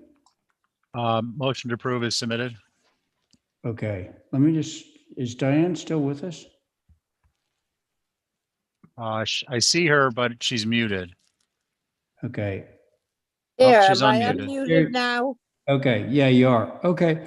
I think it's good. I think that it's good. It's very cute. It fits in. Good stuff. Okay, good to know, because Stephen has just made a motion to approve, so I think I'm going to put that out to a vote now. On Stephen's motion, Abby, Aye. Val, Aye. Diane, Aye. thank you, Stephen, Aye. and I'm in favor, so that motion carries. Okay. Thank there you very go. much, everybody. Have a good night. All right, and so now I'm recusing from the next one, the last item on new business. I'll mute, and I'll be back when it's over, and we'll be on old business. Okay. Hello again. This Lisa, application is for what are landscape. you telling? Sorry. Let me know when you're ready. A pool and landscaping. Yes, landscaping Excuse and me. revisions to a previously approved site plan. This is the house Okay. that's, if you want to go to the locust, Holly, it's way down off of Cliff Road, down a long driveway. Is there a locust map? There is no locus in this PDF that I have. Oh, it's down John Adams Lane, so it's extremely, very far off of Cliff Road. It's after Shady Lane, and it's a long driveway. There's a house in front that I believe is maybe 77 Cliff Road. And then this is called 4 John Adams. Okay. And what you are wanting to do is Is revise the site plan. The yeah, so it's in the back there. So the Okay. visibility is extremely limited. So the landscape architects just made some changes. They revised the front courtyard to not be a parking court, to be a turnaround. They added more stone walls, but made them a little more organic. They added a gate. The pool got revised slightly, and they added a spa. And then we have a pool cabana that has been approved by the board in the back, and they've changed. And they would like to do a fence detail, which is included as part of this application. It's a 6-foot-high shingled wall. Sorry. That goes around the entire northerly property line, as well as partially down the easterly property line. Excuse me. that for protection of the pool? Yeah, they originally had just Is a that the fence and pool fence vegetation, sort of? but they decided they wanted a fence instead. And because they back up to another property that's building a pool, and on the other side is another pool, they just felt like the enclosing it with a sort of a garden wall was a better approach. And Yeah, in the site plan that we're looking at now, on the left-hand side is that big circle with obvious sort of vegetation around it. Yeah, right? that is That's on the what comes- left-hand side. That's the driveway with a lawn circle in the middle. Okay. So, and all right, then we got everything. So I will start with Val. I don't have any problem with this. I have, yeah, you can't see the back of this house. Okay. It's And- an unusual wall. Like, I can't see us approving this all over the place, but you can't see anything back there. Okay. So, and the next one would be Carrie. I agree with Val. I think this won't be visible. All righty, thank you. And Abby? I'm a little bit scared about all that fencing. Is that the only thing you're asking for, Lisa? Yeah, there's a couple other things. They're shown in red. There was a previously approved plan shown. So the It was fencing previously just fencing, wire fencing and hedge. is sorry, on that picture that was just on the screen, is that the type of fencing it is? No, but there's another page. On the back wall, it's a shingled wall on the back property line again, which backs up to another piece of property. There's no visibility of that fencing because of the fact that the lot is sort of landlocked by other lots. It has no frontage on any roads. And what does it look like on the other side, if you don't mind my asking? I think they're going to do a vertical board on the other side. So that the neighbor has a board fence basically facing him. Could I just see a locust plan so I could see what's going on around the site? Yeah, I think Yeah, that I gotta might pull pull it back it up. I actually have some pictures that I got off the Link One in the website. back there. Oh, yeah. A drone shot, which would really help see the obscurity if you want me to share it. That'd be great. Thank you. Yeah, please do. So that triangle that went way back there, Lisa, is that? Well, they've since the GIS map was created, they've done a land swap with their neighbor, so they have a rectangle now, and the Oh, neighbor has a little bit a different Gotcha. shaped property, Mhm. but it's essentially back there. It doesn't go all the way to that point. Can Sort of you goes see past that? Yeah, so You can't see anything back here, and I I have got, another. yeah. And this is the house that That's the house. And now, so we took out that pool and that cabana and he straightened out his property line. So you can sort of see the hedge line that's going at an angle. Now he owns a rectangle. Got it. Okay. Okay. And then there's a lot of vegetation beyond that. Okay. Oh, I'm fine with absolutely. it. I'm sorry, I didn't understand the site. So Oh, no problem. It's tucked back in there. thank you. I wouldn't have, I would Okay, have Stephen. put my foot down about asking for a shingled wall fence if I thought it was visible. Abby, thanks for asking that. I wanted to get clarification on the difference between the locus and the proposed site plan. I agree with the comments that have been made and appreciate the drone shot. This is, although the shake wall is atypical, it is not going to be visible in any way, shape, or form. Thank you, Madam Chair. I can't even see it, so I don't It's know at the- hard. it's Okay, at- can I get a motion? I would make a No, motion I just did. Yep.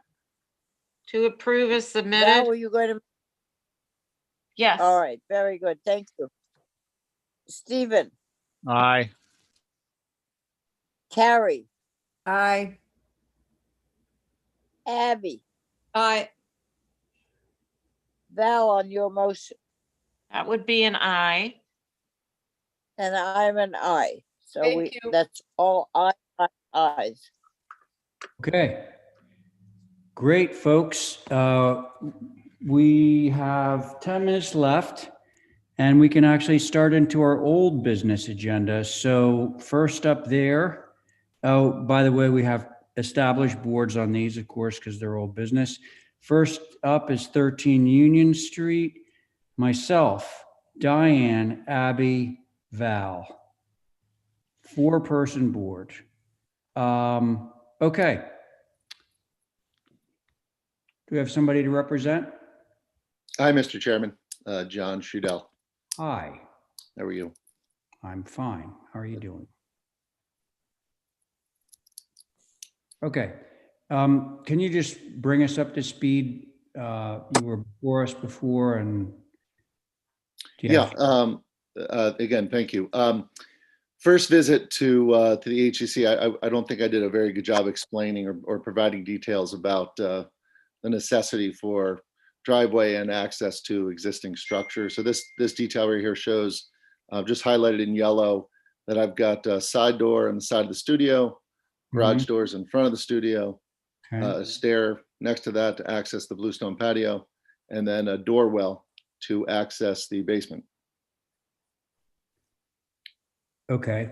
So this is all about your desire to have a brick driveway. Ideally, for sure. Yeah, if we scroll down a wee bit more, there we go. Yep. And I think my first attempt at this didn't show any plantings, just a highlighted bed, a full field of brick. And some of the feedback was to try and break it up, put some details about plantings and such. So Well, that's what you okay, see so there. you provided us with the information. It looks like you have some Belgian block or cobbles to break up the expanse of brick. Right. So I've got some photos. I included some neighbor photos. That's kind of an example of what I like to do. These are all on Union. The one with the brick, the one there, all brick on Union. I did a little inventory and count. There's a better than 50% of the houses along Union Street have brick driveways. Of the scale that we're talking about, because I think the issue is not the brick per se, but it's sort of uninterrupted expanse of brick. Right. There are a few that are uninterrupted. Yeah.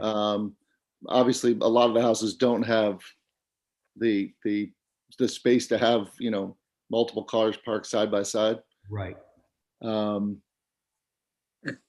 Well, okay. So you've done a few things. You've added plantings and you've also added this sort of, is it Belgian block or Cobblestone.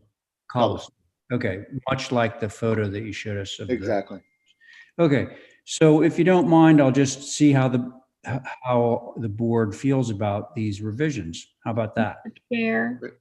Oh, yeah, sorry. Go ahead. That's okay. So HSAB did take a look at this. It's been a while. Just to remind the board that this is a late 18th century timber frame 3/4 house.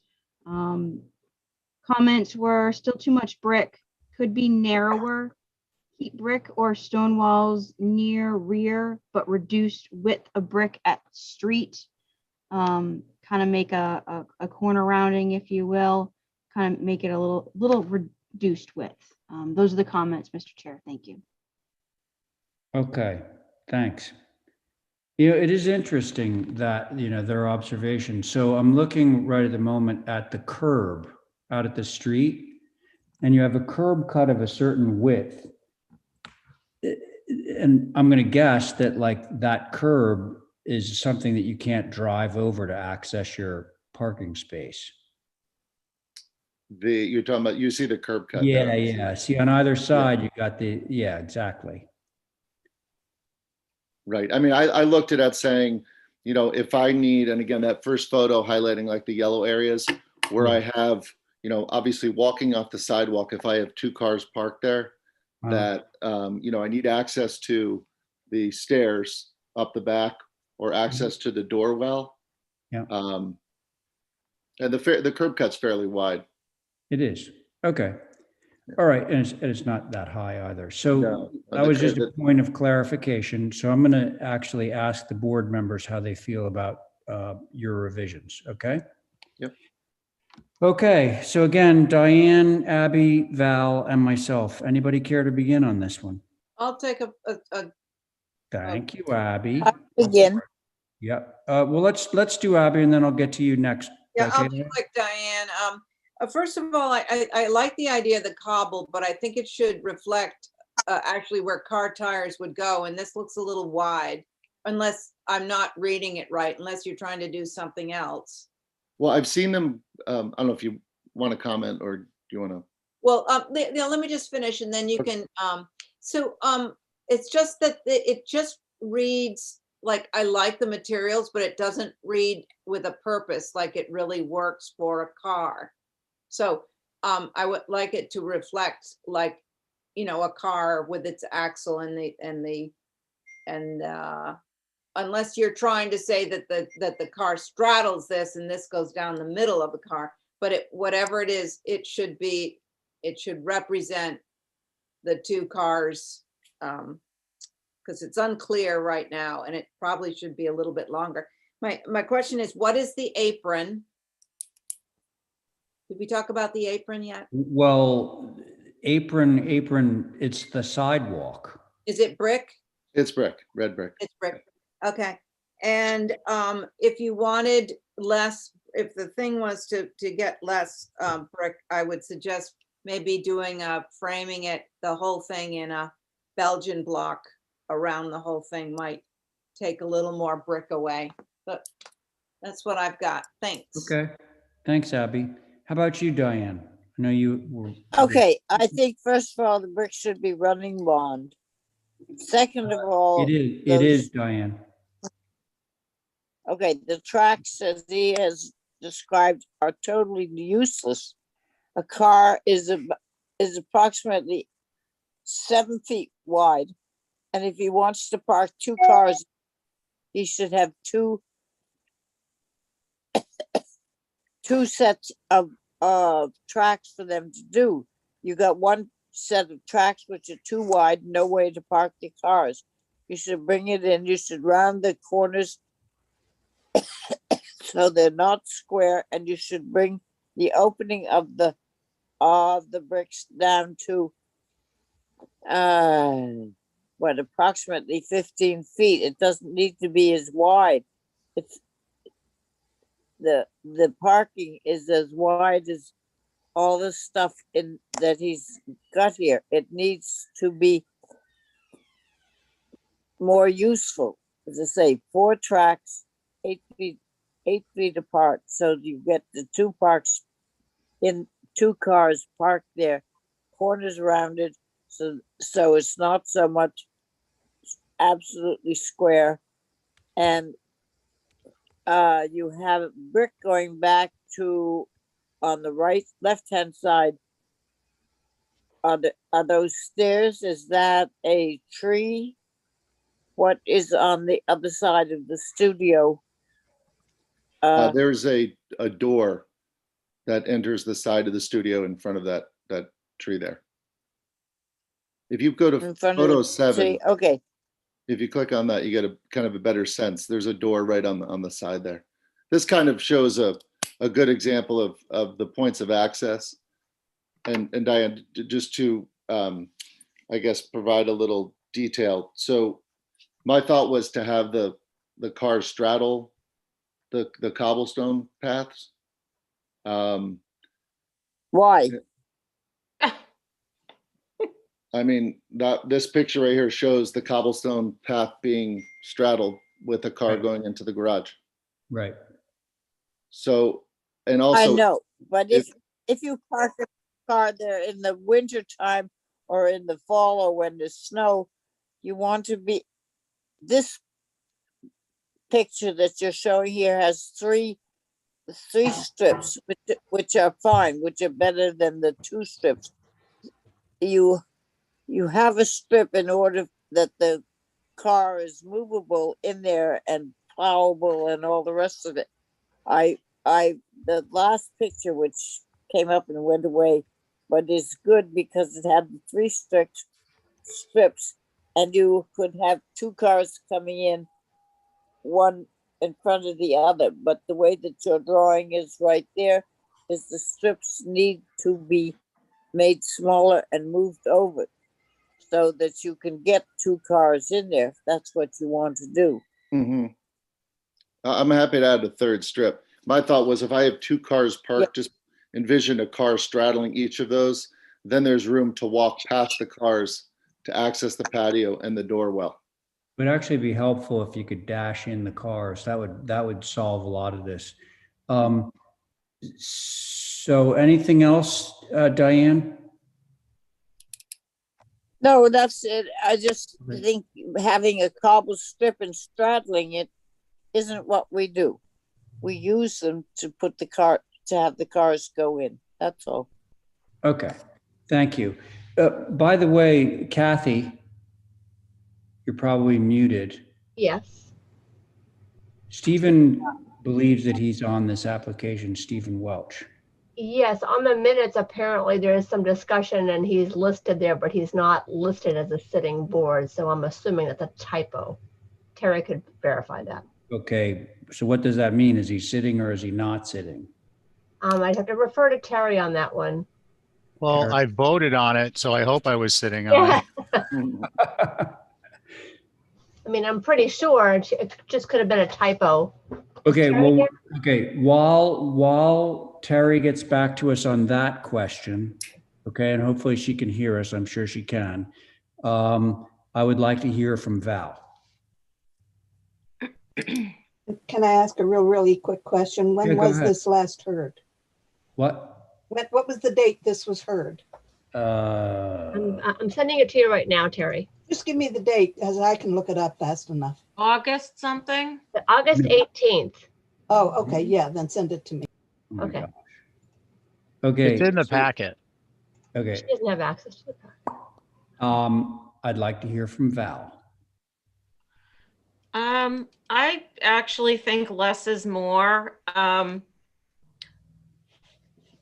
I fundamentally don't agree with the strips are where the tires go. I think the strips are where the car hovers over. That's what the other picture looks like. And I personally, it's a personal thing, don't like the round. I think it should be square, but I appreciate breaking it up with something and the vegetation that's proposed. And the only other thing I would say is there's such a vast amount of different material, hard material here. Is it possible to maybe grow something on either side of the door, like that photo that you sent with the white door? You know, some lattice and something to grow up there to sort of mitigate that stone? Absolutely. I mean, I could put plantings to either side of the garage door. If that Yeah, would help. anything to sort of soften it, but I Yeah. think you're on the right track for sure. Okay, I'd be happy to do that. All right. Any word on Stephen? It sounds to me like he's on this, if he made a motion. Crepes, I hope so. Yeah, let's, in the interest of moving it forward, Stephen, what are your comments? Sure, Mr. Chair. Can we, first of all, just if you could, who's got the steering wheel? Holly, I believe. Holly, could you go up to the top page of the packet and zoom in on the minutes? So I'm not listed on the voting, but down below I speak, and in the roll call vote, I voted. Now, if we could please go to the bottom of the packet and go up one slide and zoom in on the picture. So I seem to recall that there was an issue with the property bounds, or a question about the property bounds and what would actually, Holly, could you go a little to the left so we can see more? No, the other left. Thank you. So this area where there's dirt towards the brick and then stone is shown in the site plan as existing plant material. It's also shown on the site plan as the property line that's continuous from the brick to the rear of the property. But there's a fence inset and their landscaping stops at that fence. I seem to recall that there was a question about whose property this was, and the relevancy is that if it's not the applicant's property, then there won't necessarily be any screening over there, any vegetation. So I would like to get the surveyed site plan that clarifies the property line on that side. And in addition, someone had mentioned the overlay dash of the automobiles. And then I would just refer the applicant back to my prior comments with respect to sizing, location, and landscape material. Thank you, Mr. Chair. Okay, thanks, Stephen. And the only thing I'll add is, in terms of the cobbles and the brick, back in 2014, my office, our office, Lisa's office and my office was down on Easton Street, and we had a long drive going past what was a 1930s house to a garage in the back. And that had 2 brick tire tracks with cobblestones in between. So that's the sort of manner that I'm familiar with. And I think that's corroborated by that photo that I see. It's like item number 10, where you've got the tire, that basically lead up to the garage door. So I believe that this is rendered correctly. It sounds like we're going to hold this anyway for, Mr. Shudell. Yes. Do you have anything to say on Stephen's comment about the property line? So the property line, so basically I own from, even though the fence cuts in, it's almost like the front fence is shared right on the property line, but the fence in the back is about six inches on my property. Runs at a kind of an odd diagonal back to the stake back in the rear of the lot. So are you suggesting that the fence that we're looking at in the photograph, all the real estate on your side of that fence is yours? Yes, correct. So that if you planted, you'd be planting on your property? Absolutely, correct. Okay. All right. There's that one existing tree, and then you would ask about screening. If you could just scroll down just a hair on that existing photo. There is a tree well actually just to the left of the studio. I don't know if you can see where that, you've got that small retaining wall, and then right behind that, there's actually a fairly large, it's really a planter. That's going to have a tree that will shade and provide buffer. You won't be able to see anything down in between the fence and the house or the studio. Not sure I followed that, but if in that photo, can you see that low retaining wall? Yeah, that's got a veneer on it. Yep. Perpendicular to that, there is a wall that is the side of a planter. Yes. And that planter will have a tree in it. Yes. So you won't be able really to see anything down between the fence. But I don't think that's our concern, really. What we're reviewing is everything that's in front of all that. Okay. Yeah. So I'd like to make a motion, Mr. Chair. Could I just say one more thing, Steve, before you make that? Sure. Okay. I just want to say that I think it's important if we're going to do a run 2 cobble lines, that the one on the left line up with the doors, because if it's off center, it might look a little off. I agree with you. Oh, good. It's supposed to lead to the door. Right. I'm trying to give it purpose so that it's there for a reason. So I think if you line it up with the center of the doors, and then have the other one, whatever that spacing is, to the right, then it will read as will read correctly. Yeah, I get what you're saying. Okay. And I think Can I add one? Right. Sorry, just to Diane's point, these are not soldier. These are running vertically towards the garage. Yeah, but that's what she had requested. Who had? Diane.